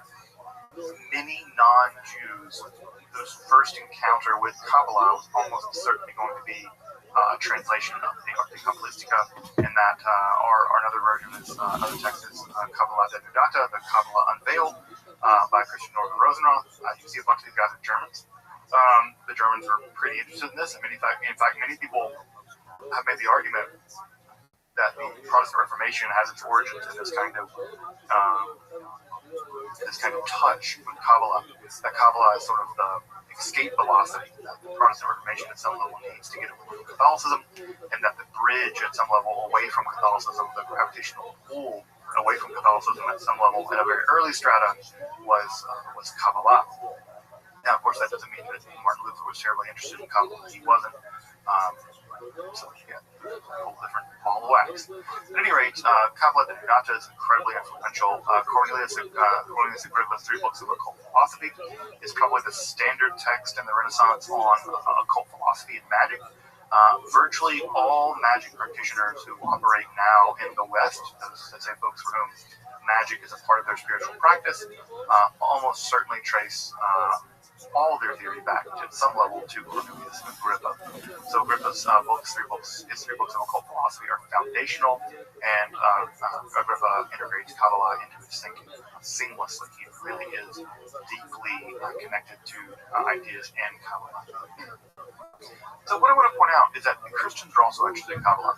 I think I mentioned this maybe a couple times ago, that the first time that the Zohar was printed, it was printed in a single volume at Cremona at the behest of Christians. Christians wanted it printed. It wasn't Jews trying to get it printed. The Jewish version was printed in Mantua just about a year later in 3 volumes, which is still standard now to print the Kabbalah, to print the Zohar in 3 volumes. But the Cremona 1-volume edition was basically printed at the behest of Christians, and it's extremely rare. I think I saw one at auction a couple of years ago, and it was for a couple $100,000 or something. It's a very rare volume. At any rate, just to say that Kabbalah isn't just affecting Jews; it's also deeply affecting Christians. Christians are also really interested in the development of Kabbalah, and what's going to end up happening is that will form a trajectory by which Christians will begin to interiorize a lot of Kabbalistic ideas, and that will, at some level, lay the foundation for what we sometimes call Western esotericism and the practice of the occult. So yeah, Kabbalah is wrapped up in that entire project. And I bet if you've ever seen an example of like a magical circle or something, you'll see Hebrew words written all around the periphery or whatever. A lot of that has to do with the influence of Kabbalah on Christianity and on Christianity's more esoteric, more occult side. Christian Kabbalah has its own life, and eventually comes to become a new form of Kabbalah called Hermetic Kabbalah, which is very influential in occult circles, primarily beginning in the 19th century. Let's go back to Safed. All right, let's go back to Safed. Safed's really the stage that the stage where all this is playing out. So Moshe ben Yaakov Cordovero is going to die, as all people do. And so his death in some ways signals the end of one process, one cycle of Kabbalistic development. And I will say that you can, in some sense, divide Kabbalistic history into 2 big phases. The first phase is from the early Kabbalah, and Zohar, all the way to Cordovero. That's one section of Kabbalah. The rest of Kabbalah can be divided into everything after that. We are all living in the shadow of what comes next. And what comes next is this Gloria. Gloria arrived actually at Safed from Jerusalem. He was originally born in Jerusalem, although he grew grew up primarily in Egypt. He arrived at Safed, according to legend at least, on the very day that Cordovero died, and allegedly he saw as the funeral train was making its way to the graveyard, which you can still go see Cordovero's tomb in Safed, I've seen it, right there. You can make your way to Cordovero's tomb, and the funeral train allegedly, Zach Luria said, he saw a pillar of fire rising in front of the funeral train. Now, for folks who know some Bible, you'll recognize that image immediately, right? That's how God appeared to the Israelites during the Exodus. That God appeared to the Israelites as a pillar of fire. And so, literally, Zach Luria says that God appeared before the funeral train of Cordovero as a pillar of fire, and Luria settled in Safed. Luria's life prior to this whole couple of years before he dies in Safed is actually relatively unremarkable. He is born in Jerusalem. His father dies when he's relatively young, and he's raised by his maternal uncle. In Egypt, his uncle is actually relatively wealthy, pretty wealthy guy, and he provides Luria with a very high-quality Jewish education. And in his 20s, Luria obtains what seems to be an early printed copy of the Zohar, maybe the Mantua, the 3-volume Mantua version, and he becomes completely infatuated with it. In fact, so infatuated that he basically goes derelict in duty. He was supposed to become a business person. He just abandons that. He had married, and he just basically abandons his wife. And he just kind of lives most of his days meditating out in a hut near the Nile. And it's during those years, those 15 or some odd years of him meditating on the Nile in this hut that he had built for himself, that he begins, it seems, to formulate the idea that ultimately will become Luria and Kabbalah as we know it. At some point, he has a kind of mystical breakthrough. I mean, even his birth was allegedly heralded by Elijah the prophet, and there's all kinds of legends that have now grown up around Luria, that his birth, that before he was born, that Elijah the prophet appeared to his father. At any rate, Luria would eventually make his way back to Jerusalem, and then he would eventually make his way to Safed, arriving, as I said, on the day of Cordovero's death. And he would spend a couple of years there, just a couple of years, probably 2 or 3 years, and he died before he turned 40. This is one of these guys that, the flame that burns twice as bright only burns half as long. This guy just burned out. He was just such a titanic individual, and his ideas were just shockingly original. Well, with Cordovero dead, many people, I think, did believe that Cordovero was the Messiah, and when he died, it was a real big disappointment that he died. But when Cordovero died, there was the idea that, no, there's something else coming. Cordovero is a herald, maybe he's kind of like Elijah for the coming Messiah. And the Tzach Luria fit into that perfectly. Luria began to teach Kabbalah basically every day. He had introductory level Kabbalah classes. You could come to Luria's Kabbalah Academy and learn intro Kabbalah. He also began to develop an inner circle of people that he began to teach his own ideas to. And the inner circle was composed of several students. We know a good bit about those students. And what's weird is that he seems to have taught different versions of things to different students. And we know that because they say so, that some people were allowed some things, some people were allowed others, some people got some part of the system, some people got others. And we can see this in the publications because, for instance, one of Luria's students, Israel Sarug, who doesn't really get any credit for anything, and no one really pays attention to him because of Chaim Vital.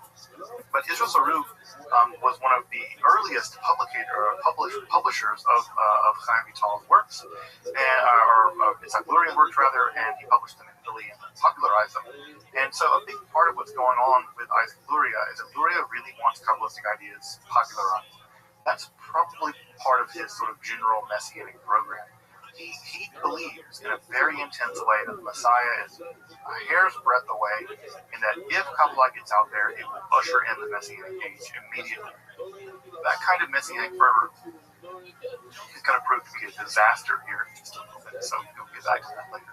Messianic fervor is almost all, but it's going to be a disaster. At any rate, he began to build his inner core of people, and then he died. He died. He died like 2 years into being in Safed. And so his death wasn't, he was always kind of sickly, so his death wasn't completely shocking. But after his death, his 2 most important students would be Israel Sarug, who I mentioned a moment ago, and the other, of course, the much more important student, at least historically, is going to be Chaim Vital. And it's going to be Chaim Vital's interpretation of the ideas of the Arizal, of Itzhak Luria, that are going to become definitive. The Arizal himself, Itzhak Luria, basically wrote nothing. He wrote a couple of Aramaic poems. That's all for Shabbat. That's all he had. He didn't really write much. He taught, and his students sort of synthesized the things that he taught. And it's a synthesized documents that we have. There's a long tradition of this kind of thing, right? The Buddha never wrote anything down. Jesus never wrote anything down. Muhammad couldn't read or write. There's a whole long tradition of people. Socrates famously never wrote anything. There's a whole long tradition of people who don't write things down and yet go on to change the world. So if you really want to change the world, don't write books. Writing books is a surefire way that you will not change the world. You have to be a charismatic leader and don't write anything. Just talk to people. And if you talk to people and you're charismatic enough, they will do all the writing for you. And and again, it's like Buddha was only there in something for 2 or 3 years, and he managed to make this kind of decisive through his student Chaim Vital.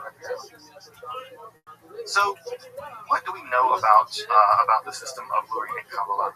Well, I'm going to go and tell you right now, I'm not going to be able to systematically go through every part of it because it is incredibly difficult and baroque and it's detailed.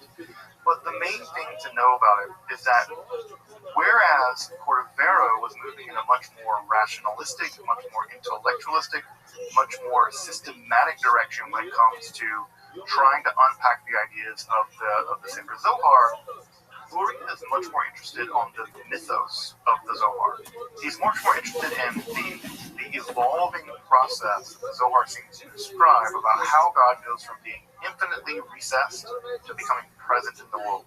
And so Luria's main shift is that he's going to shift away from trying to systematically analyze every aspect of how reality was constructed, but rather focus on the unfolding, the dynamic unfolding of reality and the mythology of that unfolding. And it's the mythology, and I say mythology, I don't mean falseness or like the Loch Ness Monster is a myth, but it's the doing of it that really matters to him. Because for Luria, the entire drama of the unfolding or the evolution of reality as we know it isn't in the past, it's always present to us. And so in a way that the Cordovero might describe that the events of the unfolding of the universe via the Sephirot are events in the past, the primordial past, and the physical past, for Luria, time is really weird because for him it's all happening at once. It's happened back then, it's happening now, at some level it's kind of happening in the future, and the future is kind of reaching for us to redeem us. And so even notions like time become very weird in the Lurianic system. So what we get is that he's primarily interested in what I might call the mythological structure, the genesis of reality and its development, as that development is comprehensible at any given moment in the development of humanity or of God. For Luria, the development of God and the development of humanity are coming together. They're the same development, basically. His system, as far as we have it, is a really highly developed system of analyzing reality. I can't say that it's always terribly coherent, and I certainly can't say that I always understand it. But what he's focused on, what his core idea is what often gets called the order of development or the order of evolution. This is often referred to as the Seder Hishtachlut, the order of evolution. In fact, Hishtachlut is actually a standard modern Hebrew word for evolution when you're winning evolution. So it's the evolution of reality. Now, these evolutionary models are constructive, right? Because at some level, biological entities contain the past within inside them. That is to say that you contain all kinds of things in your DNA from what we used to be. We're not apes like the apes before us, but we contain DNA fragments of those apes. The past is still with us. Or as Bill Faulkner said, that the past isn't dead, it's not even past. And that's true also for Luria and Kabbalah. The idea is, yes, there were things that happened in the medieval past, the primordial past, and those things are current to us now. They're still happening. And so what we get is that there is a sort of spiraling cycle of aggression. That is to say, the world is coming into being, the world is emerging as such, it's always emerging as such, and further right, it's also regressing, it's also going back to the way that it was. So there is an incredible dynamism in the Lurianic system where you kind of don't know quite where you are in time, in space. You don't quite know where you are even in righteousness sometimes. There's a kind of a constant movement to and fro where the world is on the one hand becoming exiled, and on the other hand is becoming redeemed. And so the Lurianic system, part of what makes it so difficult is that at the heart of the system is this dialectical structure where everything is happening all at once and everything is also being erased all at once. And so it's very difficult to figure out at what moment something is happening, because at every moment, everything's always happening. And so knowing exactly what's going on in the system is very complicated because the system is so dynamic. It's almost like a fractal, that the more you zoom in on a region of the fractal, the more the entire fractal reproduces. And so the system is very, very fractalized like that. And so it's often difficult to know exactly what's going on. But let's go over some of the core ideas of this Luria. The big first idea is his concept of Simsum. Simsum was an idea that was developed by Cordovero, actually. In fact, Cordovero was a teacher of this Luria for a brief time, I think in 1573. And so Cordovero had to solve a problem. The problem is, well, how do you get from an infinite God whose light reaches every metaphysical, ontological aspect of reality? God's being is infinite, and so it must occupy every point within that infinity. How do you get to an idea that there's a gap? How do you get to the idea there's a place where God isn't in order for the world to be? Because it can't be the case that if God is completely in fullness, then the system's full, and you can't have a world. You can't have the Olamot. You can't have the worlds. So God has to create an emptiness, a divine emptiness, a vacuum. And what God does is God contracts some region of God's self. I use words like region, but again, these spatial concepts are not accurate. But God ontologically contracts God's self. And that ontological contraction creates a void. And that void is both surrounded by God and yet is not God. It's a kind of gap. It's a kind of void or a vacuum. I don't know, always imagine like when you have to you gain a couple pounds and you need to get in some old pants, so you suck your belly in and tighten your belt real tight. It's like God sucking in God's belly to get the belt on or something. I don't know how to. I always imagine that image for some reason. So God creates this void, this simsum, and into that simsum, into that void, into that contraction, that will be where the Olamot appear. The Olamot are the four worlds that comprise our reality. We do not have access to God's infiniteness. We just don't. We're finite. We do not have access to God's infiniteness.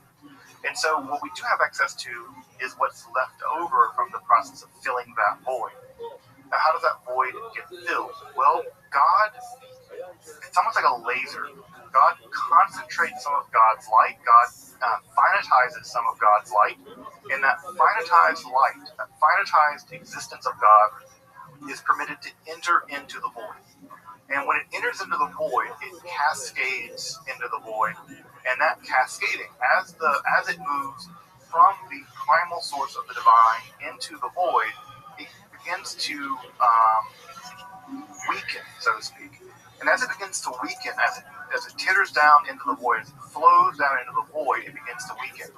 And as it weakens, there are strategic parts, or the decisive parts in the weakening of the light into the void. Just like if you were shining a laser, right?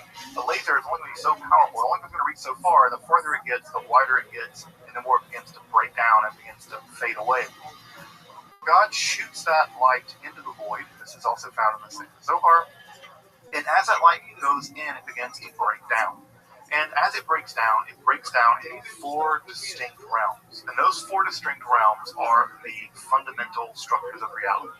The first one is Adam Kadmon. Adam Kadmon is the primeval body of God. It's the way that we imagine God to be. It's when you think of God as a person, what you're imagining is Adam Kadmon. It's the first primeval glimpse of God as a being. Because before that, God is just infinite light, and God is utterly unimaginable. The first glimpse is Adam Kadmon, sort of like a negative image of God broadcast into the void. The next layer down is the realm of absolute, or emanation. Then down further is the world of Beriah, right, where God is becoming more and more concretized, not yet physical, but more and more concretized. And then we get to the world of formation, where God is recognizable. And then finally we get down to the world of Asiya, and we are actually in a subsection of the world of Asiya, and that sometimes is called the 5 world or the 4 world, because our physical reality is distinct from all other 4 worlds, even the world of Asiya. So the 4 worlds, the Olamot, are the ontological registers of reality. And what Luria imagines, and the reason why he imagines these 4 worlds, is that every single time that there is a movement within the Godhead, an evolution in the Godhead, a change in the Godhead, that change has to be understood as a logical, dialectical progression of how God is mutating, how God is changing. Because every time God interacts with something, that image of God, that aspect of God, alters. And so what we get in the world of the various registers of reality is entirely different branches of the sphere. Now, I might pull this up when we get to the Q&A later, is that one thing that makes the Lurianic system so mind-bogglingly complicated is that every register of reality has its own separating structure. And inside of every spherot is more spherot. And so there are spherot inside of spherot inside of spherot. There are spherot on the backside of Uhura, which is the Sitra Achra, the most evil. It is again, for folks who are familiar with some mathematics, it's like a fractal. That anytime you zoom in on any register of reality, you begin to see that the entire system of reality is reproduced over and over and over and over again. And you have these enormously complex, what are called Ilanot, or tree systems. And those really complex Ilanot, or tree systems, describe the various spherot as they're interacting with each other as these various registers of reality. We can't go into the various levels of reality, we don't have time, but each one of them is distinct, and each one of them is a moment in the development of the Godhead. Now, some folks who have some background in philosophy, folks who had some background perhaps in Hegel, this is going to sound really familiar because if you ever the logic of the progression of the logic in Hegel, Hegel actually commends Kabbalah as prefiguring his life. Now that I'm not sure that's an indictment of Kabbalah or not, so depending on what you think of Hegel, but Hegel's system of the unfolding of reality is deeply influenced by the Lurianic sort of folding out structure of reality. Now, as God's light begins to travel through the void, what ends up happening is that the very structures that emerge to hold God's light, the very moments of the divine, as the light gets further and further and further into the void, the very structures that are meant to hold the divine light can't. They're just too far away. It's just like, I don't know, it's a moment where you feel yourself, you're holding on to something right and you feel yourself slipping off. There's a moment where you just let go. And that let go moment, the moment where the spheres, the actual vessels that hold God's light, because they've gotten so far away from the original source, they don't have enough energy, they don't have enough dynamism, they don't have enough of chizuk, they don't have enough strength to hold God's light, and they shatter. And that shattering, the shvirah, the shattering of the vessels, is as it pulls in, they overpower the vessels, right, and they shatter. It's like putting, folks ever seen this, right? You take a really cold glass vessel and pour really hot water into it, right? Or, I'm sure you've seen folks, right, throw hot water on a cold windshield, because people don't know any better. But imagine, right, hot water being poured into an ice cold vessel. The ice cold vessel is the vacuum, the void, the zimzum, and when you pour the lightning hot rays of God into it, the vessels just shatter. And that shattering forms what are called klipot, shards. And these shards of the vessel, these shards are characterized by disharmony and disunity. They're broken aspects of the divine. They're aspects of the divine that are localized. It's like if you'd imagine taking a part of your own personality and breaking it off from you. So just imagine your curiosity, right? If you took pure curiosity, which is a pretty good trait, and broke it off and made it its own thing, pure curiosity is a disaster. Because anything that's purely curious is going to get itself killed, it's going to hurt people, it's not going to have any ethics, it'll just experiment on people. And even love, right? Pure love, if you take it away and put it with no checks at all, it's too much.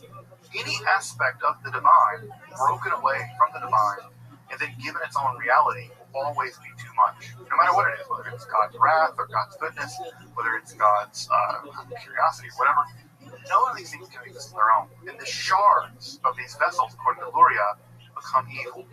Now, they're not inherently evil, but because they're localized, intense versions of the divine, they shouldn't be allowed to exist on their own, and because they shouldn't be allowed to exist on their own, they go haywire.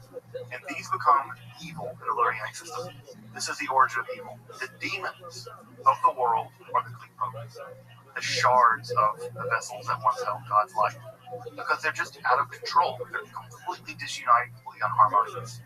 And so they're sort of like extreme versions of God. And so these demonic aspects of the demonic aspects of the Lurianic system are these Klipot, and they are the object of a process called tikkun. And I bet you're already beginning to hear, right, where we're going to get to next, right, the idea of tikkun olam. Well, we are right at the very end of that system. The entire giant system of God, Simsum, and God pouring God's light in, and the entire process of the shattering of the vessels, we are at the very limit of that system. And so it's the very limit of that system, right? It's like a rubber band, right? As you stretch a rubber band out and let it go, it flies all the way this way, and it flies back. We are at the very end, the receiving end of all of the divine system, and we are at the very bottom of the system, and we are the part of the system that begins to move back up, right? We are the system, we are the part that move things back up. And what happens is that we recognize, Lurianic Kabbalists recognize, that the shards of the divine, the Klipot, can be rectified by engaging in the magic of the Torah. Again, Yitzhak Luria is not sort of a hippy-dippy mystic. He says, no, you repair the world, you metaphysically repair the world by engaging in the metaphysical act of engaging in following God's law. Because the divine law, the Torah is the system. It's like the source code of all reality. And if you follow it, if you do it correctly, it fixes reality. Reality is broken at some level. And so the fix is, according to Yitzhak Luria, the very strict following of the Jewish law, of the Halakha, and of the Torah. So by following the Torah, you repair reality. And this is where the phrase tikkun olam comes from. You are repairing the world. Now, I know that most folks hear the word tikkun olam and we think something like helping people who are charity or something like that.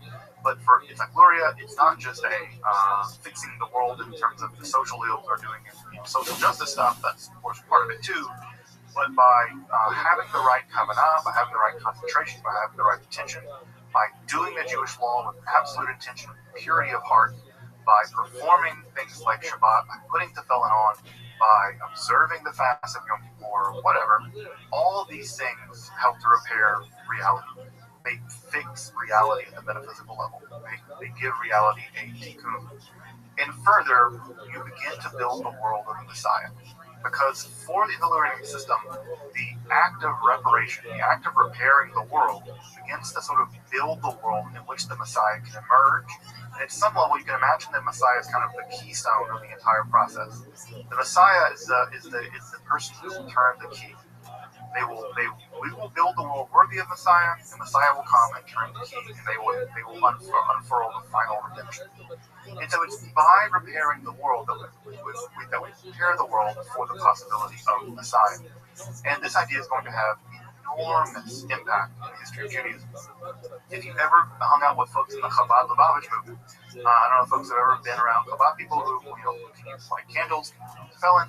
You can be walking around New York and I'll have a Chabad guy like I'll stop on the street and be like, hey, you put the felon on today? And I'm like, no. He's like, can you put the felon on now? Why would they bother you on the street to put the felon on? It's not because they're trying to do you a favor. They're trying to engage in tikkun olam. They think that every Jew, whatever that means to them, who can engage in the process of tikkun olam and who can put the felon on will usher in the days of the Messiah that much more quickly. And so they're trying at some level to accelerate, right? One can think about Kabbalistic ideas or Lurianic Kabbalah, the kind of Jewish accelerationism. The world is broken and they're trying to accelerate the process by which it's repaired. And you accelerate that process by engaging in spiritual warfare against the Klipot and by binding and then repairing the Klipot in a way that allows you to basically accelerate the process by which the Messiah comes. And if you read Chaim Vital, he really does think that he definitely thinks he's the Messiah. He just thinks that he has to be a little bit more righteous. If he could just be a little more, if he just didn't think about that woman when he was praying, if he just didn't think that dirty thought, if he just memorized a little bit more Mishnah, that he would have been revealed as the Messiah. He would have emerged as the Messiah. This is an idea you see him constantly in his journals. He's Chaim Vital simultaneously manages to be both incredibly self-deprecating and also incredibly arrogant. I guess that tends to go hand in hand. But sometimes he's I'm not worthy, I'm unworthy of anything. I'm the lowest of the low. And it's like, yeah, if I've just done this, I'd have been the Messiah. So the idea is that the Messiah is right around the corner, and it's the result of this process of teaching. Now, of course, that idea has got retrofitted in sort of liberal Jewish circles for social justice, but in the classical Kabbalistic world, it has everything to do with strict obedience to Torah. Another key innovation in the Lurianic system is that Luria is really obsessed with some of the more bizarre sections of the Zohar. There are 3 sections of the Zohar that are notoriously difficult to understand. Two of them are the Idrot, the assemblies, and the final is a section called Sifra Ditzniuta. And Sifra Ditzniuta is a relatively brief section of the Zohar that contains a long description of God's beard. And then there's another section that also contains descriptions of God's beard, but also God's face in general. And no one's really sure what in the world is going on in those sections. They're really, really weird. Weird even compared to the other sections of Zohar. Zohar is weird enough, but it's like weird on weird.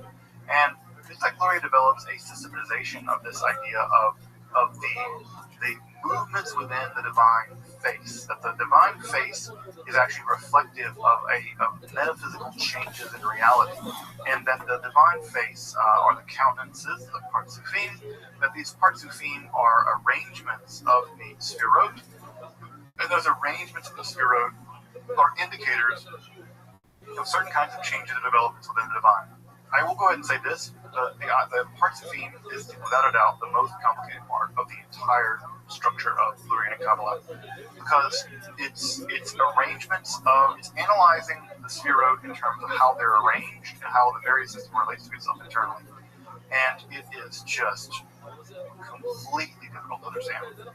I still struggle trying to figure out, I know what the various configurations are. I know what Ima, or whatever. I know what the structures look like. But when you begin to analyze how they move and change in relationship to other mystical stuff going on in the Arizal system, it just becomes a maze. So I have a real difficult time keeping track of what's going on in this sort of inner development of the Godhead. But what's important to note is that for Luria, God is not a thing, God is a process. And God is changing all the time.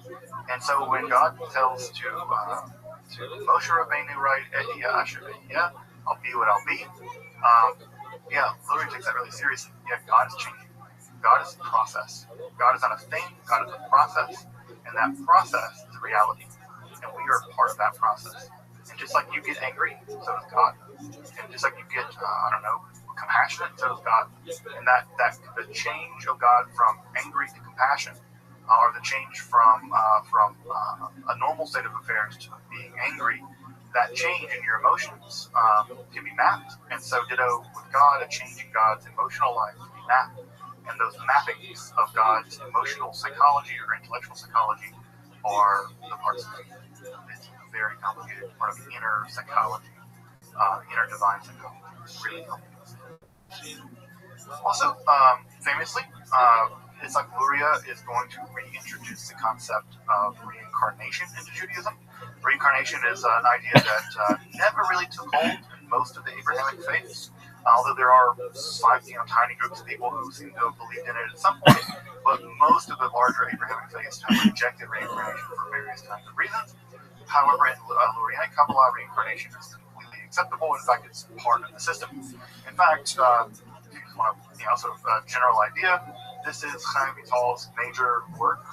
It's Chaim. This is the most systematic account of Isaac Luria's philosophy. This is the major work of Isaac Luria's philosophy as articulated by Chaim Vital. And this is the standard now 2-volume text on reincarnation by Chaim Vital. This is the teachings of Isaac Luria on reincarnation. Shari, the case of reincarnation. So reincarnation is an idea that's reintroduced into Judaism. It may have existed earlier in some ways, but certainly Paul really introduces it in Luria. And the idea is that every single person has what they call a soul root. And the soul root is a kind of aspect of your soul. There are 5 different layers of your soul according to the Lurianic system.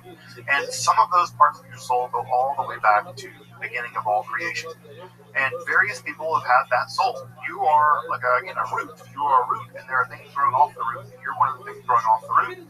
And there have been many, many, many people prior to you that have had the same soul as you. Now, the bad thing about that is they've committed all kinds of sins that you're now responsible for fixing. Because again, remember, Luria's system is dynamic.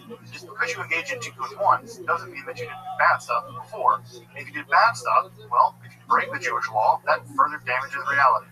And so there have been people in the past that have really damaged reality. Maybe in your past life you were someone really bad. As Chaim Vital, by the way, his soul root was Cain, the first murderer. And so as you can imagine, Chaim Vital, whose soul root was Cain, had a lot to fix. He was the literal origin of murder in the world. And so he had to undergo all kinds of what are called tikkunim, reparations, and these reparations include everything from ascetic practices to reading certain parts of the Bible, to engaging in mystical practices, and things like that.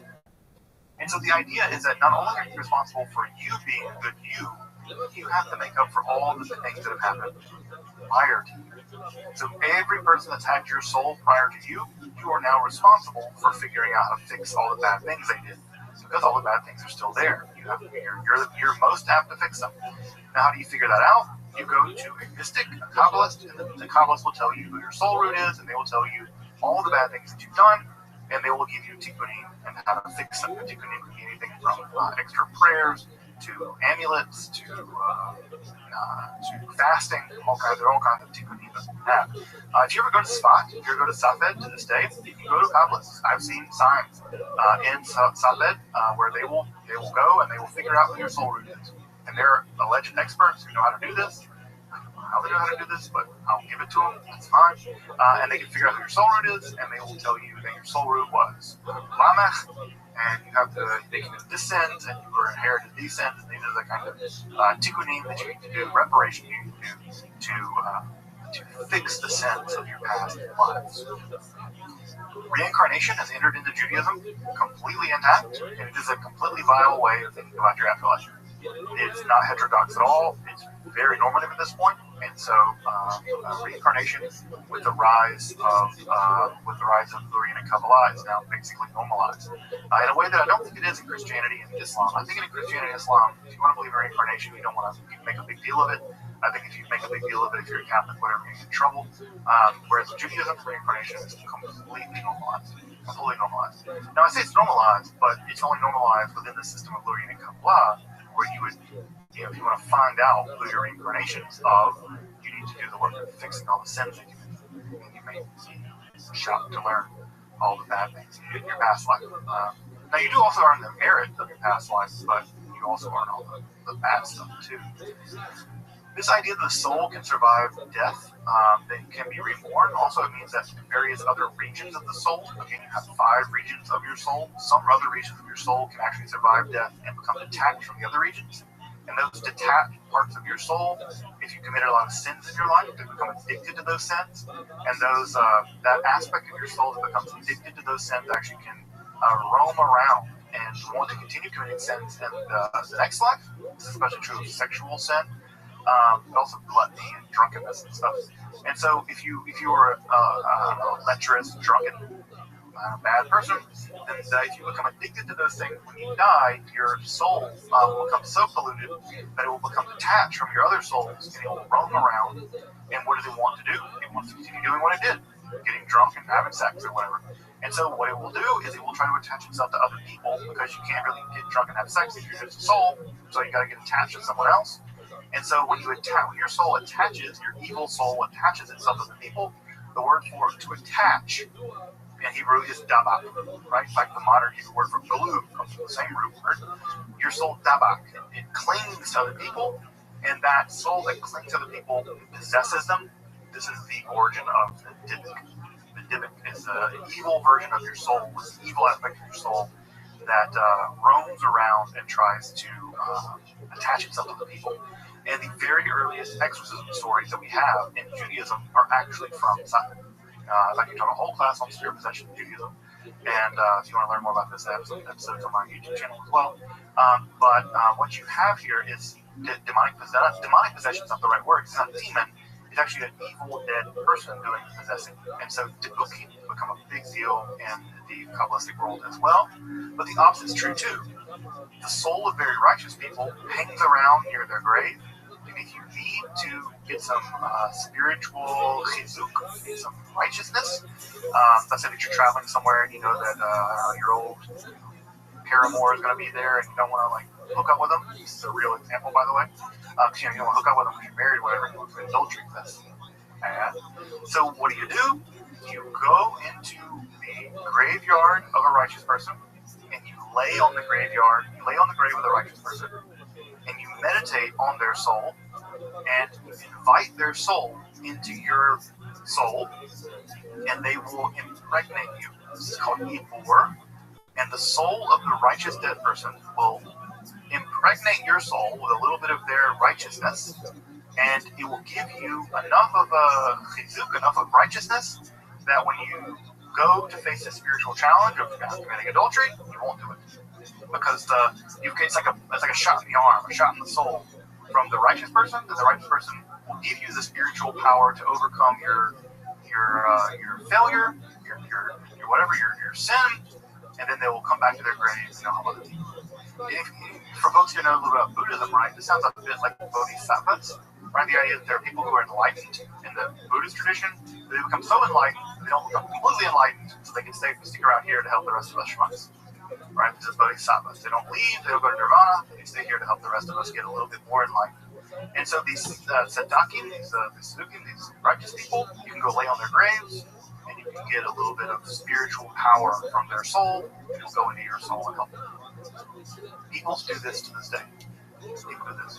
It's a problem, actually, that people get caught sneaking into graveyards and lying on graves to get soul power. Soul power is a cool 70s. So at any rate, so this idea of Ibur becomes a big idea as well. So Dibuk, right, is evil souls becoming attached to your body. They can also get in animals, by the way. They don't like to be an animal. Apparently it's like not good in there, but they want to get into people. And Chaim Vital, by the way, also became one of the earliest exorcists in this whole tradition. And by the way, he failed. He'd also get the Dibuk to leave, and then as soon as the Dibuk left, he will come back and repossess the person and kill them. And so there's all kinds of great Dibuk stories. If you've never seen the movie The Dibuk, it's one of the great classics of Yiddish film. It was filmed in the 30s. In fact, many people that were in the film died in the Holocaust. And so it's really, I think they remastered it and they redone the Yiddish subtitles. And if you've ever seen The Dibuk, it's a great film from the 30s. It's a classic example of Yiddish theater and eventually Yiddish filmmaking. Probably the crowning achievement before it all went to hell because of the Holocaust. But The Dibuk is a classic movie. We're getting close to Halloween time, close to Jewish Halloween. Movie watching, watch The Dibuk. So the Dibuk is an idea that emerges also from Lurianic Kabbalah, but also equal. As I said a minute ago, Lurianic Kabbalah becomes just Kabbalah. If you've ever studied Kabbalah, you've heard this term, Tikkun Olam, right? You've heard of the world of Atzilut, the world of Asiyah. You know that the soul has, that there's a Yechida, and a Neshama, and a Ruach, and all the various parts of the soul. Lurianic Kabbalah just became Kabbalah. It absorbed all other previous forms of Kabbalah, whether it's Abraham Abavia's Kabbalah, whether it was Pharaoh's Kabbalah, whether it was other forms of Kabbalah. It absorbed them all, and in some ways transcended them all. It abolished them all, and it ascended above them all. And by both eliminating all of them and then conglomerating all of them into one thing, it became a new thing. And that new thing basically has become Jewish theology. If you've ever read books of Jewish theology, modern books of Jewish theology, they're almost always derivatives of Itzhak Kabbalah. And that's true of Hasidic people. That's true of Misnad people, the opponents of the Hasidic people. That's true of hardcore Jewish rationalists, people like the The Vilna Gaon, right, is a hardcore rational guy. Also hardcore Kabbalist. Kabbalah, Lurianic Kabbalah, is at some level just Jewish theology. Now, what's ironic about that, we'll talk about this more as we wrap the class up in a few weeks, why aren't these texts available then?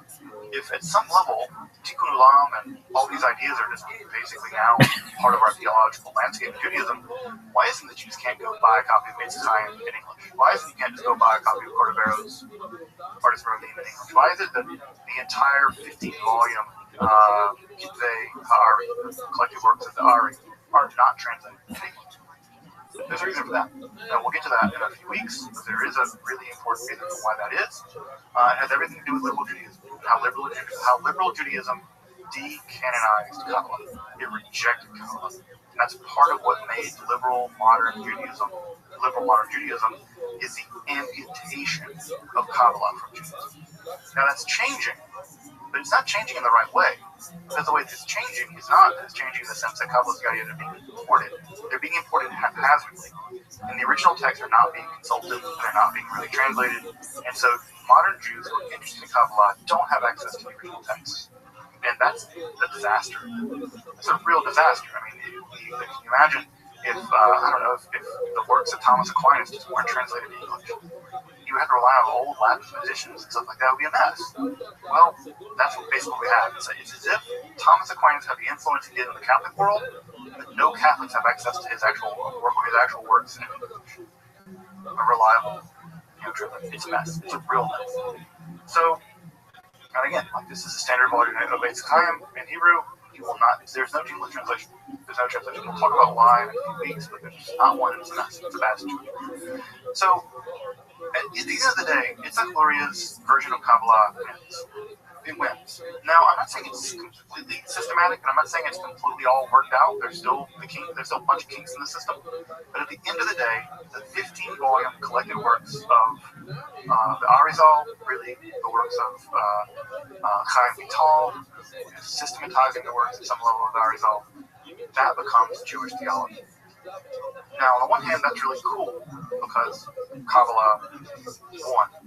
On the other hand, it's a disaster because most Jews who are interested in Kabbalah, at least in the non-Orthodox world, have no access to it. It's a mess. This is a real problem, and I don't know how it's going to get solved.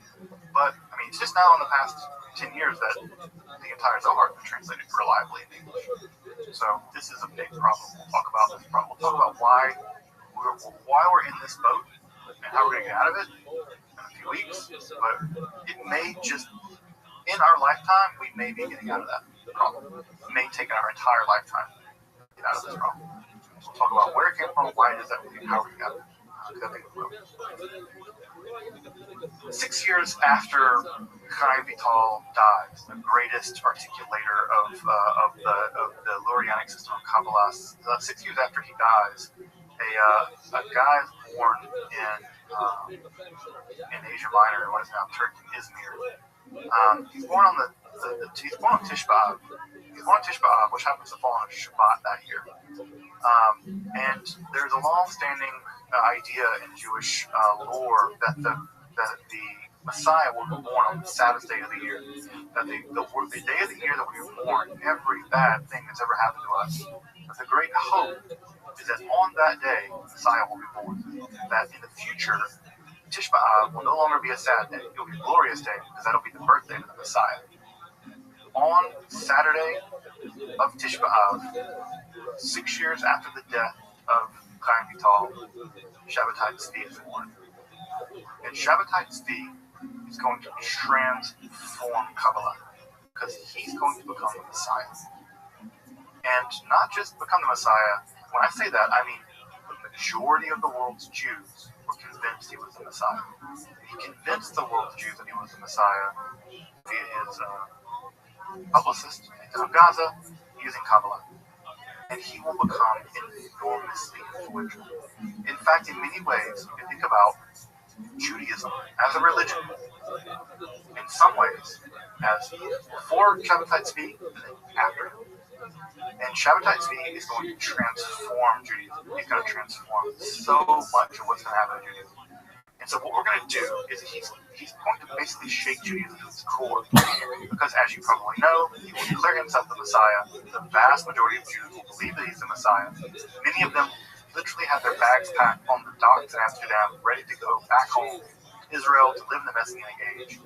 And in 1666, he converts to Islam. And it is a titanic disaster. A disaster that prior to the Holocaust, there's been no greater disaster than the Shabbatai Tzvi episode. No greater disaster. And from a theological point of view, it's a disaster. So in many ways, right, you can think about Shabbatai Tzvi is the fulcrum. And I imagine most folks here have heard the idea that you can't study Kabbalah until you're 40. I'm sure folks have heard that idea. Well, notice that Yitzhak Luria died before he was 40. Clearly, he was studying Kabbalah before he was 40. Where do ideas like that come from? They come in the aftermath of Shabbatai Tzvi. Because the idea that Kabbalah is so dangerous, they can lead the entire Jewish world into a disaster. And that disaster, Kabbalistic disaster, will be heralded by Shabbatai Tzvi, false Messiah. We will turn to him and his arguments for his messiahhood next time. So Shabbatai Tzvi, and also Frankism. Frankism is a derivative of Shabbatai Tzvi. So we'll turn our attention to Shabbatai Tzvi and what is sometimes referred to as mystical heresy. This Kabbalah gone off the rails, totally off the rails. So we will deal with Shabbatai Tzvi and his so-called messianism. Welcome back, and thank you for joining me as I explore the garden that is Jewish mysticism and Kabbalah. Again, if you'd like to support my work of providing accessible, free, and scholarly content on topics like Kabbalah, alchemy, and the occult, magic, Hermetic philosophy, consider supporting my work on Patreon, or perhaps with a one-time donation. You can find those links below. Until next time, I'm Dr. Justin Sledge, and thank you for watching Esoterica, where we explore the arcane in history, philosophy, and religion.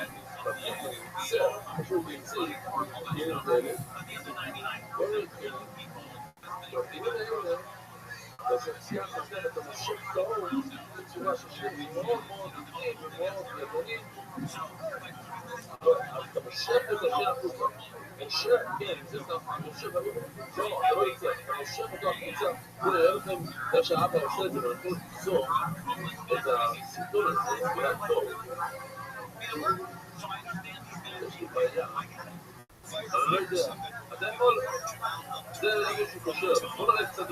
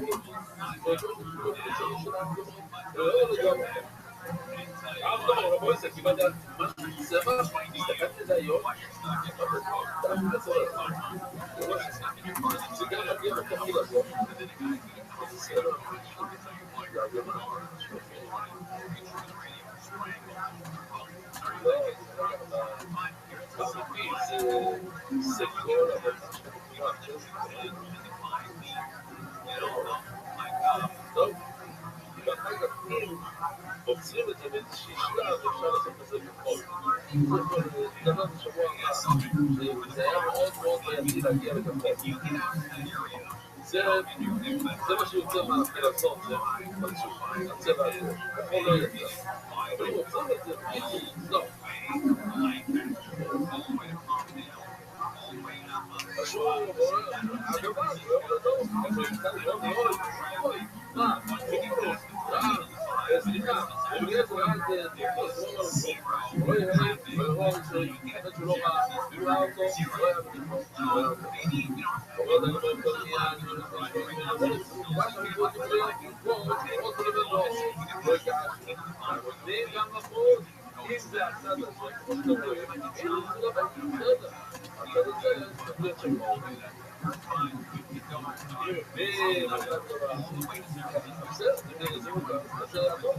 למה אדום לא? יאללה, גם תלוי, גם תפילה, אתה רואה את זה, מתקבל, ואז, גם תפילים לבוי,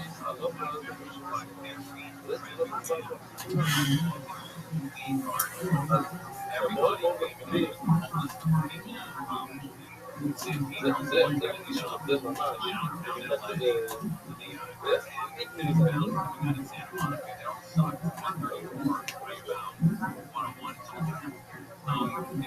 בגלל אגב, לא רק במעלה, עושים לראות את זה פה למעלה כזה זה ממש זה 32 נקודה 16 בצד הזה זה 62 נקודה 7 לכן לא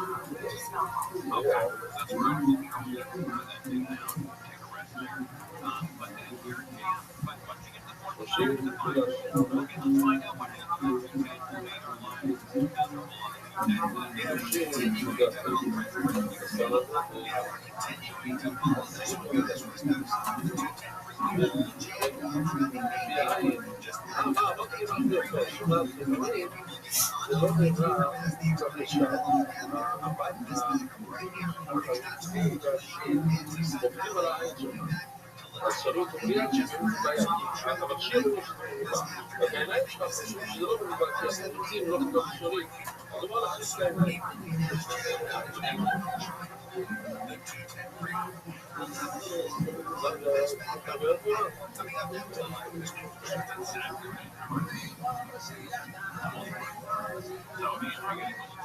זה לא סתם ככה, זה לא מגיע, זה לא שמעתי שהפריזים לא נפשים להשתמש משהו לובש ואני חושב שזה יהיה חייב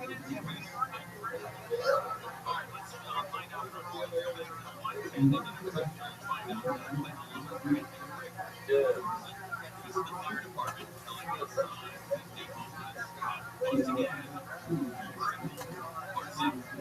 רק כמובן בלדיפון, זה מחסוי.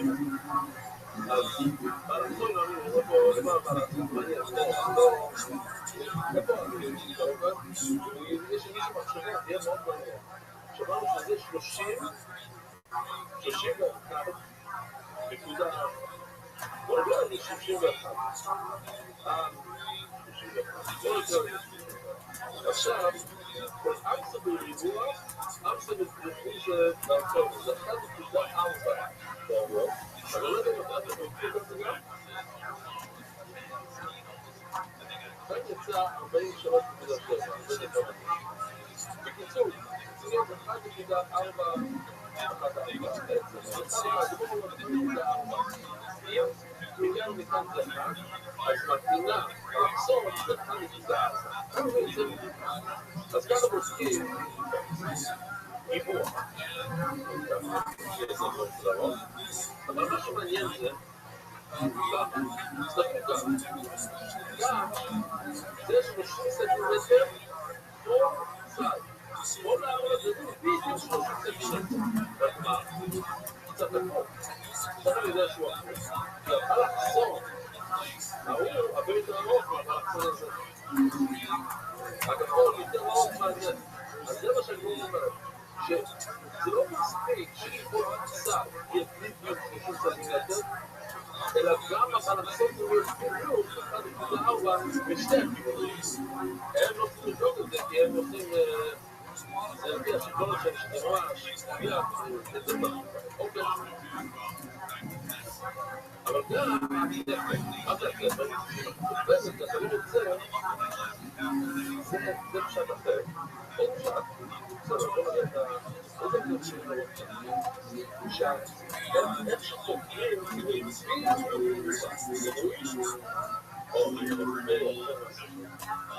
יהודה קוריצקה, זה מה שטוב, מכניסים את התפל, זה בדיוק מובן.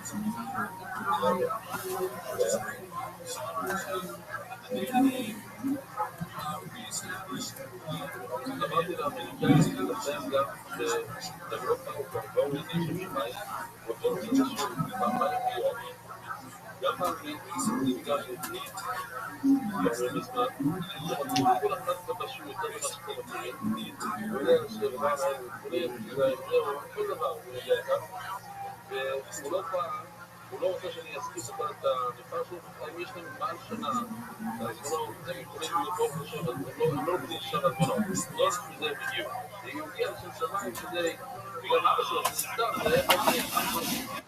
זה הוא הולך לבד אליו ולכל הפרקים, הוא מספר להם איך לעשות את זה. כל הפרקים שהוא הציג, ולנות.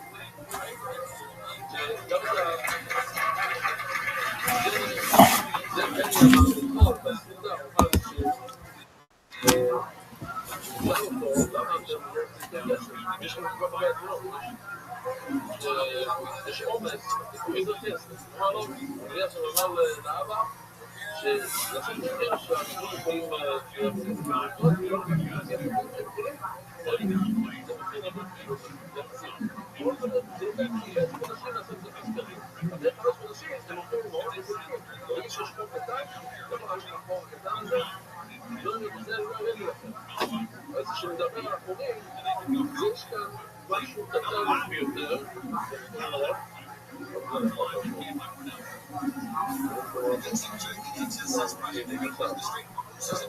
אבל זה מעבירים לנו לא בצד, אתה עושה שין, אתה עושה הכל, שחור קטן, ויש שחור קטן, אולי אפשר, אתה לא יהיה מצמא,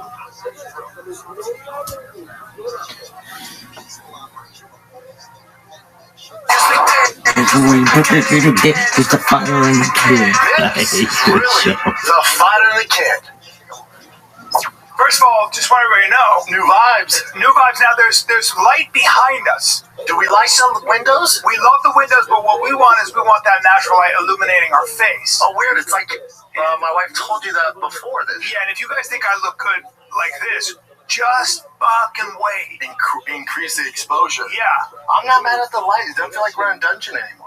Listen, I get it recognized for being on Mad TV by people, and that means that was 30 years ago. And those people are dying. More than that, and that means that I'm aging slower than I thought, because they still recognize me after all that time. Now I was in Hawaii. Okay? I was in Hawaii.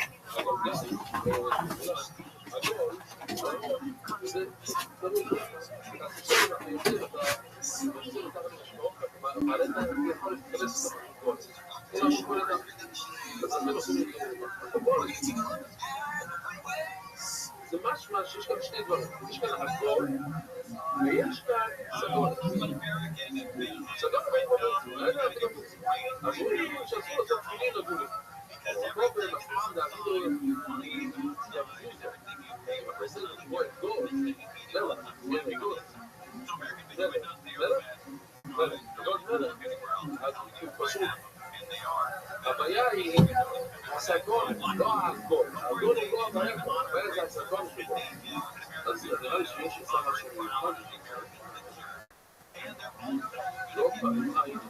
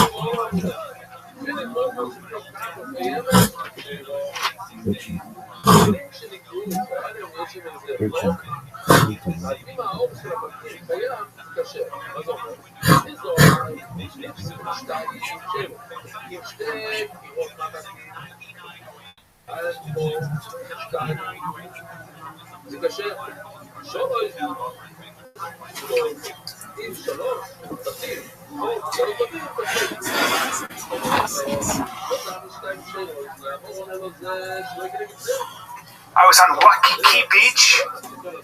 Water's amazing, weather's amazing, and snorkeling. A lot of lights because they ran out all the. Well, so I didn't realize that Hawaiians, the native Hawaiians, are just like Samoans. And their high school there, I think it's Paku, one of the high schools, is one of the most heavily recruited from the NFL. Oh yeah, so big time. Polamalu. Yeah, some boys out there. Yeah, get some big boys out there.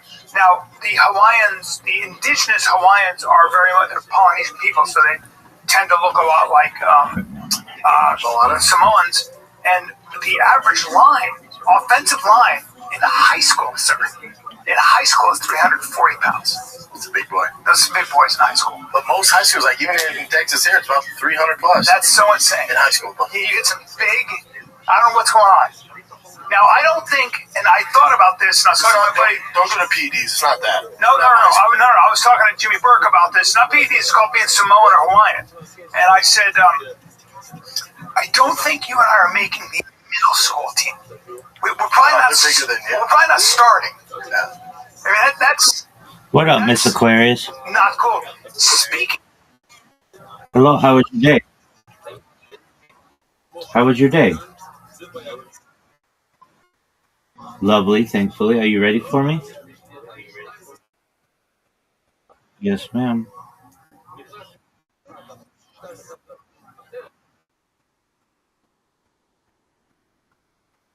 Yeah, please.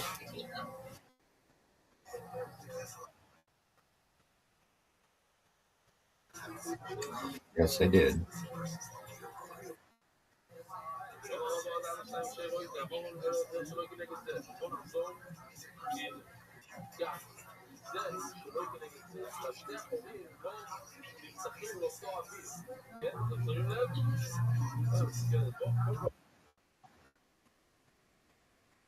Yes, ma'am.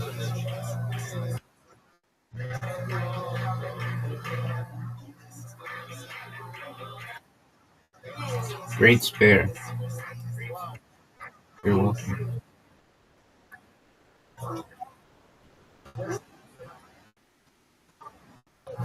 Thank you.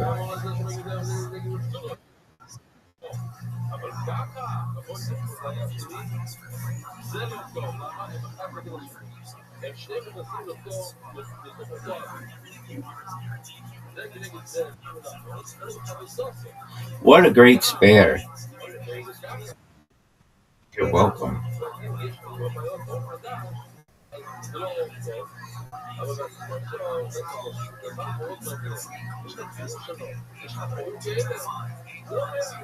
Oh.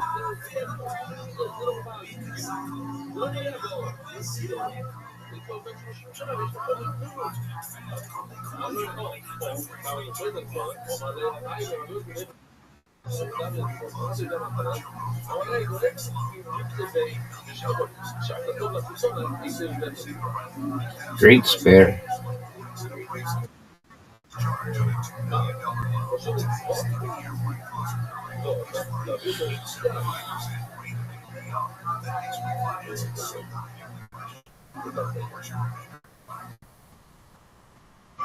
Ma'am.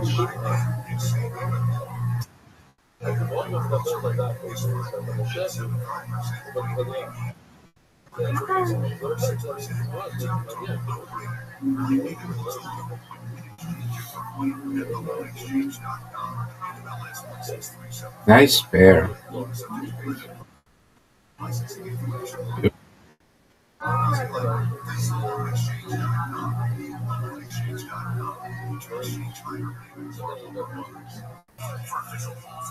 No.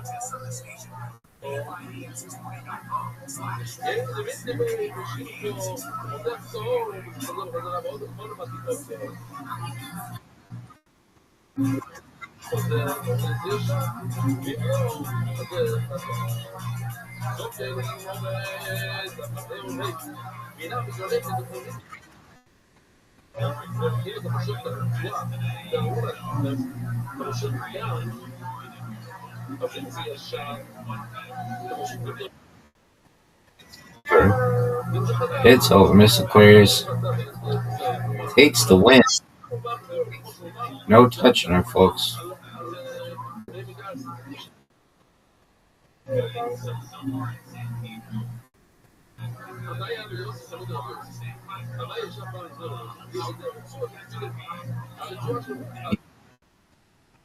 Reload.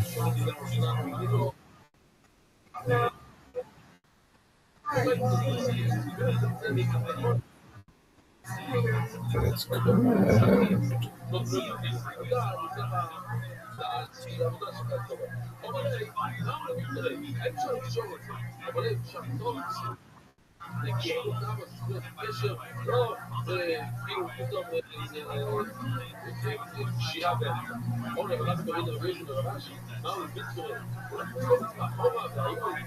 Get it.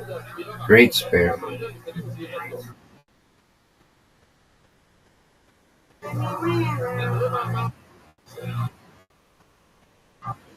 Thank you. I'm not letting you win. You scored in the 80s last game. That's a good score.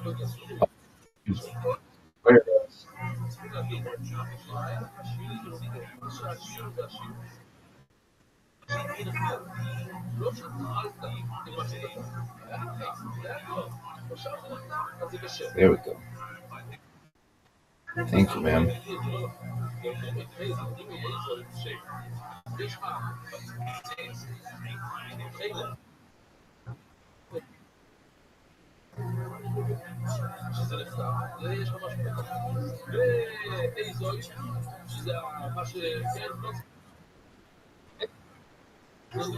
Look at you.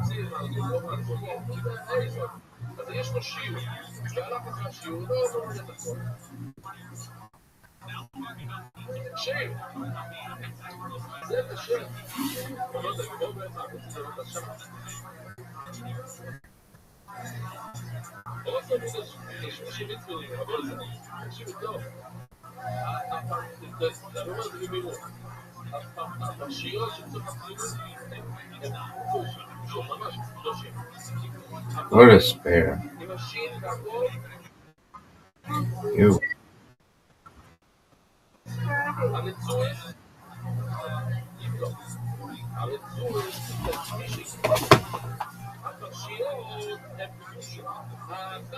Ooh.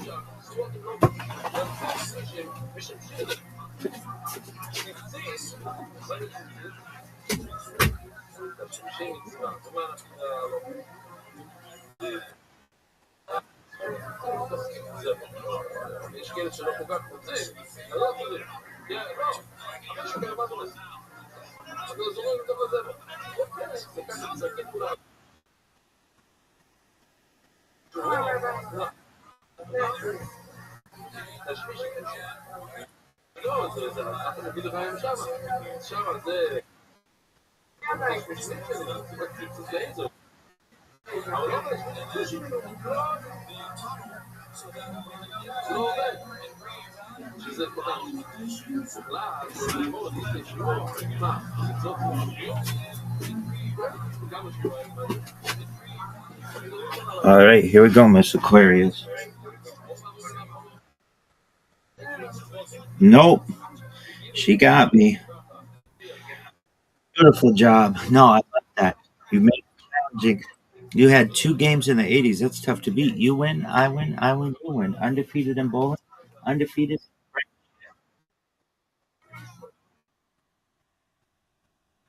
Word, girl.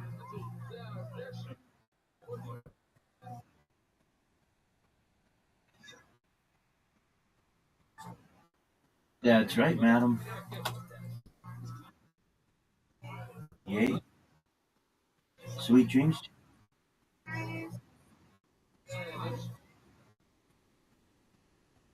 Yes, ma'am. Yes, ma'am. You got. Take care. Yes, ma'am.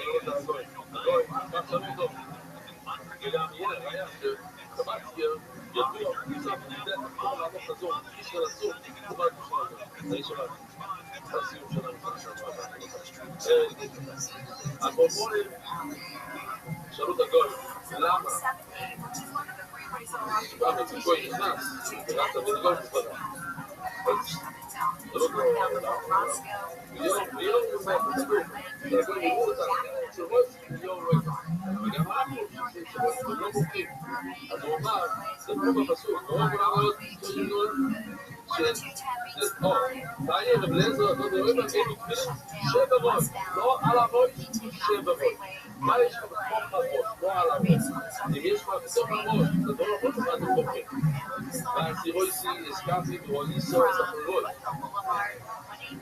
שזה גם צריך להגיד כאן, אבל שאין הרבה זמן רויסי ספרוי, כולם רואים רויסי ספרוי. בוא נאי לא יורד. דבר קורה לך לפני זה, זה קורה, בוא נאי לא יורד, זה אתה לא תבין. אבל רויסי ספרוי, כשהיית מהזמן, פתאום עולה, למה זה בכלל עושה? זה רויסי ספרוי, אני לא, בוא נאי לא יורד. אומר הרב אבי נאמר ראשי, וזה ולמה שאיר לו ימדבור כולמוי שקשר תפילה. וואו.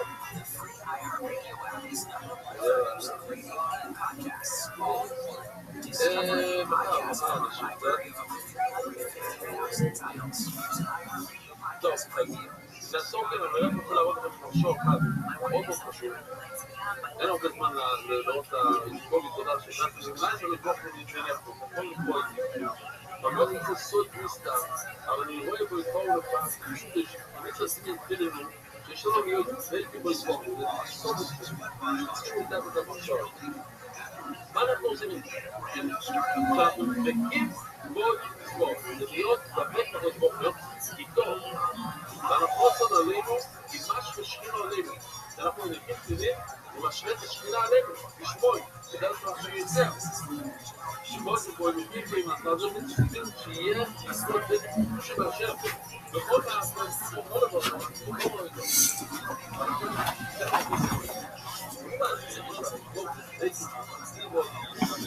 School, my son, who is 14 and now as tall as I am. And what 14 is what age? Freshman? He's about to go become a freshman. Is it 8th grade? Yes, sir. So graduate 8th grade this month? And then go, yes, sir. And summer, then? And then we got high school. And what high school?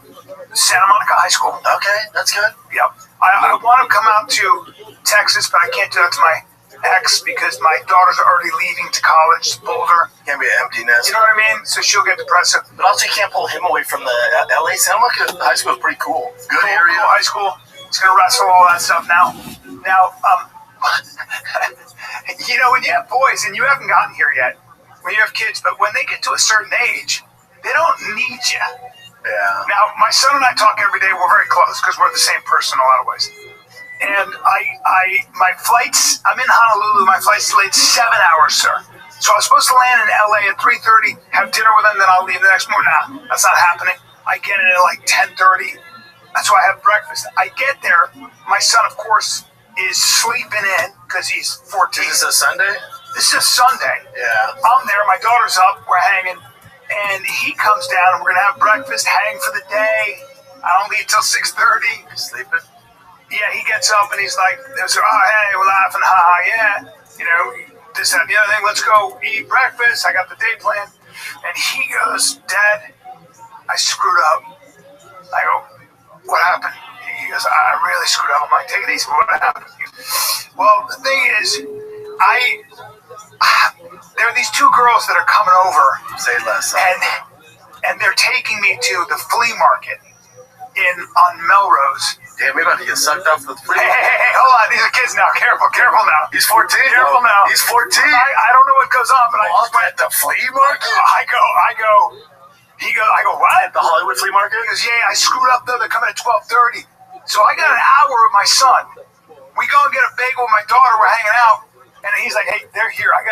And he grabs the pizza. And he gets up and I'm like, what the fuck? We get up and we have to bolt back to the house. Yeah. And there are two lovely 14-year-old gals there that are clearly, I don't know what's going on there, but my son looks at me and goes, love you, Dad. Gets in a Waymo. He's in the front seat. They're in the back.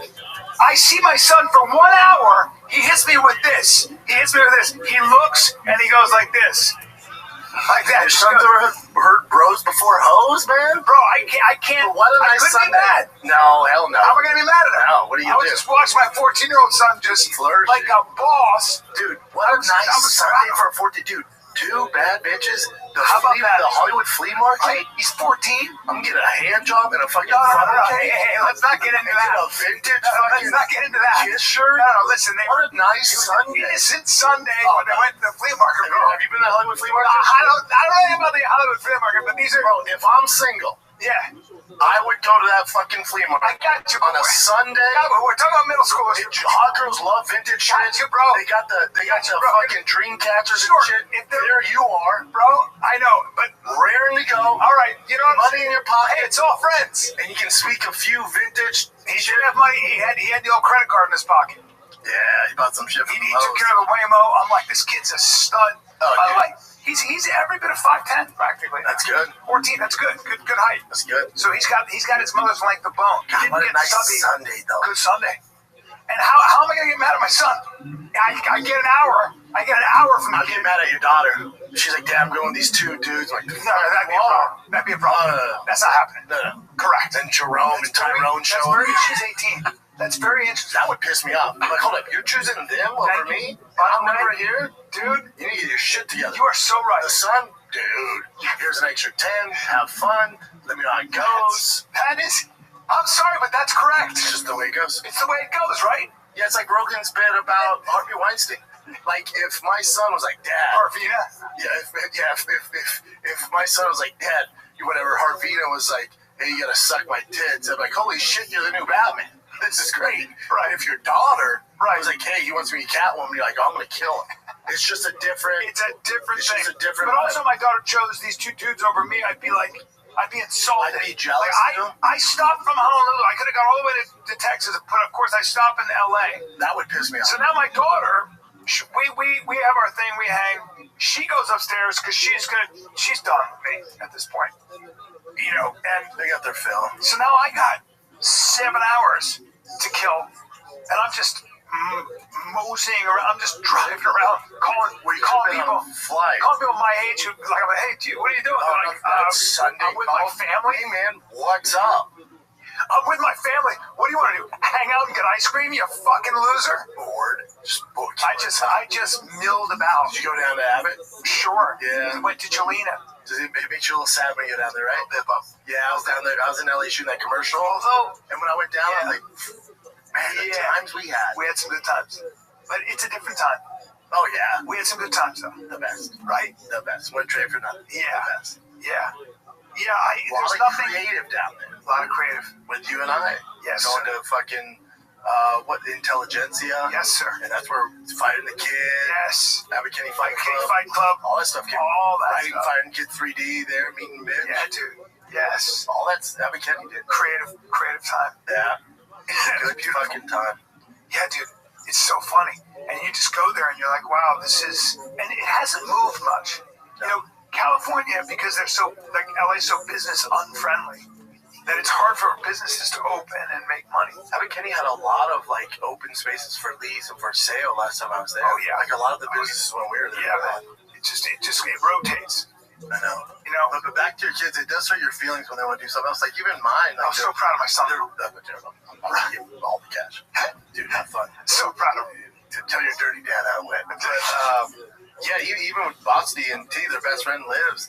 And I told him, I said, hey, I can't sleep. I get anxiety when you guys don't sleep here. They like to do sleepovers at their neighbor's house. They live with their best friends. And Saturday night, Dad, can we stay the night? I'm like, you can. You know, I get sad when you guys are gone. Oh, sorry, man. You're like, man. So I still get it. It's too fun. Too fun, dude. Oh, you don't want to sit here and watch the Dodgers with your dad? No. Well, you know, no. Yeah. It's so slow. There's nothing, though, like because you're past this now. I hadn't seen my kids. I went to Hawaii on Wednesday. I get back on I see them Monday. That's a long time to be away from my 2-year-old and my 4-year-old. Oh, the kiddos, yeah. And they're all cozy and squishy. And I get in bed with them and give them the old cuddles in the morning. Yeah. Oh, Jesus. Yeah. That's the greatest thing. Yeah, while you were playing grab ass in Hawaii, I was in Miami. Yeah. I was in Miami. Flew in Thursday night, cooked the basically You know what I was about to interrupt you with? What? I was literally going to be like, there's another thing that I did in Hawaii. Like, I was literally going to be like, I went snorkeling and saw a turtle. It just came. And I went, that's a terrible story. See, you're getting better, though. Yeah, I'm not going to tell you that story. It's so dumb. gone snorkeling, dude.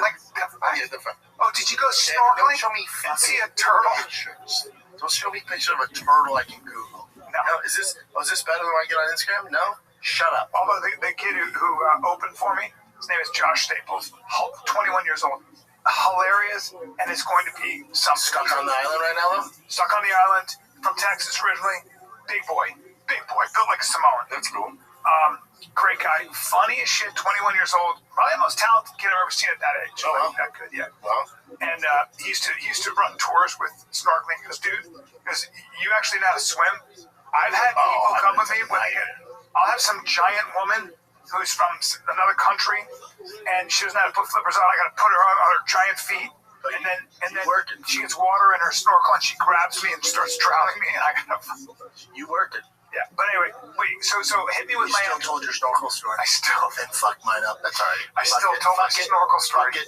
I went to Pipeline, where they surf. Wait. Yeah, those giant waves. That is a little scary. Like they say, if you're a surfer, you're not a surfer until you've gone to Pipeline or Waimea Beach, because the North Shore has the coral bed, and that wave will go kadoosh.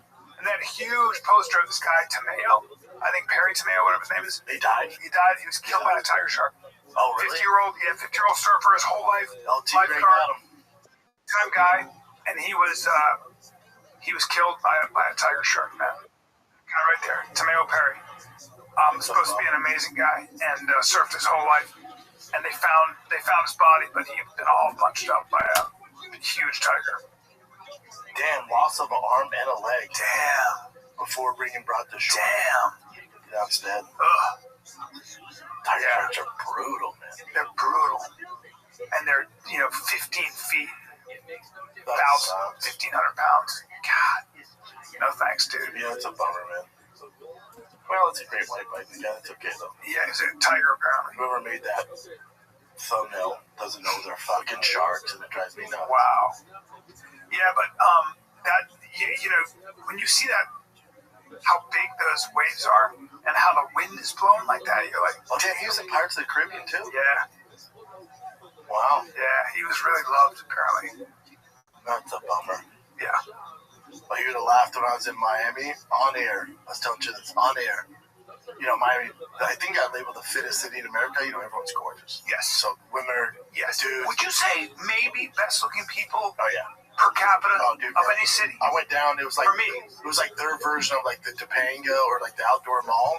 So I was by myself. So I just walked down there to get sushi or whatever, and I'm like, I know exactly where you were at. Fuck, it's ridiculous. What the fuck? I look like trash. Yeah. Everyone's dressed to the nines. Yeah. In crazy shape, blood asses. There's not a flat ass to be found. Even the guys. There's not a flat ass. Also, no fat people. Correct, sir. Everyone's in shape. There's not a flat ass to be found. And nobody's in flats. Everybody's in high heels. Yeah, everyone looked good. Yeah. I had sneakers and jeans on. I was well underdressed. Yeah, you dress well there. But dude, so at the event, right? There's celebs there. There's everyone piling up. I'm like, fuck, everyone's dressed up for this bare knuckle fight. Take it easy. And I'm on there talking to Jimmy, and in the corner of my eye, this lady comes in, probably late 40s, maybe 50s. The biggest titties that you have ever encountered in your life. Not basketball. Basketballs don't do it justice. I like beach balls. Like she's on like Nip Tuck or that show. She's one of those gals who she got all the CCs, buddy, 2 of them. How much can you stretch my skin? Dude, and I'm like doing me and Jimmy talking fights. We're in the middle of a deep conversation about fighting, and I just see the come on, and I'm like, and I can tell everyone else is kind of like, oh man, because everyone's like, what the fuck? And I just start laughing on it. I started laughing, and Jimmy hit me under the table, and oh man, some interesting people here in Miami. Jimmy goes, yes, there are. Dude, I could not. Did the camera see her? No. Okay. No. They should have. They should have panned to it. Because it was like, stop you in your tracks, like, oh, yeah, but, excuse me. And you know what's funny about that, and nobody wants to admit it? There's something sexy about it. In a weird way. Can you just Google giant boobs in Miami? Was it like this size? Yeah. No. Bigger than those. I'm telling you, dude, it stopped me in my There's tracks. something weird about it where you look at it and you go, but she was such a mess. Yeah, it's that. That might have been Probably her. That's probably her. Yes. Yeah. Yeah, you know what? I'm almost 1,000% sure that's I'm sure that's her. Type in Tammy the Realtor. She's got some tits on her. Oh, buddy. What do you even do with those? It's gonna make your wiener look like a fucking but needle in a haystack. It's a novelty. You know what you do? You'll figure it out. You figure it out. It's a novelty. God, you gotta be a real. It's a novelty. Oh, that's her. That's her. That's her, dude. Holy smokes. So she looks like a... Yeah, holy smokes, right, Jen? Yeah, that's her. 1.6 million likes. Yeah, that's... Dude, I love it when they relax, blow their out, and they fart. Yeah, she's... Okay, go back to it? Yeah, go back to Game Bread. Right there. I thought I was bullshit. There it is. Oh, which is the shack? Now imagine I'm on air, and these two tits come into my... Yeah, that's a lot. Vision. Now, where the fight's pretty brutal. Dude, that's... Oh, my God. That's where Amanda Nunes was there? That's hilarious. Have you ever seen anything like that? No, go back to... Stop me in my tracks. Yeah, I was like, oh, I gotta... Well, it's out of control. Can't fast forward everyone. It's like coming into... it's literally like coming into a room with a baby chimpanzee in your arm and a boa constrictor around your neck. Oh, yeah. She might come in with a peacock on her shoulder. Oh, my God. Yes. I've never seen anything like that. That's the whole point of what she's doing. But that is so out of control. You've never seen tits like that, right? No. You had to stop me in my tracks. Some guy with huge knockers, love it. This is the girl I dream of taking to Applebee's with the gift card I want.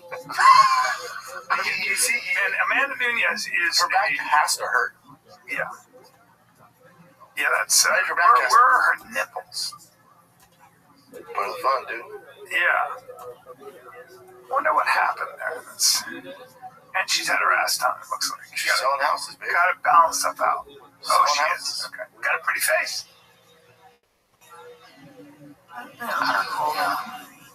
Man, y'all thought I was bullshit. We found her. How funny. You found her that quickly, too. How funny is that? That well, I'm telling you, you've never seen anything like it. Yeah, she's, It was a little bit like Coco. But get in the bathing suit. I mean, which one? Go down. Go down Right there. No. Right, this one, a good one. Yeah, there you go. Good one. Now, she probably... How old do you think she is? I'd say she's probably 45. She's a pretty face. She seemed nice. Yeah. Her dog is sitting on her tits. Yeah.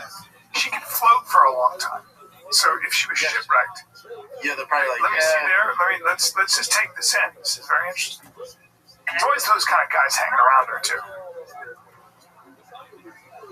Yeah. That's a lot. You remember that? Have you seen that employee trying to get? Well, it's fake, but that dude claimed sexual harassment. Said the employee. She said, "Come look at my cannons." Yeah, the best. All I thought about was cannons. Yeah, like those are cannons. Those are cannons. And you know that? Yeah, that guy was. I had hippo eyes anyway. Nobody talks like that. Yeah, and if she did, he was trying to shake the company down. Actually, he was just making something up. But look at the veins in the tits. Yeah. Well, that's what happens. Boy, those are weird. Crazy, right? That is so weird. You see that? I don't do that. I don't believe in that. No, it's crack. I don't believe in that crack. Jen, you ever see when they're doing this and they go to crack them and they rip a big ass fart? No. Go to that. Chiropractor cracks one's back. She's got a pretty face. Yeah.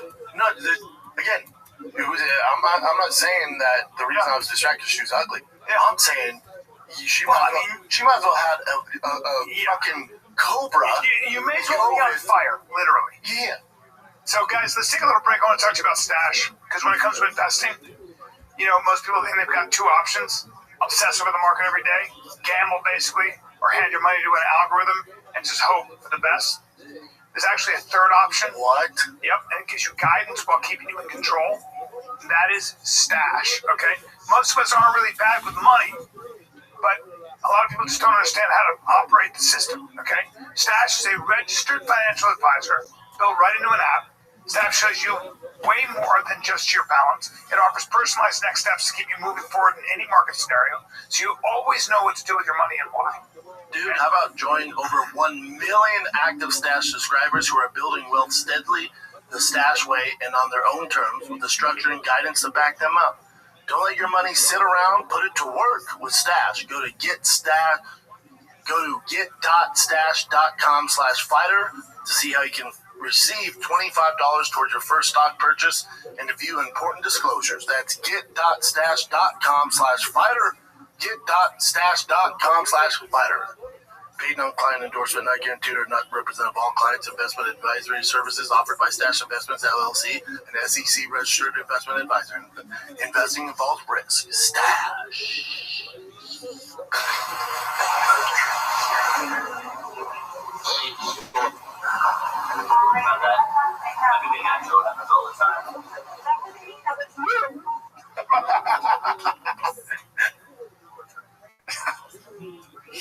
No, go to a real one. That's really funny.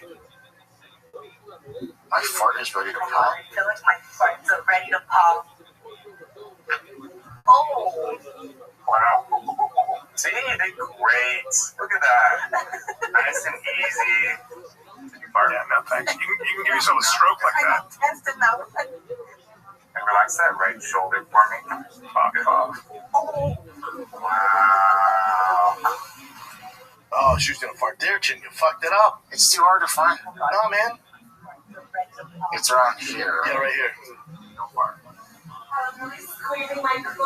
Hold on. She's a little too comfortable talking about farting with her. A little bit, right? She farted there. Don't fart. I was really squeezing my. No, I don't think so. It's gonna be your SI joint right in there. Crunchy. In there. I think you like it here more than here, huh? Yeah. That can't be healthy. That's dangerous. I wanted to do that. We're just fart, and that's I don't. The chiropractors are like, I'm like, nah, I don't buy it. Sorry. Hey, you're a little dragon. You okay? You need to reposition, or? No, that wasn't me. No. It's probably just a table, so we'll be okay. Oh, maybe it's for this. Whatever, either way. Yeah, either way. Well, people fart in fucking yoga. Oh, yeah. Like, all right. So relaxed, it's hot. Yeah. Yeah. I can't push up your stomach and shit. What's that? You got it, yeah. Yeah.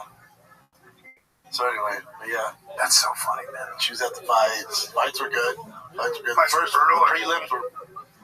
UL, who's like, my age. 49. Unbelievable. Fighting still. 49. Got it done early in the first round. Anthony Smith won. Anthony Smith won like 3-4 weeks ago. Oh, okay. He didn't fight in Miami. Right. There's some great fights though. Ooh, breaks Alex Nichols' jaw. Oof. Yeah, he did break his jaw. Dislocated. They set it back. There was a war, but it was nothing crazy injury-wise. Yeah. Who was the guy he fought? Alex Nicholson. He took out short notice because he's supposed to fight Hector Lombard. Oof. Man, I don't know. You should watch. So that Brandon Gertz and John Teixeira fight, split decision, hands down one of the best fights I've seen this year. Whether it's UFC, PFL, BKFC, really, it's so good. And it was. This is MMA wrestling. Oh yeah. Wow. Yeah. Did and then that Daniel James, who's 6'6" versus Tim Johnson. Oh my God. Kind of a bullshit fight, just holding each other on the fence, and then halfway through the third round, the guy was like, knocked out. He knocked out. Clipped Tim Johnson. Knocked him out. But what made Brandon Gertz and Teixeira so good? It was just so back and forth. Like, give, take. Wrestling, kicking. Just all really punching. Damn. And Brandon Gertz's face got jacked up. Oof. Yeah, there's those tits. Doesn't it show us the height difference? That's why. Oh, the 6'6" guy? Yeah. That's Brendan out. That's a great shot of you, dude. I love that picture. Thanks, man. That's such a good picture. You should frame that. That's a great shot. Pretty good shot. What are you doing there? Yeah, he's at work there. Great shot. Working. Great shot. I was getting up because there was a big knockout. So they said that guy's 6'6". I have shoes on, but they're small platform. They said that guy was 6'6". Yeah, he was 6'6". That guy's 6'3", tops. When I got in there, he goes, Jesus Christ, man. All the heavyweights go, fuck, I don't know how big you were. I'm like, yeah. They get put on notice. All of them like, oh, fuck, I don't realize how big you are. I'm a big boy. Yeah. You are a giant Samoan. Yeah. Like, you're in Hawaii or Samoa, you're just fine. Nobody's like, oh, man, you're small. No, you're right there with everybody. Yeah, everyone. Because you also don't have any fat on you. Yeah. So now you're kind of in there going, yeah, I'm bigger than all you guys. Yeah. You don't like come across that on camera. I remember the first time I met you when we first started to work together. We met him at a coffee shop or something, and I'm just like, what the I didn't realize you're that fucking big. Everybody says that. Yeah. Everybody says that. Now, you are in, what are you wearing boots here? No, I'm in about similar to these. So you're probably 6'5"? 6'5". You're 6'5" in those? Every bit of 6'5". You are? Yeah. Okay. And so, and homeboy right there said he was 6'6". Yeah, no, he was barefoot there, though. Yeah. But he definitely ain't 6'6". But so then he'd be 6'4". At least, yeah. And he's the guy who won. Yeah. I should have a fight. Yeah, those fights, they're fun. That venue was sick. I love doing them. I think the next one's in September. That venue's sick, man. Is it? Yeah. Venue was dope. You don't have any desire to fight, right? Every now and then I'll get a bug, but no, not Gets really. a little bit. You get a little. No, but then reality it's like, dude, where you put your life on hold and do it. But yeah, the venue's sick. I love doing. I think the next one's in September. And they have one more in Miami, another in DR. It's a good gig for you, man. And then they're like, yeah, we're gonna go to Rush. I'm like, won't be at that one. You should go there. Might be an interesting experience for you. I'm all good. I'm all set, man. I can't leave. I can't leave that long. It's so depressing. It's so far. I can't now. They can't pay me enough to leave. It's not happening. And then we were gonna try and play like a family of kids in June, and then Bossy made the Austin All-Star team. Okay, what's the schedule?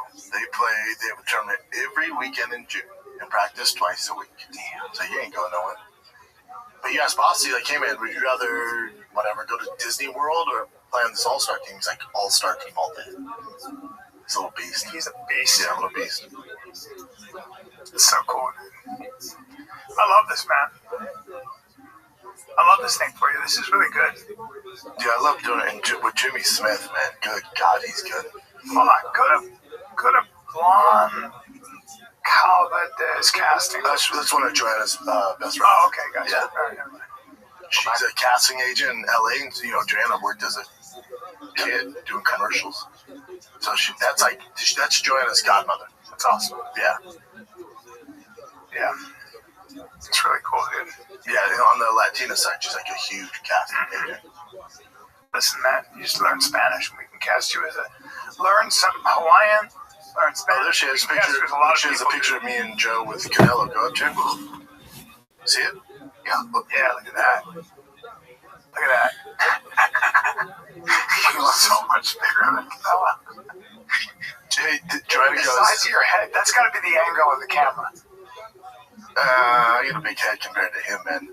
Joe put the two white Mexicans next to the white boy. That's really fun. I look more Mexican than both of them. That's really fun. That's funny. By the way, he's that much bigger than he is? He's tiny. Tiny. Wow. He has a thick neck and big, but he's tiny. Tiny bubbles. Oh boy. Canelo's so small, dude. Yeah, he is. He's not really. No, he has big shoes on there. He's got shoes on. Yep. Yeah, he's probably 5'7". Really? Yeah. What? Wow. Okay. Motherfucker can fight, though. He can fight. One of the greatest ever. What's that coat made of? I'd like to know.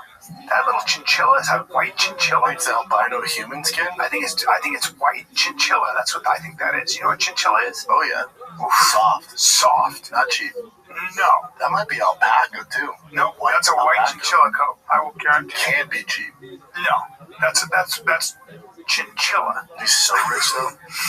I know, but I want a chinchilla coat like that. Stick a little break because UFC 328 is here, Bubba. It's happening in New Jersey. You got the bad blood going down. It's Strickland. It's Hamzat. It's violence. And when a fighter steps in that octagon, everything they've built comes down to this moment. You're talking about the middleweight title is on the line. Stars explode, stars finish. With DraftKings, you're ready to move when they do. Bet fighter props, bet live from the opening bell to the final horn. Every strike, every takedown, every finish attempt matters. And DraftKings Sportsbook keeps you connected as the action unfolds. New to DraftKings customers, say less. Bet just $5 and you get 100 in bonus bets instantly. Download the DraftKings Sportsbook app. Use the code FIGHTER so you're ready for the moment. That's code FIGHTER for new DraftKings customers. Turn $5 into 100 bonus bets instantly in partnership with DraftKings. The crown is yours. Gambling problem? Call 1-800-GAMBLER or 1-800-MY-RESET. New York, call 877-8-HOPE-NY or text HOPE-NY. Connecticut, call 888-789-7777 or visit ccpg.org. On behalf of Boot Hill Casino in Kansas, wager tax pass-through may apply in Illinois. 21 and over in most states. Void in Ontario. Restrictions apply. Bonus bets expire 7 days after issuance. For additional terms or responsible gaming resources, see sportsbook.draftkings.com/promos. Limited time offer. Look at that. 10 to 60 grand. Yeah.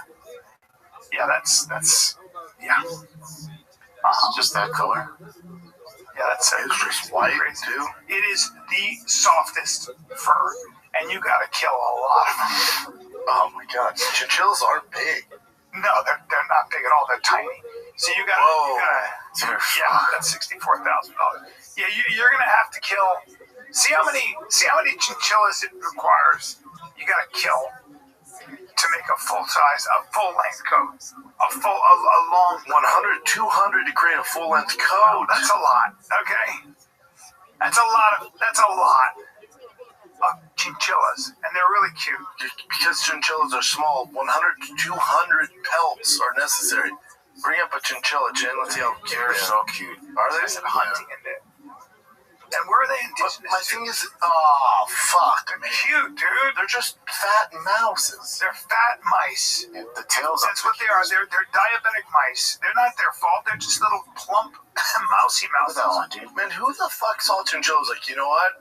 I need a coat made out of that. Let's get a 300. Everybody in America and Canada, when they found out that Europeans wanted to wear them. No, fuck that. Oh yeah, that's where the whole fur trade. They would send it right out to Europe. But the thing about chinchilla too, the fur never makes sense. It's great if you're bumping in and rubbing on people, but the inside's not chinchilla. The inside's like silk. I know. So it could be weird, right? Yeah, it doesn't make sense. It keeps sense. you warm. You want it on the inside. Yes. I want chinchilla on the inside, and I have leather on the outside. Doesn't that make sense? Or you double chin. You do on that. chinchilla on Now you're getting crazy. Now you're looking at 120 grand. Looking at 120 grand. Now you're looking at killing 400 chinchillas. That one's cute as fuck. Where are they indigenous to? I'm going to make a guess. South America. That's my guess. What do you say? Yeah, South America. Especially with a name like chinchilla. South America. Yep. They thrive at high elevations, typically between 9,000 feet. God, and it's hard to get them. That's why they're so fucking expensive. And now they breed them. And you gotta fucking rack up 300 and make one fucking coat. What a terrible gig. Wow. Adapt to cold, dry climates. And how are they killing them? That's what's I think they probably gas them. They drown them or. No, you don't fuck up the fur, man. They probably gas them. Yeah. Yeah, probably. I guarantee it. It's well. Let me see. Yeah. Fur farms. They used to cause. Man, they disconnect the spinal cord. Electrocution. Gas it. See how gas them. God, you don't want to do it. Damn, wait till they're 7, 10 months of age. It's so brutal. And for what? So there's other ways to stay warm? Yeah. Ugh. But there's nothing like it. Yeah, it's overrated. What blanket did you give me? Was that fox? When fox? Remember you gave me a blanket? Yeah, beaver. We still use That's beaver. That's beautiful. It's nice. It's nice. That's a great gift. Bossy sleep with all. How great is that gift? Loves it. Yeah, loves it. It'll last you forever. Forever. Yeah. Now I don't know. During one of the uprisings with the Palestinians, they used a donkey and loaded it with explosives and sent it into someplace like a checkpoint, blew up, and killed a bunch of Israelis. And PETA wrote the Israeli government a letter expressing their outrage that they would use a donkey, an innocent donkey. Oh, is that too concerned about the human? No, they're like, how dare you use a donkey? It's like, well, okay, but there are other issues, guys. Humans. Yeah. So, did you watch the fights this weekend, Bubba? Yeah. I know you talked about this probably, but it's okay. I'm just, for me, at the end of the day, I'm going to start smoking. And do you want to be like Protest? Well, I want to be like Protest. There's no, what a man. The guy smokes, doesn't really seem to, they say he doesn't stick to a diet. That guy trains his ass off, there's no doubt. You know, this is all a gimmick. But I love that he smokes. It's just like Joe Schilling. Some guys just smoke. They're just men. He's just too manly not to stop smoking. I love it. But I think he's such a special fighter and athlete. And he's got such special power. He's very big for the weight class. And I think that it gives you a new respect for it, as if you needed it. Ian Machado Gary's so good. Watching that fight again is going to be very fascinating. But I would say this. I would say this. Get it if Ian Machado Gary were to beat Islam, which is a tough ass. It's all a tough ass because at the end of the day, well, I'll tell you what. I think Ian Machado Gary has a better chance of beating Islam. No. Love to hear it. Okay, I will. Because his takedown defense, I'm going to go ahead on a limb and say is better than Protest. What happens to Protest if he fights Islam is he gets those long legs bunched up into a little bouquet. Yeah, but to the ground, and that's okay. But Protest actually has knockout power. He does have Ian Machado Gary does not. So when you say Ian's going to beat Islam, his kicks are nasty. Yeah, and he has the jumping knees and elbows. I mean, he's so doing that. How's Ian going to beat Islam? Love to hear it. How's decision, Ian? right? How's Ian? By the decision. How's Ian? Machado? Yeah. I would say this about Ian Machado Gary. He's got a very high IQ, fight IQ. Sure. Okay, now. What is Islam? Now, Islam cannot stand Machado Gary. I think Machado Gary edges him out there. If Ian Machado Gary can stand up and keep standing up and keep Islam from closing, it's impossible. You're trying to sell it. It's just not happening. But if he can stand up, he's got long legs. And stand outside and beat him by decision? He's got those long legs. If anybody can stop a takedown, it's Machado Gary with those long legs. He's 6'3". And I would say the same about Protest. Protest got taken down a bunch by Ian Machado Gary. So I'm afraid that he's just not used to that kind of wrestling. Yeah, if Ian is smart, and he has lots of Daggies or Russians in there showing him every look. It doesn't matter. But it doesn't? It just doesn't? It doesn't matter enough hours in the day. It does now. Because you're training with Khabib. But what he's been doing since he's 2. Yeah, but is there a way to neutralize it? No. There's no way. Who's done it? How about you stand back up? You stand back up. Can't do it. That's all Plus, it's exhausting. Wrist control and all that. And the only way someone's going to beat Islam, and I think Protest has a better chance, Morales definitely has a way better chance. You got to catch him. You're not going to beat him by decision. Possible. You're not going to beat him, edge him out on points. You got to catch him with a spinning fucking elbow, back fist, a flying knee, which he has. 1-2. That's going to be tough. Yeah. But that guy hits you with it right hand and you're going to sleep, man. He's knocked out so many guys. It's like they're all battling for You're second. also thinking about that wrestling. Problem is when you commit. And Islam finishes you. He's a good finisher. So it's also like all these guys at 170 are just battling for second place. I know. That's the way it goes. It's the way it goes. Unless when he catches ass, and then you get a rematch, and they beat you in the rematch, you know. Those leg kicks on Madalena that he was doing on JDM. JDM just didn't seem like he wanted to be in there. Well, like his face, I know it hurts. Where's your poker face? Yeah. Even his coach like, what are you doing? His mind seemed a little. Yep. You know, it's also I know it fucking hurts. He's also a motherfucker. Carlos Protest is a motherfucker. He's just different, man. He probably feels different when he hits you.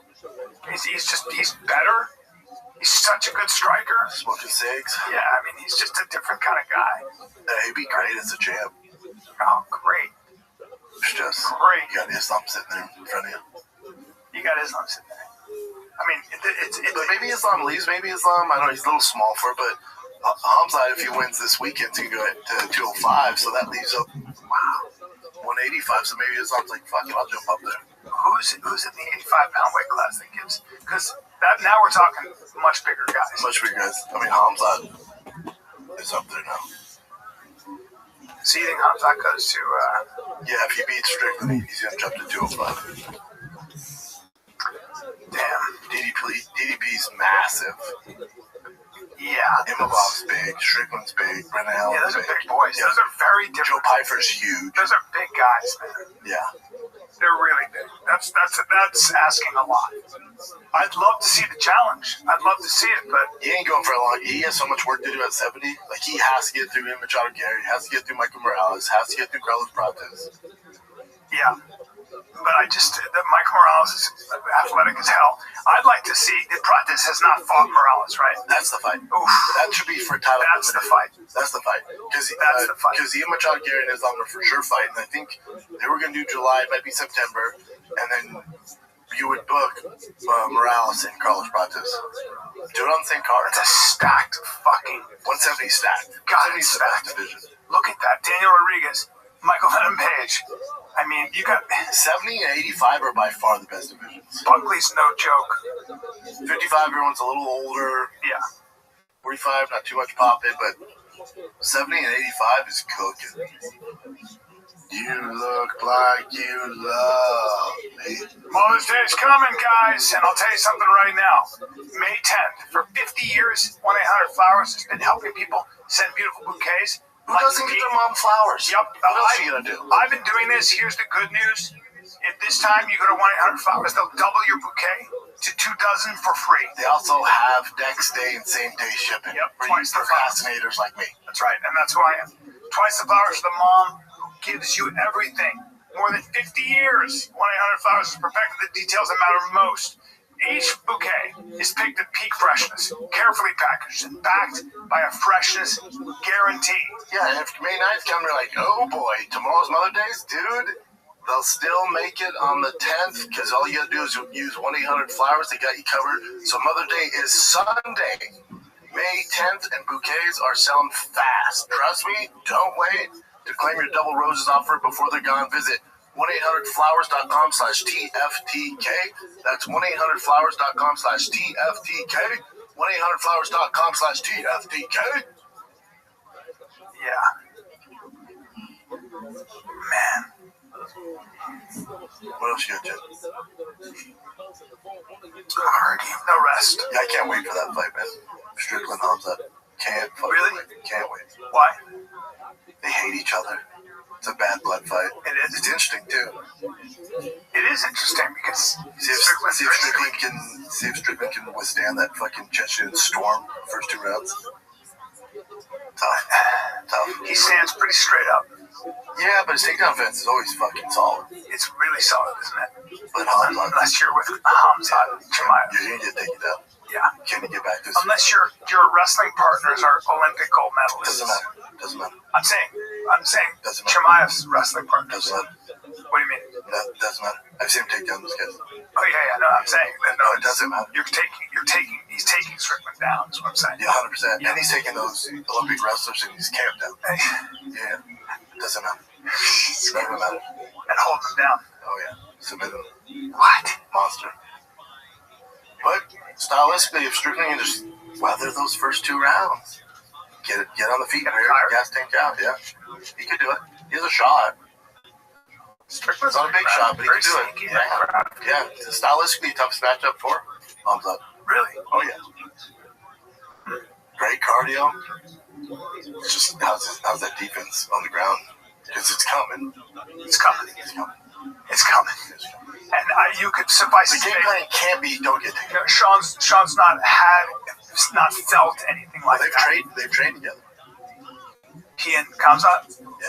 Yeah. Sean's training a lot with Luke Rockhold, who's got something to say as a wrestler. Older now, but yeah.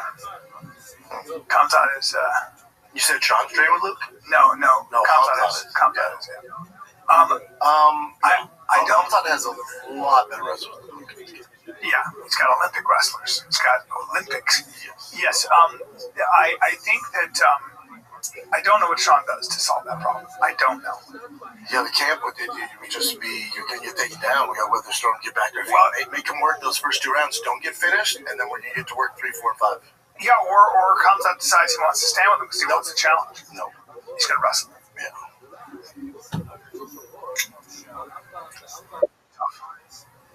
But again, that might be. I'm not mad at Strickland. You know, he's saying some pretty outlandish shit. You know, go fucking all this stuff. I think he's doing it to get Hamza off his game plan. Get him mad, reckless, try to get him mad, fighting dumb. Because otherwise, what are you gonna do? Not a lot. What do you have first, Jen? Let's start with this one because it's funny. This woman that identified as a dog. Now, here's the thing. Also, no dog I've ever seen. Yeah. With the size of this dog, I guess it'd be a these people. There's something wrong with these people. Like a lot of times, you just see them and you're like, no, you have so much trouble controlling your own biology.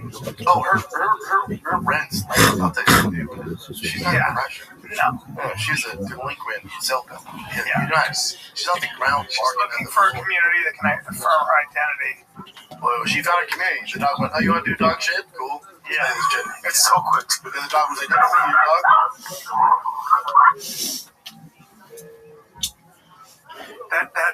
Those leg kicks on Madalena that he was doing on JDM. JDM just didn't seem like he wanted to be in there. Well, like his face, like I know it hurts. Where's your poker face? Oh. Even his coach, like, what are you doing? His mind is seem a little, yep. It's also I know it fucking hurts. He's also a motherfucker. Carlos Prates is a motherfucker. He's just different, man. He probably feels different when he hits you.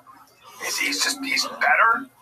He's such a good striker. Smoking cigs. Yeah, I mean, he's just a different kind of guy. Yeah, he'd be great as a champ. Oh, great.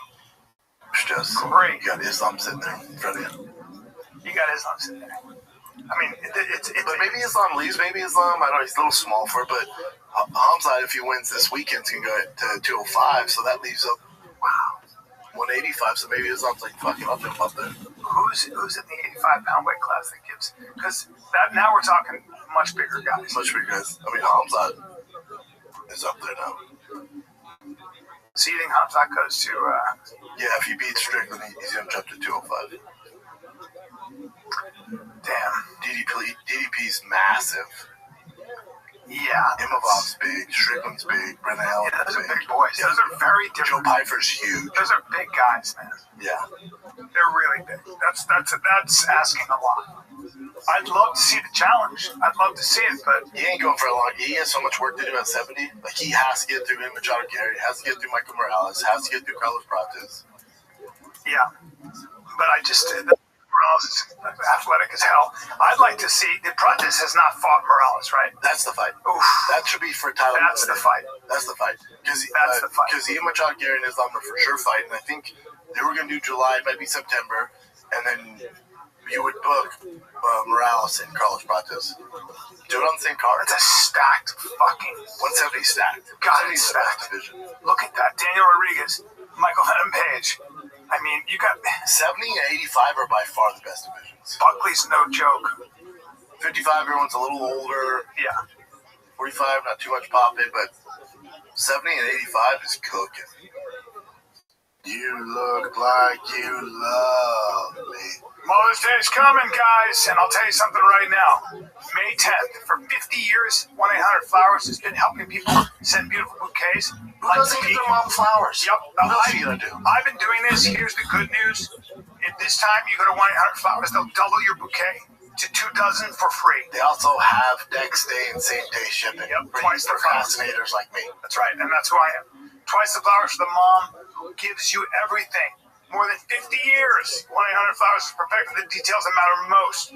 Each bouquet is picked at peak freshness, carefully packaged and backed by a freshness guarantee. Yeah, and if May 9th comes, they're like, oh boy, tomorrow's Mother's Day, dude. They'll still make it on the 10th because all you got to do is use 1-800-Flowers. They got you covered. So Mother's Day is Sunday, May 10th, and bouquets are selling fast. Trust me, don't wait to claim your double roses offer before they're gone. Visit 1-800-flowers.com/TFTK. That's 1-800-flowers.com/TFTK. 1-800-flowers.com/TFTK. Yeah. Man. What else you got, Jen? Already the rest. Yeah, I can't wait for that fight, man. Strickland, all that. Can't fucking Really? wait. Can't wait. Why? They hate each other. It's a bad blood fight. It is. It's interesting, too. It is interesting because See if Strickland can withstand that fucking Chechen storm the first 2 rounds. Tough. He stands pretty straight up. Yeah, but his takedown defense is always fucking solid. It's really solid, isn't it? But Hamza, unless you're with Hamza, Chimaev. You're gonna get taken down. Yeah. Can you get back to unless your wrestling partners are Olympic gold medalists. Doesn't matter. I'm saying Chimaev's wrestling partners. Doesn't matter. What do you mean? That doesn't matter. I've seen him take down those guys. Oh yeah. No, I'm saying that. No, it doesn't matter.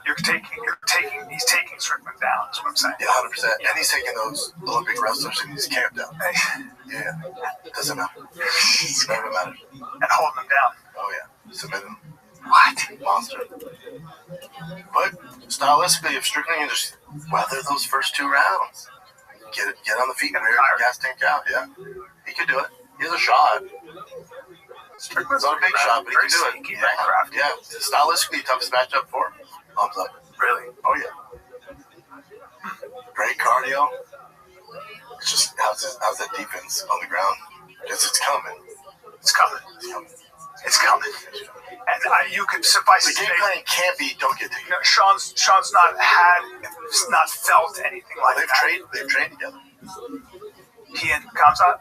Yeah. You know, Sean's training a lot with Luke Rockhold, who's got something to say as a wrestler. You know, older now, but yeah.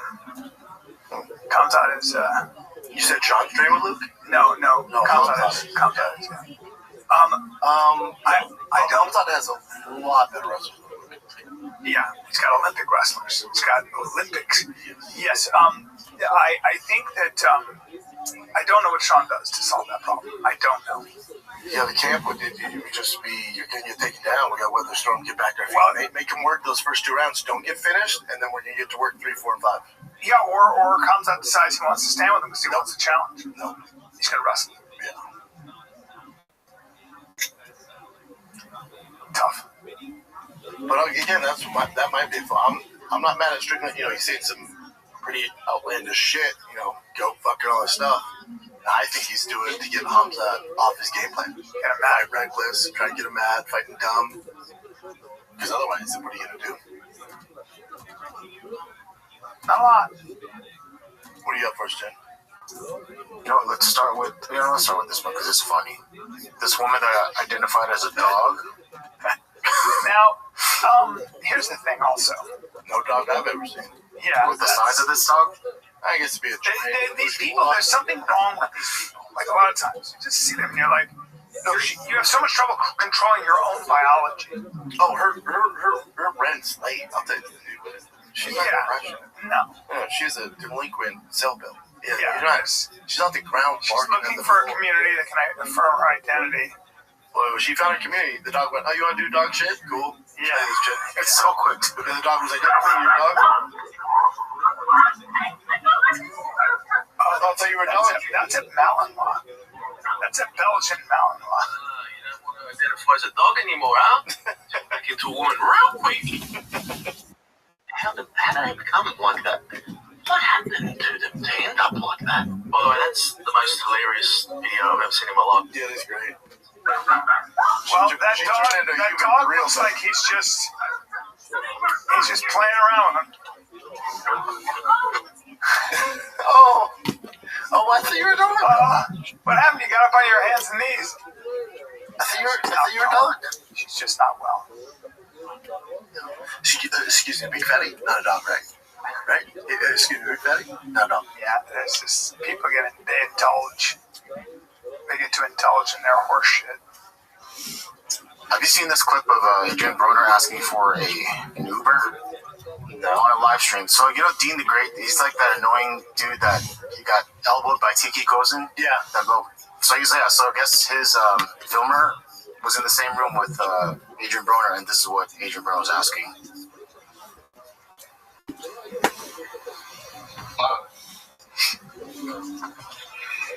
That's him. Can't even talk, really.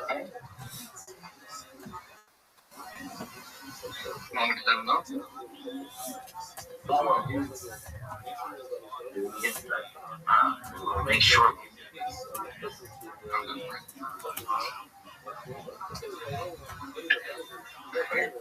He might be on mushrooms. He might just be high. Yeah, I can't Uber yet.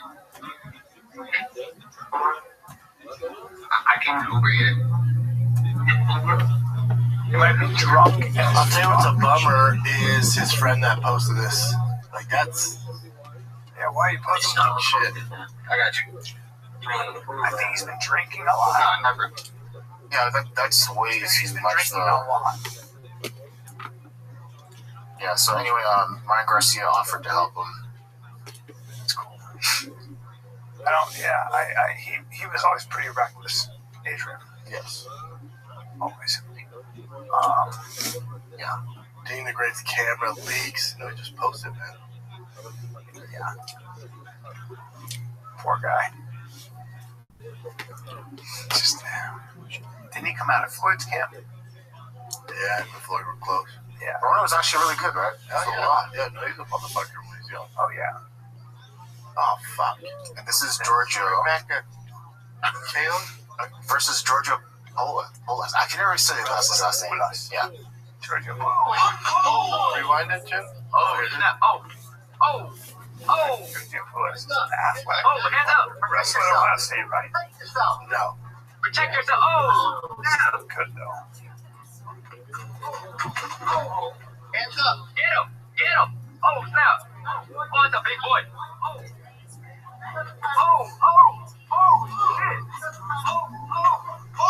shit. Yeah. Oh, that guy, yeah. Oh. You know what? Yeah, he's Crit Mac. It cracks me up. Yeah, he's funny. Yeah. I don't know what he's doing in boxing. They're all doing this live stream stuff. They're all doing this weird stuff these days. Yeah. That's it. Have you seen this one? Tyler Santos. She got busted taking steroids. She goes, listen, my husband's a bodybuilder, so he was using steroids. We were rushing to go train. In the rush, I ended up taking some of his by mistake. Talia, did you say those? Hey, we're not four. Like, even my 6-year-old, like, what the fuck? How dumb do you think people are? Yeah, you took one of his. Did you take it for 4 months? Shoot it up. Do you guys know anything about? about? Happened to me. I was supposed to be taking vitamin C and ended up injecting Trent for 12 weeks. Straight accidents really do happen. That's fucking hilarious. That happened to me. So take vitamin C. Might be wrong. I ended up injecting Trent for 12 weeks. Yeah, that's like. Now she's a fighter. Yeah. She was a UFC fighter. I don't know if she's still with UFC. Hey, bro. Yes, that's like the fucking headline, right? Look at her. Look at her arms. Yeah. Yeah. My bad. I actually took my husband's steroids. It's crazy. Is there oral ways to take Quen and oxandrolone though? Yeah, there's oral. So that's probably what she's trying to say. Yeah, I didn't get that. Clenbuterol you can actually rub on your skin. Oh, like TRT. Oh no, I haven't heard of that. Clinton, you can take pills. You can. Yeah. You're not mixing it up for vitamins, though. Yeah. It's so interesting. All right. So Theo Vaughn, he was at Stagecoach, and remember we were talking about that girl. I'm talking so a while ago. I know, but still, I saw Theo posting recently about this. So he kind of sang, right? He sang it. He actually did a good job. Yeah, he's the biggest country music artist in the world. Damn it. I saw walking with this cat boy hat, and I thought to myself, I could use some of that. She has some slappers too.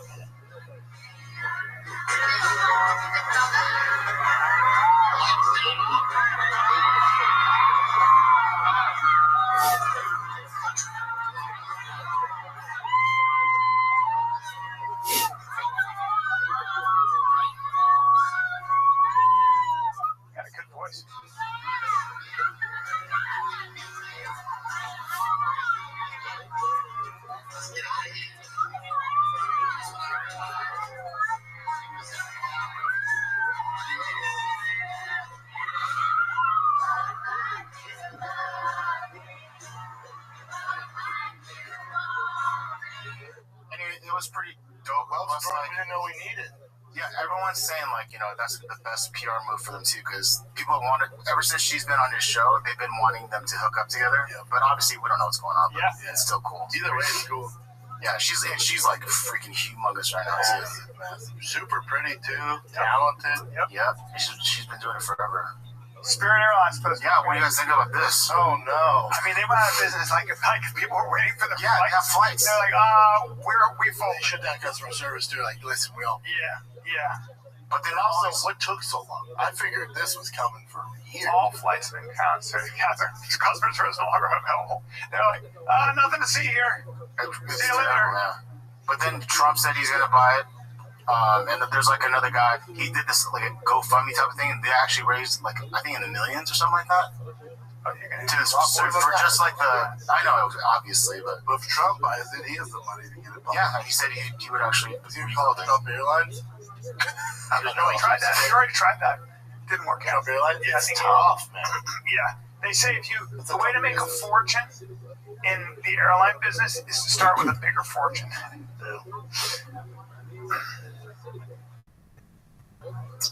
Yeah. But that sucks. That just came out of nowhere, too. Does it suck? I mean, for people that can't afford regular flights, Yeah, they didn't have a ton of options. It was always a nightmare to deal with. I've flown Spirit before. And then the thing is, too, with Southwest, now you gotta buy seats now. Yeah, they got rid of the open. Oh, I mean, assigned seating. Yeah, I don't call it. Yeah, I kind of like it, though. No, not me. I like the Calico. I like the assigned seating. No, I know, man. I like the open. I like to fight for it. Hey, it's just first come, first serve, baby. Let's take a little break, B. This episode of Father and the Kid with New Studios brought to you by O'Reilly. The Auto Parts. Ow! Keeps your car on the road. They've got friendly, helpful service and parts knowledge you need for all your maintenance and repairs. And if you want, something that's in stock, either in the store or online, you never have to worry because they got it. The team at O'Reilly's Auto Parts can test your battery for free in or out of your car. Dude, they're the one-stop shop for all things auto do-it-yourself. You can find what you need in-store or online. I've been there. As for a part, I don't know, man. Like, this other store has it not far away, and it shows up the same freaking day. They're the absolute best. Stop by O'Reilly Auto Parts today. Visit them at O'ReillyAuto.com/fighter. That's O'ReillyAuto.com/fighter. Pluto TV has thousands of free movies and TV shows. We're coming at you with everything we got! This is the pizza free. This is the pizza free. This is the with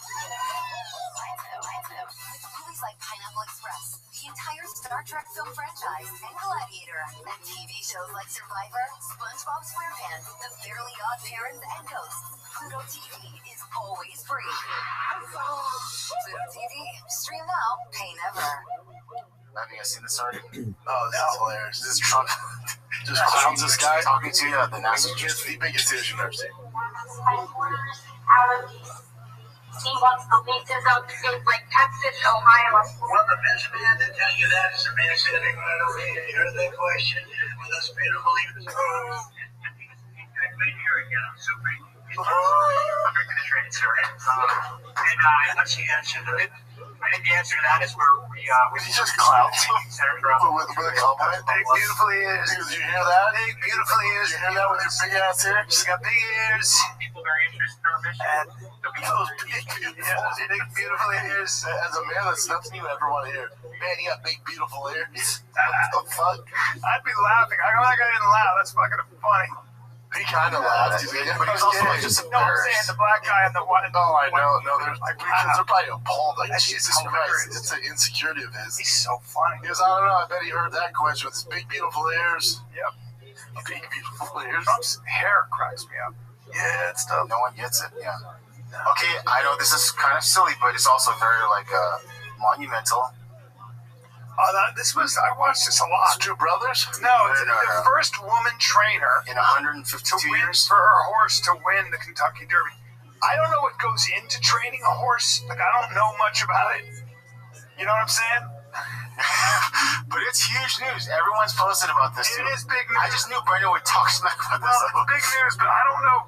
What I'd really be interested in seeing what goes into training a horse. Uh-huh.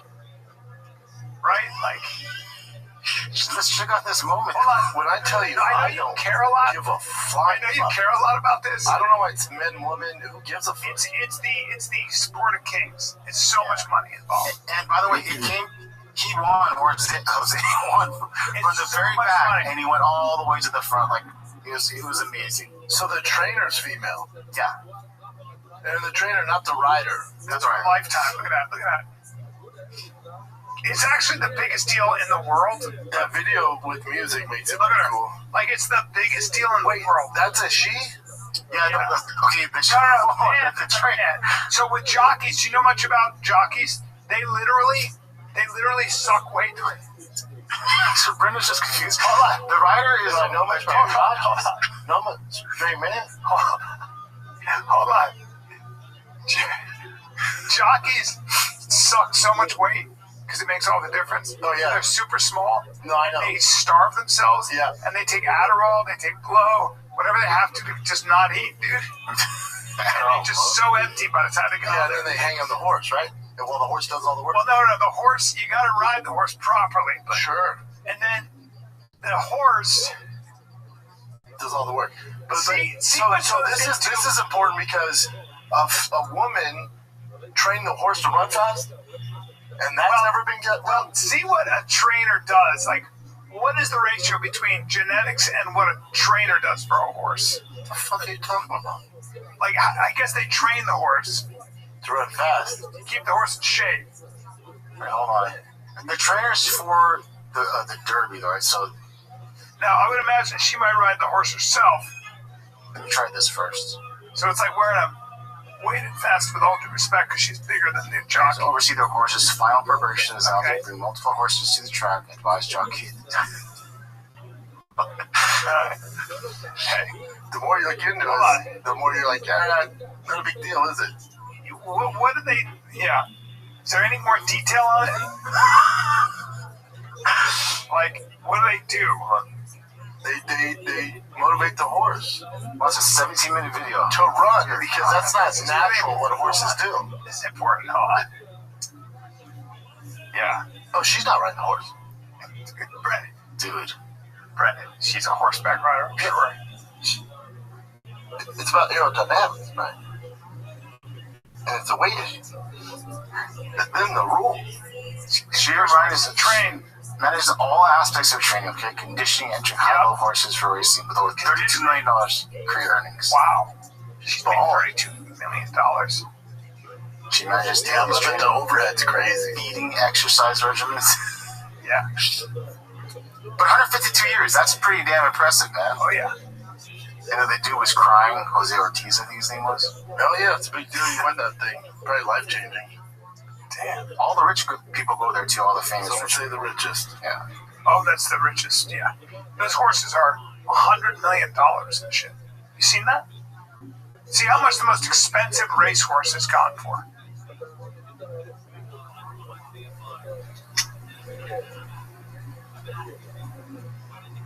Racehorse. Racehorse. Sorry. Sorry, man. $70 million. $70 million. That is insane. Or worse. God. That's crazy, dude. That's why they're so well guarded. You don't get in there. I wonder why this is the thing that rich people love so much. I don't know. There's so much to it, I guess. Like, it's a whole lifestyle. Yeah, and they love going the to reading events. of it, everything. Damn. Okay. Not my thing. So funny. This was kind of cool, too. This guy sucks. So this is just basically a lesson in karma. And this is in Korea. It's a Korean fighter.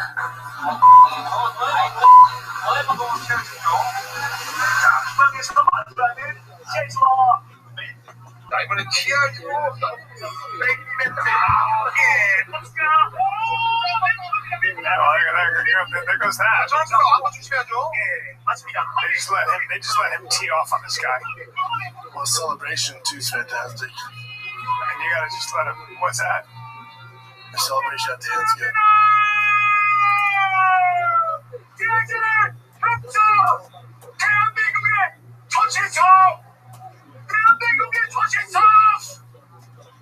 Flipping him off.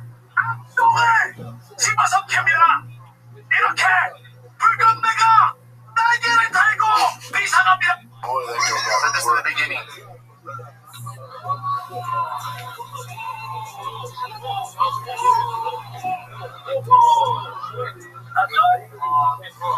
And then you saw what happened afterwards. Yeah, he's just a. You know what he is? He's just a tool. He's a tool. And he got dealt with. There's something wrong with this guy. Yeah. There's like two viral videos of this happening too, and it's always like some dude versus an Asian guy. Do you see the one where the dude had face tattoos all over, and he's like being a dick, and he got destroyed? Embarrassing. Yep. Yeah. You look like you love me.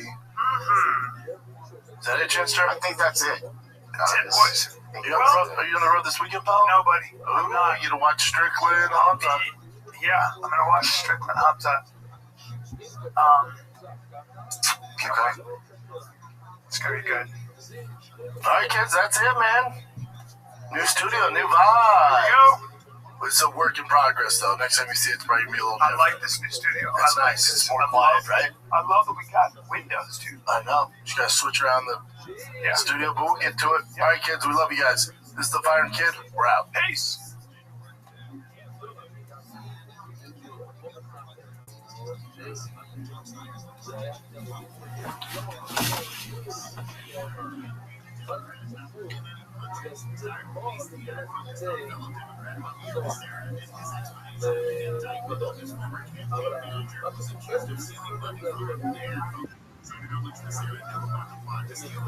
What up, J-Ski? Oh, fuck.